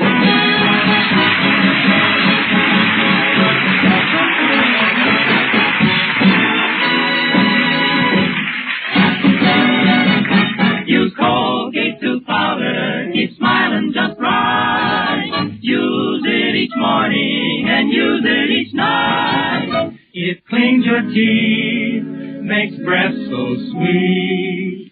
Use Colgate tooth powder. Fresh and lively and very pleasant to taste is Colgate tooth powder, the all-purpose tooth powder. As soon as the brush touches your teeth, Colgate tooth powder makes rich, active foam that cleans and freshens every corner of your mouth.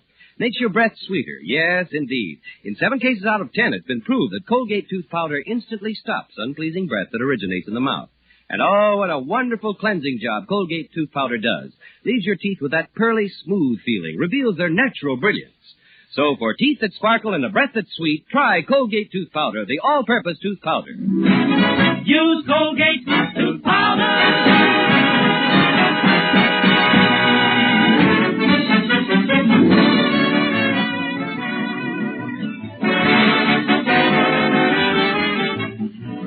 Say hello to Halo Shampoo for naturally bright and beautiful hair. Remember, even finest soaps and soap shampoos hide the natural luster of your hair with dulling soap film. But Halo Shampoo contains no soap, therefore leaves no dulling soap film. Even in hardest water, Halo makes oceans of rich, fragrant lather, quickly banishes loose dandruff and dirt.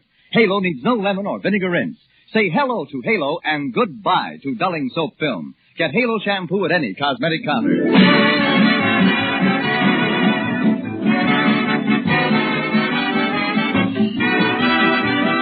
Remember, Mel Blanc at the same time every Tuesday night. This is CBS, the Columbia Broadcasting System.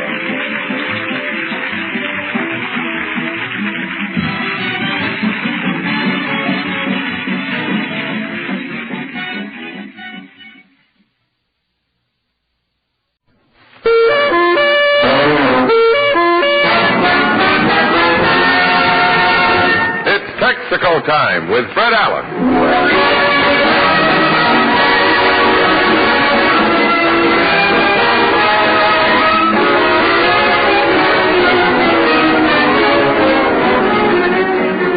Texaco dealers from coast to coast present the Texaco Star Theater, starring Fred Allen, with Fred's guest, Ed Gardner, the popular Archie at Duffy's Tavern, Portland Hopper, Falstaff Openshaw, the Texaco Workshop Players, Hilo Jack and the Dame, and Al Goodman and his orchestra.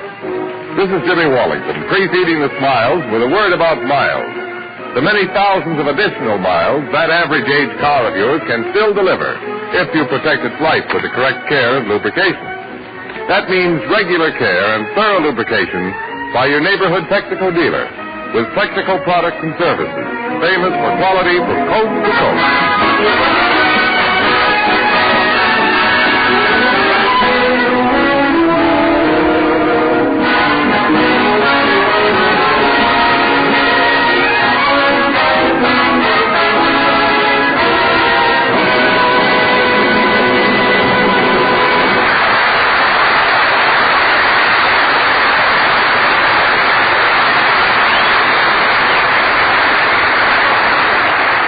This week, ladies and gentlemen, the Brooklyn Dodgers, them bums, started their spring training. Tonight, we bring you a man. He isn't from Brooklyn. He isn't one of the Dodgers, but he's still a bum. He's Fred Allen.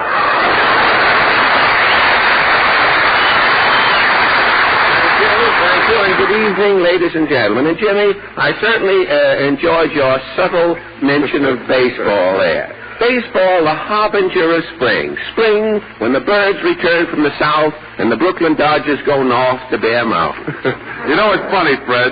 The Dodgers leave just as the first bird arrives. Well, don't worry, Jimmy. When they play their first game with the Giants, the bird catches up with the Dodger. I hear the Dodgers are so short of men, they've got 3 guys from the draft board playing the outfield.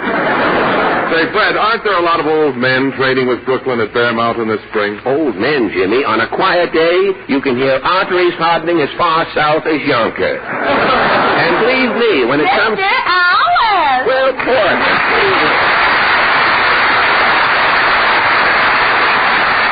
Say, Portland, do I smell camphor? Yes, I've been helping Mama unpack her spring things. Oh, really? Getting ready for Easter, huh? Yes. Mama packed 12 dresses in a trunk last fall. I see. Yesterday, when we opened the trunk... What was inside? 300 moths and 12 zippers.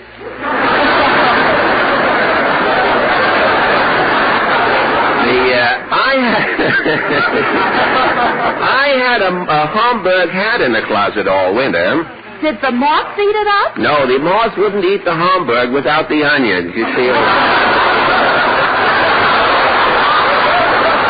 Well, Portland, what's new this week? I read a baby was born in North Carolina with a full set of teeth. Really? Well, that's what happens to people who listen to Bob Hope, you see that? Their children are generally born with teeth so they can start using Pepsodent right away. Bob certainly goes to plenty of army camps. Oh, yes, he has a GI complex. You know that Hope won't tell jokes to civilians anymore? Civilians are barred. This short pause will not be used for station identification.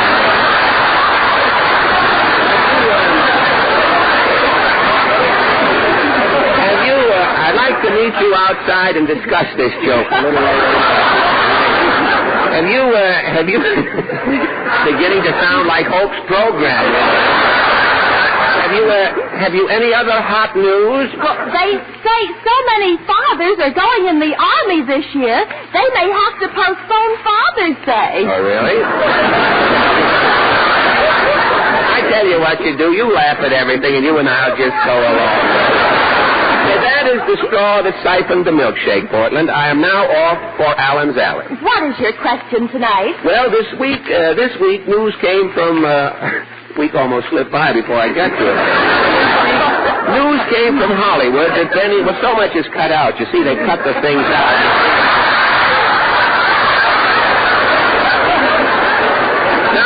Sometimes you read a blank line, it gets more than what they leave in, you know. It's a gamble, the way the thing turns out.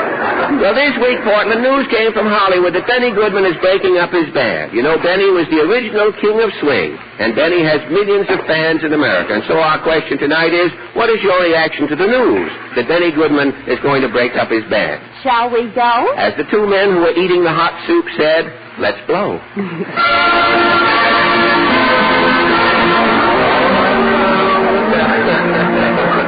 The faith on the barber shop floor.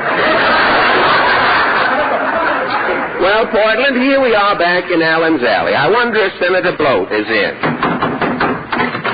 Yes? Senator Bloat? Yes, but you'll have to hurry. Walter Winchell and Martin Dyes just spoke on the radio. Oh, and you? I'm speaking in rebuttal. Oh, really? The Boulevard Watch people are giving me their time. You're practicing already. I see you have to work fast, Senator. Yes, I know. I'm speaking in shorthand. I sensed that when I couldn't understand what you said before there. But you know, it's nothing new, this Winchell and Dyes thing. Jack Benny goes on the radio every Sunday night and then dies. Well, tell me, Senator, how do you feel about Benny Goodman disbanding his outfit? If my bill, the Bloat bill, goes through, yes? Benny Goodman will be restrained from breaking up his band. Why? Without Goodman's band, the Republican convention will be a shambles. Well, how do you mean, Senator? Benny Goodman is supposed to play Wilkie's campaign song. And Mr. Wilkie's campaign song is? Just One More Chance.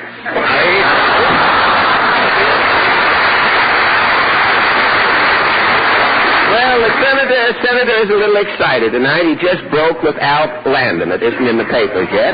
Now, let's you want to have another go at that first joke, Senator? Let's try next door here. Well, what is it? I give up. What is it?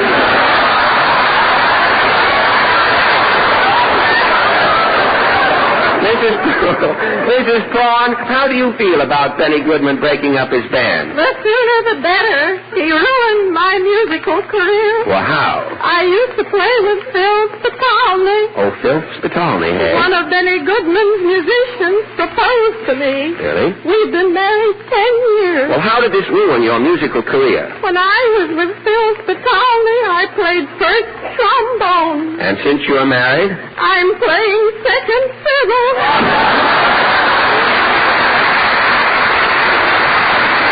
Well, Mrs. Prawn must be a musician. She looks as though she has one foot in the groove. Now let's try next door here. No. Mr. Nussbaum, how do you feel about Benny Goodman disbanding? My brother-in-law will committing suicide. Your family likes swing music?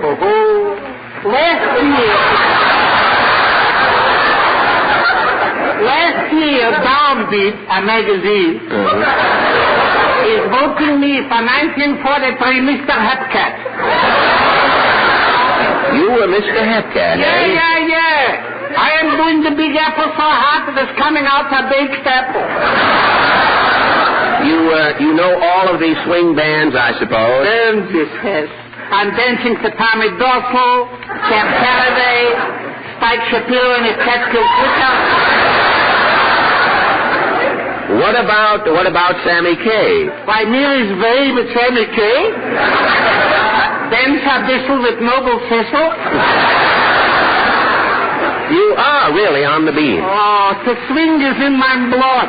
My grandfather was hung in Odessa. Well, this is all very illuminating, Mr. Nussbaum, but what about Benny Goodman's band disbanding? Oh, my brother-in-law will committing suicide. He is such a swing fan? What swing fan? My brother-in-law is renting Benny Goodman's band the Tuxedos.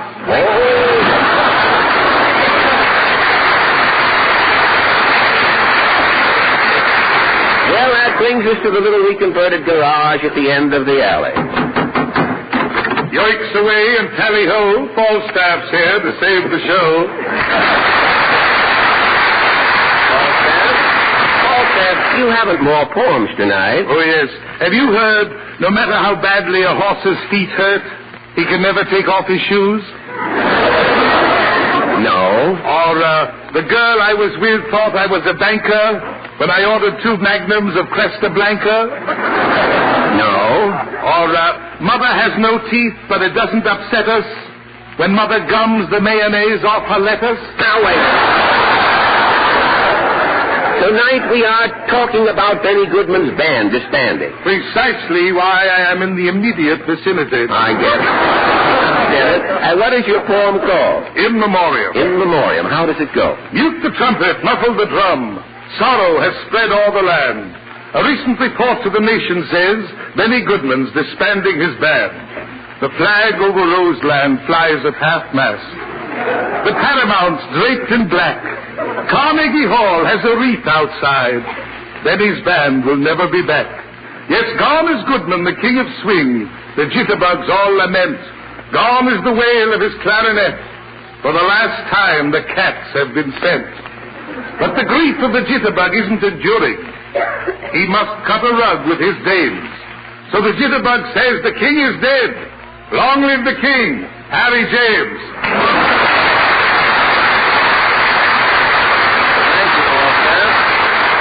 We say, Falstaff is dead, long live Hilo, Jack, and the Dame. Tonight the kids sing, Is My Baby Blue Tonight?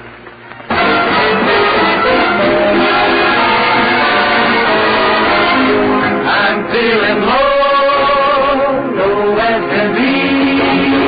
I wonder if you're feeling low and lonesome for me. Is my baby blue tonight?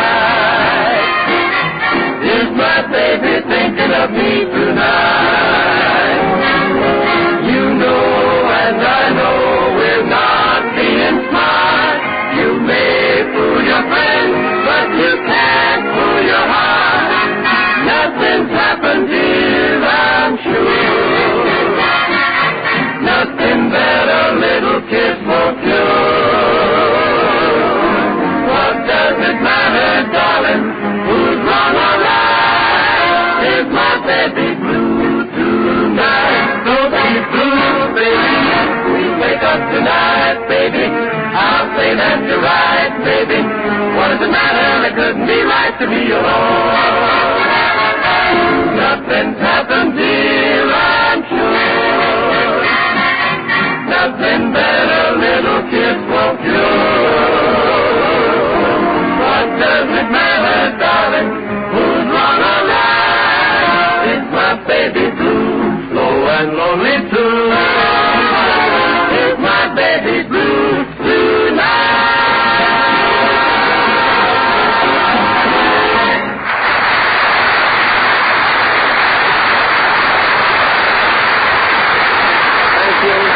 Thank you, Hilo, Jack, and the Dame. That was swell. And now, Jimmy Wallington. I'd like to say a word about the vernal equinox. The vernal equinox, Jimmy? What is that? Mr. Allen, don't you know what the vernal equinox is? Well, no, Portland. The vernal equinox is the moment when the sun apparently crosses the celestial equator toward the north. Yeah. On or about March 21st.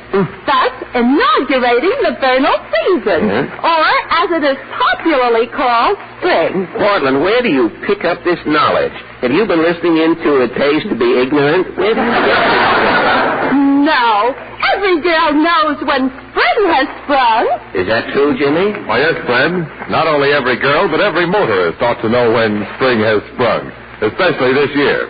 Because now when your car's got to last for the duration and then some, your regular spring changeover to the right warmer weather Texaco lubricants is more important than ever before. Thin, winter-worn lubricants can't protect your car against warm weather wear. So see your neighborhood Texaco dealer tomorrow for a spring changeover to the correct grade of Texaco's famous motor oil, insulated Haviland, the proper Texaco gear lubricant, and a spring tonic for the chassis with Texaco Marfac 40-point chassis lubrication. Yes, this spring, put a new spring in your car's stride with a spring changeover at your neighborhood Texaco dealers.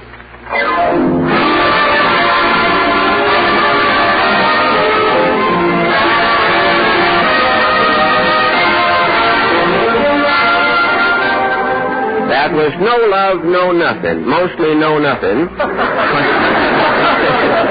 played by Al Goodman and his Won't You Tell Us When We'll Get Paid Again orchestra. And now, ladies... Mr. Allen. But not now, Portland. I have to take an aspirin. Did something happen? Oh, happen. Things have been happening all week. I had some friends coming over to the house Wednesday night to listen to the Sinatra broadcast, and I knew I'd have to go out and get a bottle of liquor to revive them when they started to swoon. Did you find any? Well, that's what happened. You see, I drove around to every store and saloon in the neighborhood. I finally saw a shabby-looking little tavern on a baffles description, even a shabby-looking little tavern on a side street. As I opened the door of the tavern, I heard...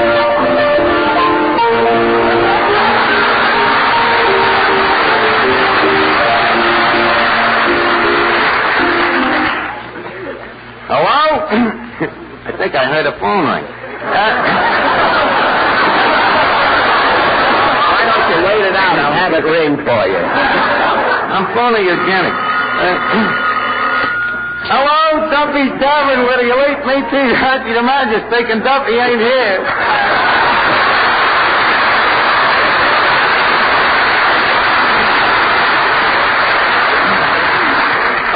Duffy, business here? Very slow, Duffy. Yeah, so quiet the pig's head on the lunch counter just nodded and dozed off. Yeah, by the way, that blind rat was in again. Yeah, I caught him at the lunch counter nibbling the cheese. Huh? How could a blind rat find the cheese? He carried the C&I mouse with him.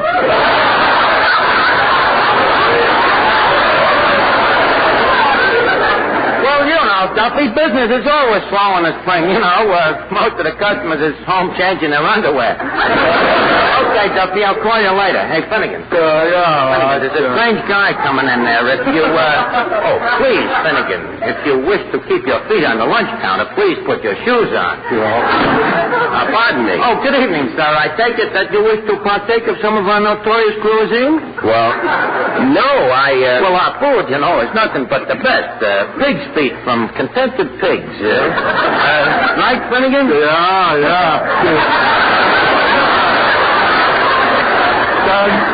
Potato salad untouched by anything but human hands.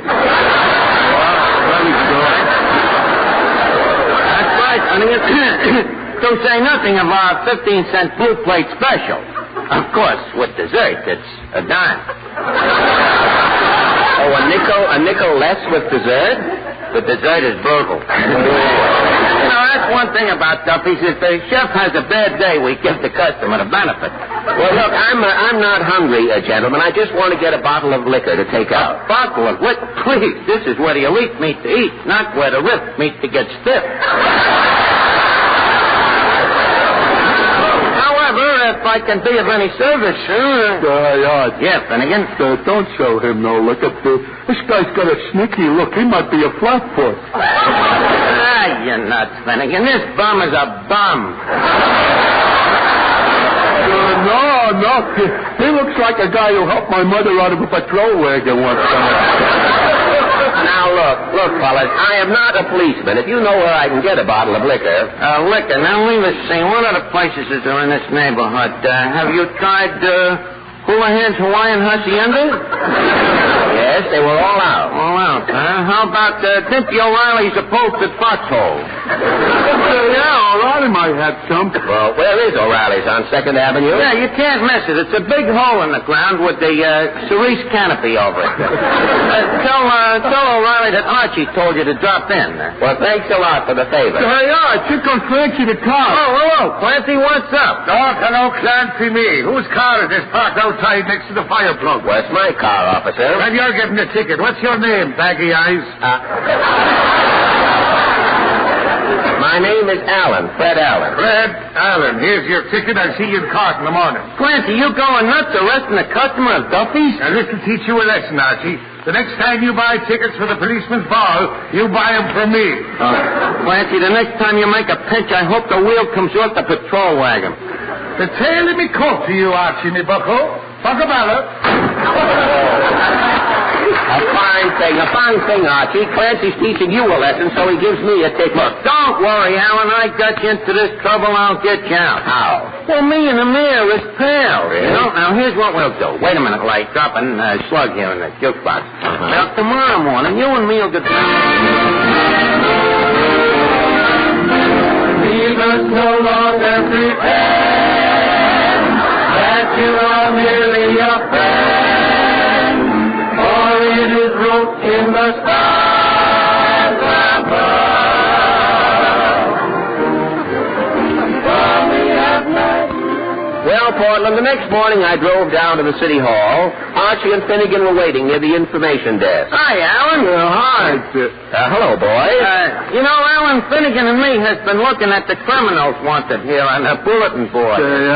Archie's aunt is wanted in Denver. Yeah, she was posing as a nurse, you know. She rolled some guy in an oxygen tent.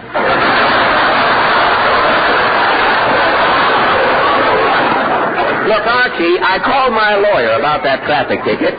He said I should pay the fine, so let's forget the mayor. Now, look, Alan, I told you I'm fixing your ticket, and I'm fixing it. You know, me and the mayor is pals, like Davis and Goliath, you know, like Lionel and Equinox, sure. Wait a minute. Here's the mayor's office now. Say, miss. Yes, sir? Will you kindly to inform His Honor the Mayor that Archie, his old goon companion, would like to bid him hasta mañana? One moment, I'll phone. Uh-huh. A man named Archie to see the mayor. I can see His Honor's face lighting up. I'm sorry, sir. The mayor says he doesn't know you. The mayor don't know Archie? Archie, are you sure you know the mayor? Do I know the mayor? Look, Alan, Jimmy Walker and me is like that. Jimmy Walker? Archie, Jimmy Walker hasn't been mayor of New York City since 1932. Jimmy is out? What happened? The little flower buttonholed the jar. Now give me my ticket. I'll beat it over to the traffic court. Holy cat, Jimmy Walker's out. One day you don't read the papers, you're a recluse. The next thing you'll tell me Hoover ain't in. Archie, give me my ticket. I just remembered. What, Finnegan? My uncle is a big shot here in City Hall. Maybe he can fix Mr. Allen's ticket. Hey, this might be an idea. What is your uncle's name, Finnegan? I don't remember his name. If I see him, I'll know him. Well, it's in the bag. All we got to do is find Finnegan's uncle and Europa. The ticket is fixed. What's looking at your office here? Wait a minute. This is the Board of Health in here. Oh, you better put your shoes on again, Finnegan. Okay, come on in. Well, what is it? Make it snappy. We're short-handed and busy, yes? This gentleman is looking for his uncle. Well, he's not in here. Stand back, everybody. The mayor. Mr. Mayor. Shucks, I missed him again. Gosh, that was a close one. His sandhog helmet almost took my kneecap off. Now, Archie, I've only got 10 minutes to get over to the traffic Now, court. quiet, Alan. I might be able to fix your ticket right here. Now, say, Bud. This is the Board of Health, brother. If you have any complaint... Well, look, you see, I'm Archie, the Bistro Hotel from Duffy's Tavern. Yes. Remember I come down here last August to get you to okay a pig's head that was a little, gamey? Yes, I remember. Yes. I wouldn't okay it. Well, this is Fred Allen.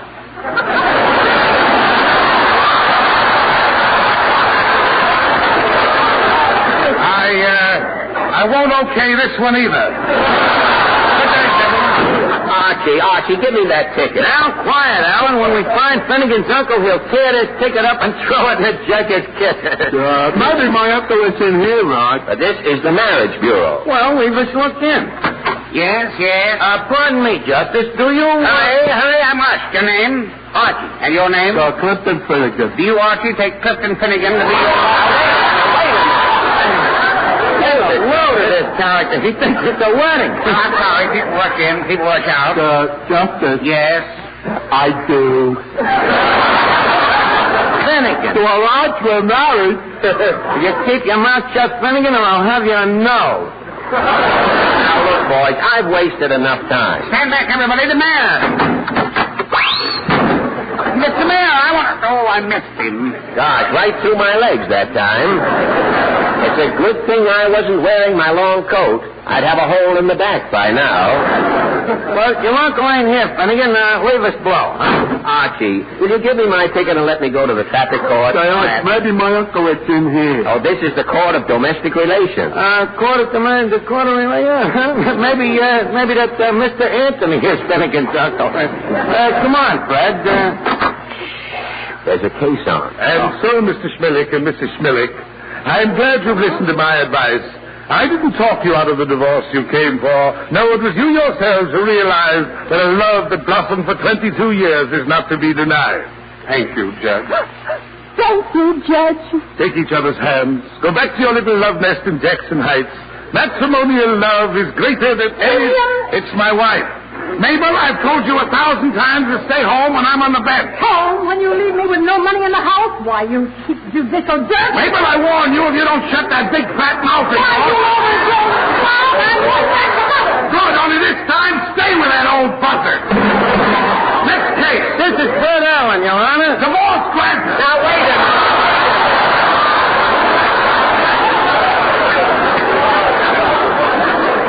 I don't want a divorce. I'm the judge in this court. You're divorced. Now get out of here. Well, that's the last straw, Archie. You not only haven't fixed my ticket, now I'm divorced. Now, calm down, Alan. Once we locate Finnegan's uncle, he'll square the whole thing. Yeah, I'll know my uncle if I see him. Maybe he's in here, Finnegan. Well, this is the commissioner of motor vehicles. Yes, what is it? Is this your uncle, Finnegan? No. Thank you. Is there something you wanted? Well, Mr. Allen here has got a ticket for parking. Parking? I'll have to call Commissioner Case on that. Look out, everybody, the mayor!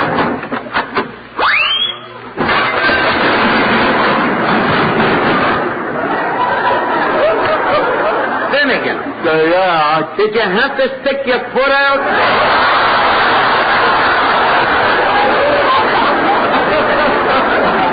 Gosh, he rolled up into his big black hat. Let's get out of here, boys. Yes, Commissioner Case. Parking violation, Commissioner. Yes. Now, look, Mr. Allen ain't guilty. He was driving around looking for some vital information, and he stopped into Duffy's Tavern. I see. And what was the vital information? Well, I was driving around trying to find out where I could buy a bottle of liquor. Aha! Pleasure drive. Now, wait. Now, it was... Quiet. Alan, where did you get the gas you used to drive to Duffy's? The gas? At a place right around the corner from Duffy's. I don't know the name. I know the place, Fred. Well, fine. You tell him, Archie. Black Market Sam's. Archie! Black market gas! Yes, sir? Unassential driving, buying black market gas, and sneaking around City Hall trying to get a ticket fixed. Just a second. Don't forget parking near a hydrant. Now, wait a minute, Archie. I'm just giving a guy enough rope here. Alan, it's men like you who allow black markets to flourish. Men like you who cause shortages, high prices, inflation. Archie, you got me into this mess. Do something. Don't worry, Fred. I'm waiting for a loophole. Come with me, Alan. I'm taking you next door to the traffic court. Archie. Well, let's go, Fred, just for the laughs. You know, when Finnegan's uncle hears about this, City Hall will be a shambles. I'll know my uncle when I see you. Well, he better be in here. Quiet. This is the traffic court. And in summing up, as judge of this court... I wonder if... Quiet, Finnegan. The judge is just about to sentence somebody. And so the defendant, Fred Allen, having failed to appear in court, I sentence said Fred Allen to a fine of $500 and 90 days in jail. Archie, that's me. You got me that ticket. You said you'd fix it. Now I'm divorced and I've got to pay $500 and spend 90 days in jail. Well, I ain't licked yet, Allen. If we can only find Finnegan's uncle. Stand back, everybody!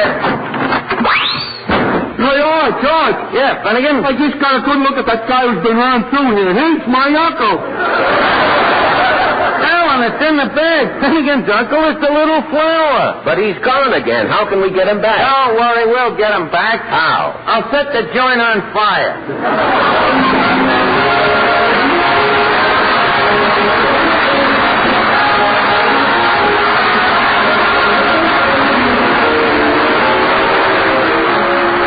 Before we close the Texaco Star Theater, a short announcement. Ed Gardner appeared tonight through the courtesy of Bristol Myers, makers of Salapatica and Minute Rub. Next week, our guest will be our old friend, fresh from Hollywood, Jack Haley. And now comes Jimmy Wallington. Not only I, Fred. Spring has come, too, and warmer weather's just around the corner of the calendar.